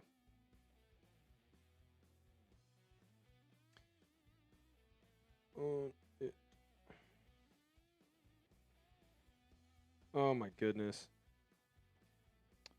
I hate technology. Technology is failing me right now. But that's okay. That is go. okay. That can't be real. Did they really just do that? No, they didn't.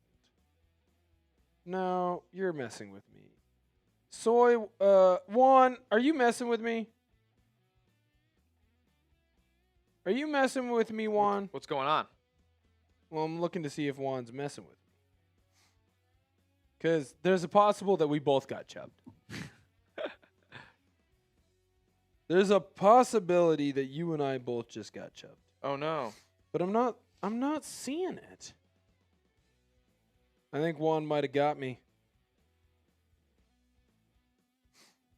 I'm not seeing anything. I'm not seeing anything. I might have gotten got. I think Juan got me. Shout out to Juan. Good for you, man. You win that one. Let's say Julian says cap. All right, we didn't both get chubbed. Oh. That would have been cool. That'd have been a good time. He says I gotcha. All right. You win this round, Juan. Make sure you hit that thumbs up button. If you're gonna troll me, at least like the video. I'm also what's cool about what the Bills have done. I've seen so far is they're just taking guys off of and bringing them to their team who have wronged Josh Allen. Bradley Chubb sacked him twice last year, and Dee Alford picked him off. They're like, Mm-hmm.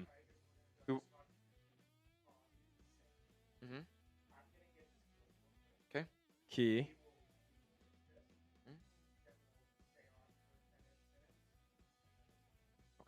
Okay.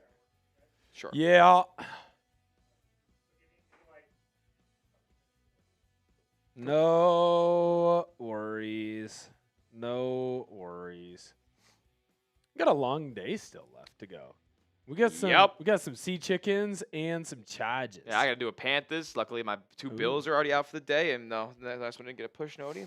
Ooh, there you go. There is something special. Now, this is inside baseball here. 9 out of 10. There is something about the push noti. Yeah, it'd be awesome because more people would have seen the video. Yeah, I get it. I get it. I still don't understand the push noti though. 3 a day.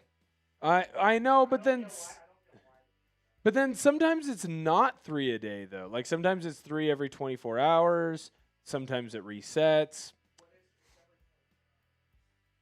See, but then there have been times where I shouldn't have got a push noti inside of the hours, but then I did. So you never know. You never know. Hit that thumbs up button if you will. Right now on Seahawks, we are 3 likes away from 170 likes. That'd be really cool if you hit that thumbs up button. I would get and be very excited. Let's go. Let's go. I would get and be very, very excited. Juan, after trolling me, says, who should the Seahawks trade for at running back? Juan, I wouldn't trade for anybody. I'd wait and sign somebody else, man. You can sign someone for cheap and not have to give up that much. Oh, boy. Free agency day 3. It's been all right. Hasn't been too bad. Yeah. Yeah. Bruh. Yes, bruh. Somebody tweeted out, I think it's the Ravens guy. Yeah, Ravens athletic writer saying, the Ravens agreed to a 1-year, $5 deal with vet cornerback Chidobe Awuzie.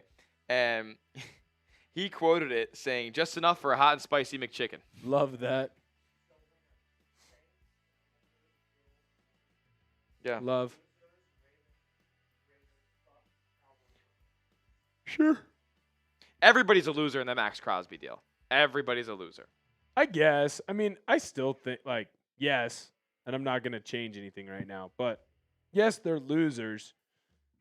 But, I mean, that's a pretty good, like, way to lose, don't you think? Like, oh, no. Yeah, you get 2 first-round picks back. Or are you talking about the Raiders' point of view? Yeah, I'm like, oh, no, I get Maxx Crosby back. The face of my franchise back. Oh, no. I understand. Yep. I understand. I understand. I get why they are losers.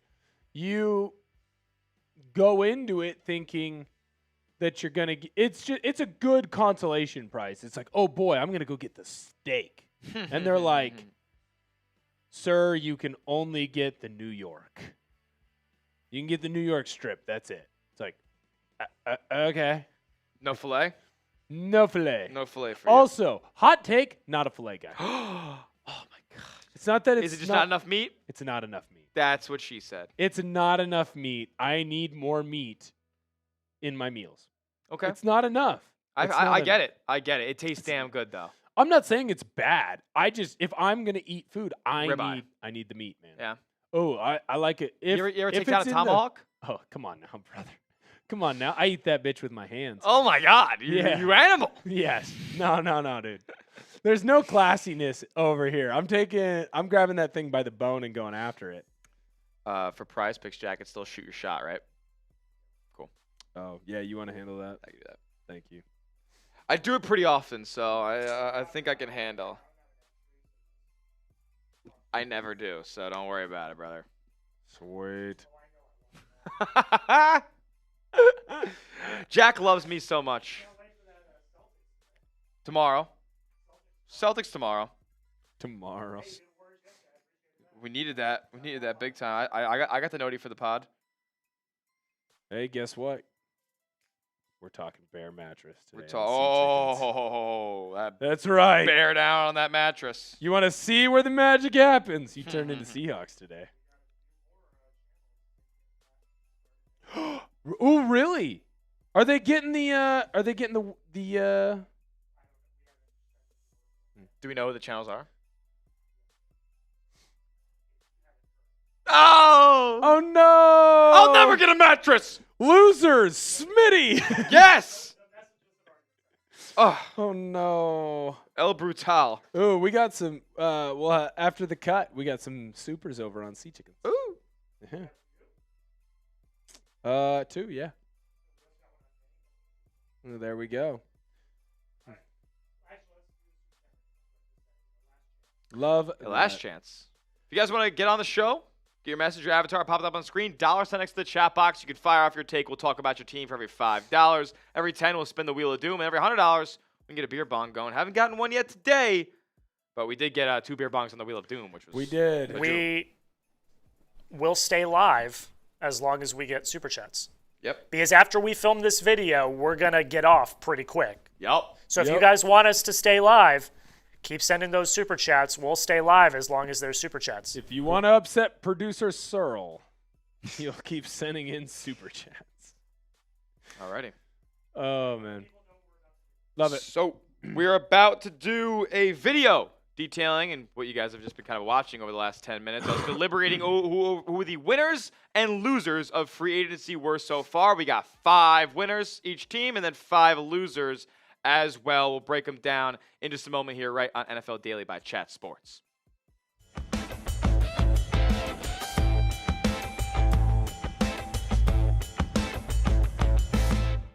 We got some winners and we got some losers through 3 days of NFL free agency and the 2026 league year officially underway. My name's Tyler Smith alongside Will Ortner here breaking down every single free agency move, and we got 5 winners and 5 losers from free agency. Before we dive into those, though, if you want to stay up to date with everything NFL all offseason long, hit that subscribe button. We've been breaking down every single free agency move. We've been basically recapping each day as it goes. So hit that subscribe button if you want free NFL offseason coverage every single day.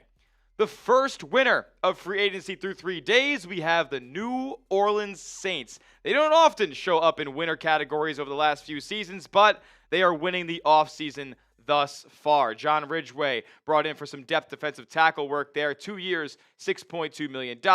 Ryan Wright, a punter move done there as well. They ended up trading away their punter from last season. But here come the big money deals for New Orleans here. Travis Etienne at 4 years, $52, and David Edwards at 4 years for $61. What do you think about those 2 moves? I think that Etienne is a slight overpay, but I think it is the correct overpay. Sometimes you have to pay a tax as one of the teams that is not very good in the National Football League, and the Saints, unfortunately, are that right now. But you have a franchise quarterback, or at least you hope, in Tyler Shuck, that is not going to take a big cap hit for you. So overpay for a position of running back that you know is going to help alleviate some of the stresses on Shuck. You're now going to be able to have a better running game with Travis Etienne Jr., and you're also going to have a player that can be a safety valve.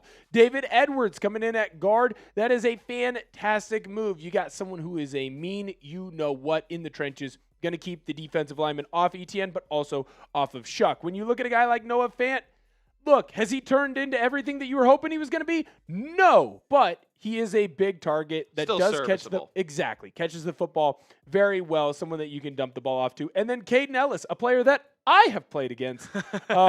He had a very good day against me. I did not have a good day against him. A solid signing there. He is an above-average linebacker in the National Football League, and I like that move. Moving on to the next winner on our list, we have the Washington Commanders. Now, the Saints, I'd say they gave out a pretty decent number of deals, right? They shelled out a pretty big sum of money. The Washington Commanders, yeah, they shelled out a heck of a lot more, and they made some impact moves. Nothing too crazy you see on screen right here. They keep Laramie Tunsil in town. Shout out to his agent that continues to get that man paid. Traylon Burks, solid, depth wide receiver there. He made the catch of the season last year. Then they go out and bring Marcus Mariota back. Nice, durable backup for when Jaden Daniels, if or when he does go down. Odafe Owe, the big splash of free agency for them. Will, what do you think of that move for a 26-year-old ascending pass rusher? Again, he's a player that I think you had to slightly overpay for, but I do think it was worth it. Odafe Oweh was someone that was going to be very highly sought after in that edge rusher room, and we saw what he can do when he is playing for a team where there is a solid defensive mind. I don't know if you know this, but Dan Quinn, he's gotten a couple of defenses to some Super Bowls, including winning one. Another one, they did end up blowing. But when I look at a guy like Odafe Oweh, yeah, you had to slightly overpay for him if you're the Commanders, but now you're strengthening a defense that really hasn't been great because of the personnel that you've had in Washington in the Dan Quinn era. I think that going out and getting an Odafe Oweh, it is the right move. Sometimes you have to choose when to overpay. You got a quarterback on a rookie deal. Slightly overpay for that edge rusher. I love that decision. And we're continuing to see that trend there. They signed Leo Chenal, who's a young cat. Odafe Oweh is young and ascending. And they bring in Nick Cross as well, a 24-year-old safety here. Kayvon Chasen coming off of his best season of his NFL career so far. Still decently young, too. So they shore up their edge rushers. They get a lot younger on defense. They were like a retirement home for defenders last year.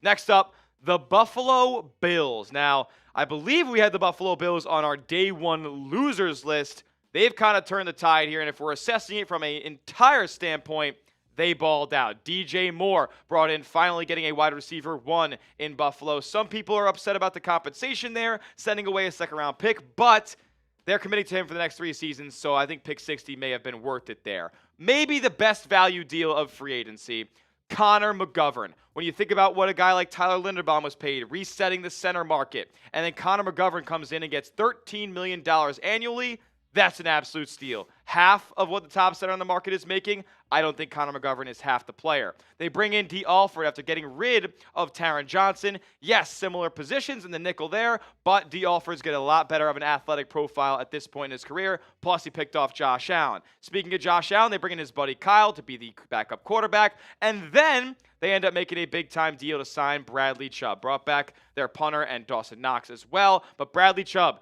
they needed to go out there and sign an edge rusher. They did so on Wednesday. A lot of people liking this move for Brandon Beane, $14 million annually. Bradley Chubb's the 31st highest paid edge down the league. Buffalo is absolutely a winner. Yeah, 100%. When you can go out and get an edge rusher like that in a position on your defense that you did not have, a player of Bradley Chubb's stature that plays the run just as well as he plays the pass, it is a home run deal. You got to be excited in Buffalo that you got Chubb. Let's keep things on the East Coast here, and we'll go to the Carolina Panthers, who have shelled out a decent bit of money themselves, but not a crazy high volume of deals. They just got a crazy high quality of talent now. Jalen Phillips, one of the top, if not the top edge rusher on the market this free agency cycle. He was certainly paid like it. Goes to Carolina on a 4-year, $120 million deal with $80 million guaranteed. A lot of injury history there. Panthers weren't scared about it. They bring back a couple of corners. Kenny Pickett to be QB2, but then late night on day one, Devin Lloyd. Another one of the best value signings of the offseason so far. $15 million a year. I mean, Quay Walker got more guaranteed money from the Las Vegas Raiders. I mean, he's getting Nick Bolton and like Jamie Sherwood money from the New York Jets. He's one of the best linebackers in the league. I thought he could have reset the market. They get him for $15 million. What do you think of the Panthers? I think the Panthers are doing a great job. They know that the South is for the taking. So go out and take it. Bryce Young, I don't know if he's ever going to be a top 10 QB. He's going to be good enough to get you to the postseason. He just showed you that he can do that. So when I look at this Panthers team, you had to strengthen up your defense. Again, a slight overpay for Jalen Phillips. Okay, you had to pay the tax. Pay the tax. Be willing to make the move. If I'm a fan of the Panthers, I'm pretty jacked up because I know that my team cares about winning because they're willing to do the things that you need to do to get a victory. The NFC South is weak. Tampa Bay's taking a step back. I never really know what's happening with Atlanta. I think they're going to be good. They never are. I think the Saints are on the rise, but I don't know if they're quite there yet. If you're the Panthers, just hold on to that thing. Run away with it. Absolutely. Let us know down in the comments section who your biggest winner of NFL free agency was. Is it a team? Is it a player? Let me know who the biggest winner of this free agency cycle is thus far. Our last winner on our list is going to be the New England Patriots. Everybody's favorite team, right? The New England Patriots. They honestly made some solid additions. They not only stole the Bills' prized possession at fullback in Reggie Gilliam, they bring in Draymond Jones. He's a solid edge rusher there, and you get him on a decent deal comparatively to what other guys are making around the league. Elijah Vera Tucker, They're shoring up the offensive line. They knew that Drake May got killed back there way too often, especially in the postseason, so they bring in a guy to shore that up. Romeo Doubs, really, really solid wide receiver too there. They get him on a $17 million a year deal. If they end up trading for A.J. Brown, they're going to have a very formidable wide receiver core, much better than it was in 2025. Then they bring in Kevin Byard on a one-year, $9 million deal. He's led the league in picks since he's entered the NFL, and he reunites with Mike Vrabel here in New England. I like what the Patriots have done so far. You? I could not agree more. You had a lot of holes. Just because you made it into the Super Bowl doesn't mean that you are necessarily rock solid. This Patriots team, there were a lot of things that you can't necessarily control that went their way. And we know that Vrabel is a good coach, and he knows how to kind of work with his general manager to get the players in that he wants to run, the style of defense that he wants to run, and the style of offense that he wants to run. I love what the Patriots have done this free agency. All right, before we move on to our losers, we got to tell you guys about our sponsor on today's show, as this episode is brought to you by Prize Picks. Shoot your shot on Prize Picks and get $50 instantly in lineups when you play your first $5. That's right. Prize Picks is now giving you $50 in lineups when you sign up and play your first $5. Prize Picks makes every dunk, every dime, and every board that much more exciting this March. So don't miss the chance to get started on America's #1 app for sports picks over at Prize Picks, where it takes less than 60 seconds to create a lineup. You pick 2 to 6 players and just pick more or less on their projected stats. And then you can win up to 2,000 times your money in one single lineup. Mix and match. Football for next season, basketball going on right now, hockey, baseball is coming up. You can put it all in one lineup on Prize Picks. And they're the best for sports picks because of the features that they offer, like early payouts. So if your lineup gets off to a hot start, you can cash out those winnings before the games even finish. They also have injury reboots, so if your player gets hurt in the first half of a game, does not return, they'll just take that square out of your lineup. They have stacks, so multiple stat projections from the same player in the same lineup. So much to take advantage of on Prize Picks. Download the app today and use the promo code that you see in the bottom right of your screen there, CLNS, to get $50 in lineups after you play your first $5 lineup. That's code CLNS to get $50 in lineups after your first $5 lineup. Prize Picks. It's good to be right. All right, now to everybody's favorite part of the show, the losers, right? And we got to start off with the Baltimore Ravens. Everybody's most hated team now. Patriots can take a back seat. Everybody's saying F the Ravens at this point after what they did with the Maxx Crosby trade, backing out and just basically reneging on their deal in the legal tampering period. Then they go out and sign Trey Hendrickson very suspiciously. What's going on with Baltimore? I don't know what you're talking about, Smitty. I listened to General Manager Eric DeCosta, and he said that they were actually planning on having Maxx Crosby and Trey Hendrickson almost like a superpowers reuniting, going to have this super defense, because of course they could have afforded to pay for both of those guys. It was always the plan, and they were actually forced to move on and renege on that contract or renege on that trade deal. They were forced to do this deal. Yes. They didn't want to. I wouldn't say that they are necessarily losers for the additions that they have made, but they are losers in the fact that teams aren't going to want to do business with Eric DeCosta and the Baltimore Ravens anymore. After they'll just call it quits on a deal before it's finalized. Makes no sense at all. So the Ravens are absolutely a loser. Who cares what they picked up in free agency? Agreed. Scumbags. Next up, the Las Vegas Raiders. So yes, Raiders. I think everybody in the Maxx Crosby trade is a loser in some regard. Yes, you get back Maxx Crosby, which is not a bad consolation, but he's also recovering from injury. You get the first-round picks back, but also the $65 million in cap hits that he will take up over the next 2 seasons. And you paid out a lot of money. You paid Raider tax on a lot of money for some of these players, including Tyler Linderbaum, who you reset the center market for by 50%, $9 million for the next highest-paid center. Kwity Paye, I thought that was a good deal, but then you're showing out to Nakobe Dean and Quay Walker, who you gave more guaranteed money than Devin Lloyd got. And Malcolm Kuntz is okay, not great. Like, I don't know. I feel like they just paid a lot of money for a lot of not elite-level talent, plus they lose the picks on the Maxx Crosby deal for 2 first-rounders. Yeah, I will say this. They are losers because, unfortunately, it seems like they had a free agency game plan that now has been completely derailed. But I will say this. If you are going to be a loser in this sense, I want to be that loser. To do my best Colin Cowherd impersonation, that's going to the steakhouse and saying, I want the filet, and they say, no, we can't do that for you. We can give you the porterhouse.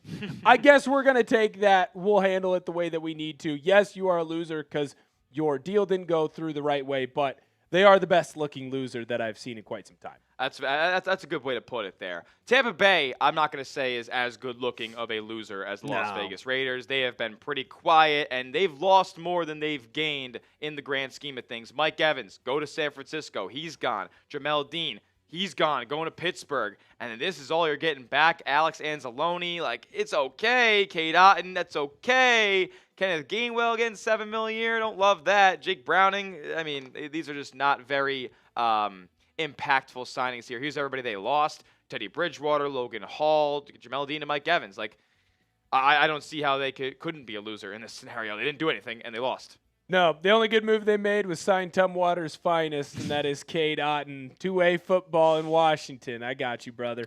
Otherwise, look, man, when you lose a lot of stars like this, it does suck. It feels like Todd Bowles might be in a very much prove-it situation, maybe a lame duck type of situation, and you just lost some of your best free agent type of players. And, by the way, it's not like the NFC South is very good. They are losers because they got worse in a division that it's hard to get worse in. Yeah, that's a great way to put it. Once again, Dallas. I mean, when do they not lose? When does Jerry not lose? Because like I feel like that's been a trend. He was good in Landman for the past 15 years. He was good in Landman, but he wasn't good this free agency cycle, man. Javonte Williams, fine. That happened way back when. I think it was the first extension that was even agreed upon this offseason. Rashawn Gary was set to be released by the Packers.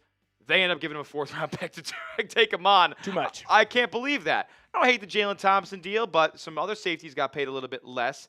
I mean, and everything else after that, just meh.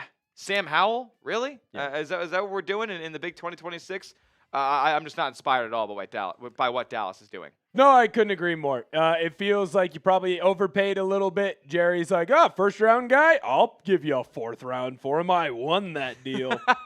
I don't know if that's the right decision there, and then everything else is just kind of 2 thumbs meh. You need to improve that defense. That was kind of your bugaboo there, and, of course, they didn't improve that. And the most important part about losing is love was lost for the Cowboys. Absolutely. Last but not least on our losers list, the Denver Broncos. Now, I don't think they made any bad investments for the most part. They just made no investments. Like they're only bringing back guys they had on the roster last year. They didn't get to the Super Bowl. Now, albeit, if Bo Nix plays in the AFC Championship, who knows what happens. But I don't think you can bank on that being a guarantee for next year. Yes, they bring back J.K. Dobbins and Alex Singleton on solid deals here. But, man, no external signings yet. You have to fall in the loser category if you ask me. Yeah, I don't disagree with that. It felt like they could have been a big player, made a couple of big moves, and maybe they're being smart, right, in Denver, and they're saying, hey, we don't want to pay Kenneth Walker an absurd amount of money. Maybe we don't want to pay Alec Pierce an absurd amount of money.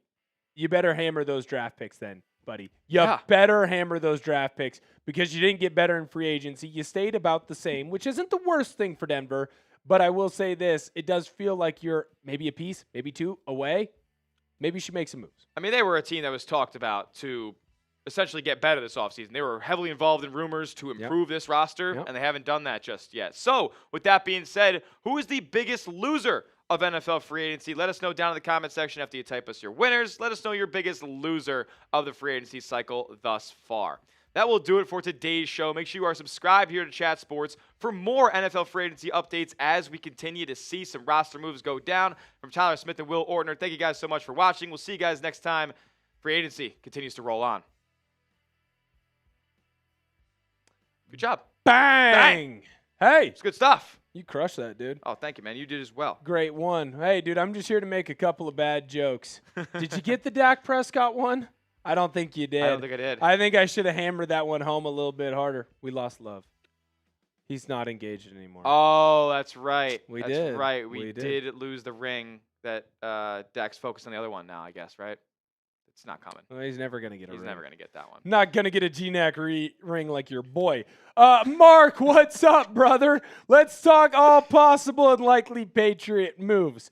Do you just want us to talk about A.J. Brown, man? Like, just be honest. Want us to talk about A.J. Brown. Just be honest, Mark. You just want us to talk about A.J. Brown. That's all you want to do. That's okay. They have as good of a chance as any to do it. And, dude, I think if he does get moved, I think he's a Patriot. Absolutely. I do. There's a rumor with one of the teams that I cover, a.k.a. the Los Angeles Chargers, that maybe they'll make a move. Maybe they're saving up some of that cap space to trade for him. Maybe they're going to be able to package Quentin Johnston in there in some form or fashion. It's not going to happen, I don't think. I'd be happy to wear egg on my face. I think the Patriots are going to make a big move, and they're going to be able to get him. I think the Patriots are going to make a big move there. What up, Juan? Good to see you, brother. You trolled me earlier, and you got me. I thought we were getting chubbed up in Seattle. Unfortunately, no chub in Seattle. What signing would be the biggest help to Seattle? I think right now they've made it pretty clear that they're not going to go a ton of external signings. I would love Rachaad White, just so you have a veteran running back who's gotten a ton of time, because right now you're banking on Charbonnet to get back from that ACL injury 100% healthy. I don't know that he's going to be able to do that.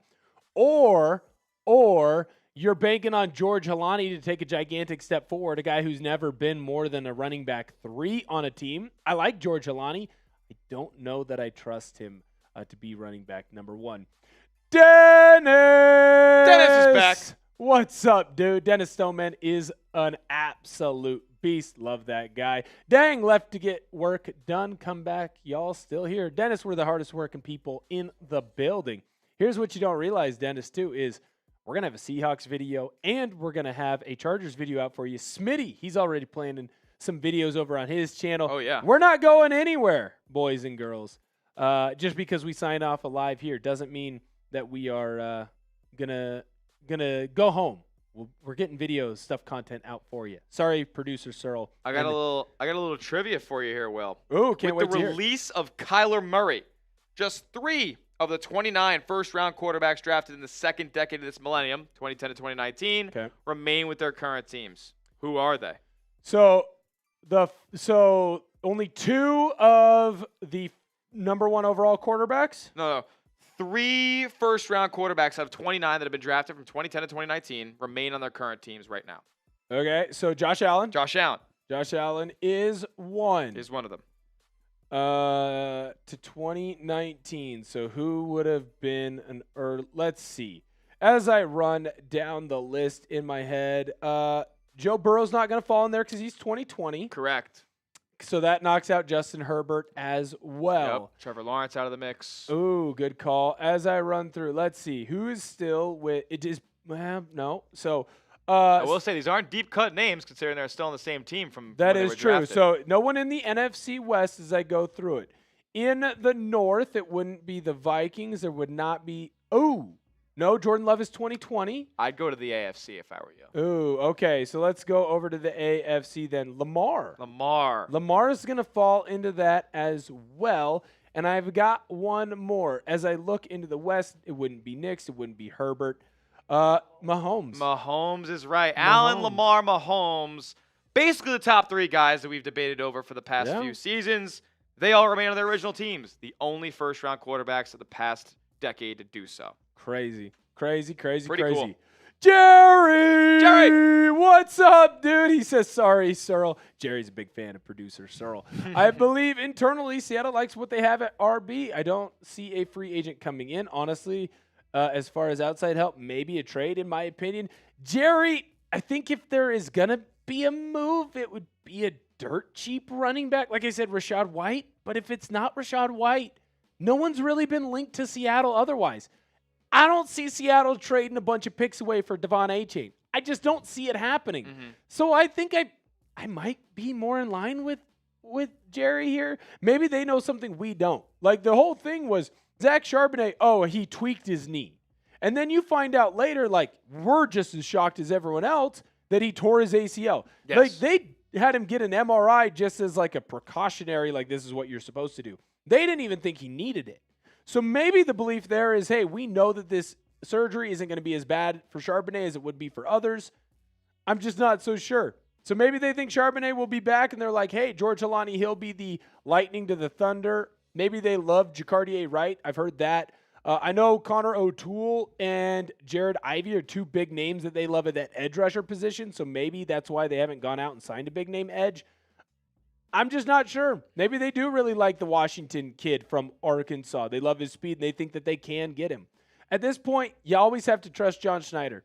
Didn't necessarily love the offseason for the Seahawks last year, And look at what they did. All of those pieces. It's Osa, right? Osa. Ooh, shout out Portland. Yeah. To the Niners. Yep.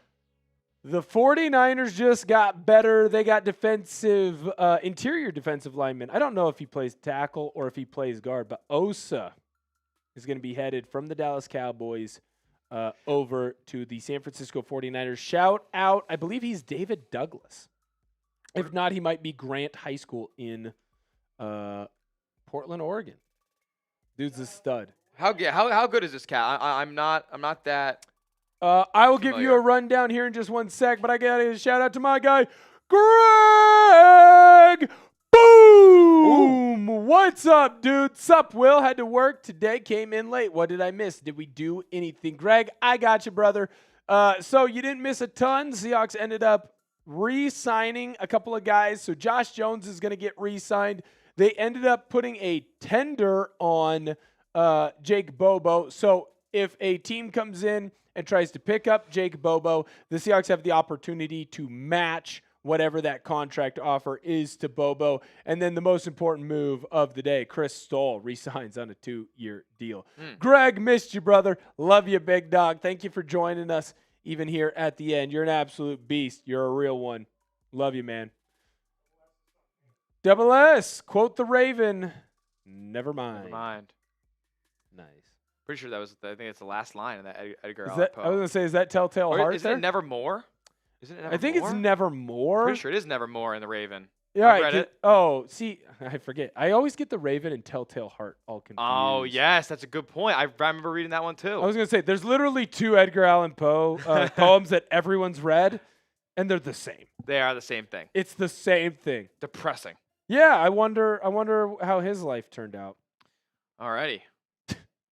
It did not. Did not. Okay, back to Osa, by the way. What do we think? Strong interior defensive lineman, kind of built in the mold of the old school San Francisco D lineman, if I remember correctly. He's a little bit of a bigger cat for the D line. Usually you see D linemen a little bit on the shorter side. Like Aaron Donald was 6'3", and so that allowed him to get underneath the pads of the offensive lineman. Osa, if I remember correctly, is closer to like 6'4", 6'5", 6'6". Wow. Range. Big, strong kid. Cowboys going to get a 3rd-round pick. I think that's a fairly decent deal there for both teams. Obviously, the Cowboys decided that they were going to move on from Osa. 49ers need some interior defensive line help. Cowboys going to get a 3rd-round pick back. I think that's a good deal for both squads. I think you get better on both ends.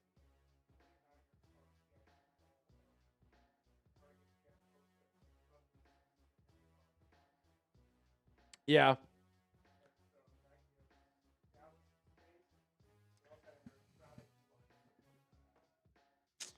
Alrighty. We'll be interested to see what they do and what decisions they decide to make. I like it, though, for the 49ers. I don't like it for the Seahawks. Osa's a good player.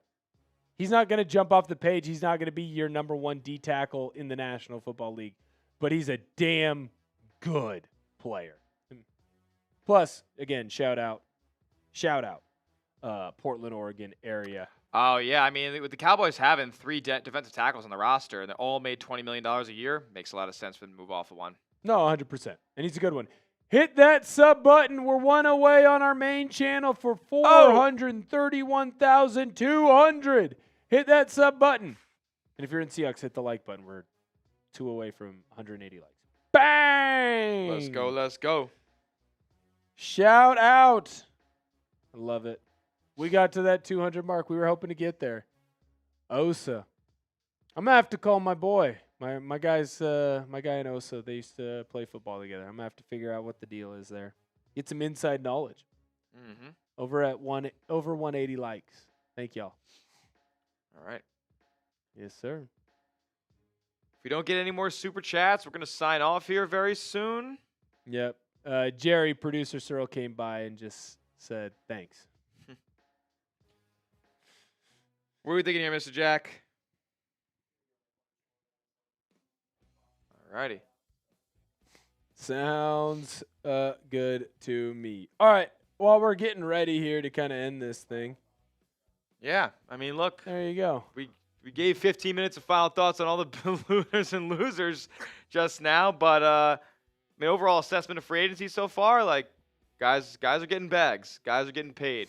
Yep, and I think that there are a lot of teams that are winning free agency right now that are going to have some big complaints. Oh, yeah. This happens every year. Yep. Half the Raiders guys are going to suck. Like, half the Commanders guys are going to stink. Like, it just is what it is. Like, every time you spend big like that, two of the contracts that you hand out are bound to be awful. Yep. There's a lot of people that won free agency that are going to lose in the long run. Yep. And I think that is the most important thing to kind of note. Great way to put it there. Just because your team didn't make a ton of moves doesn't mean that they actually really lost. Yep. Does not mean that they actually really lost. I'll be interested to see. I wonder if there's another big trade that is still out there that can happen. I wonder if there's one more big move that we just don't see. Yeah.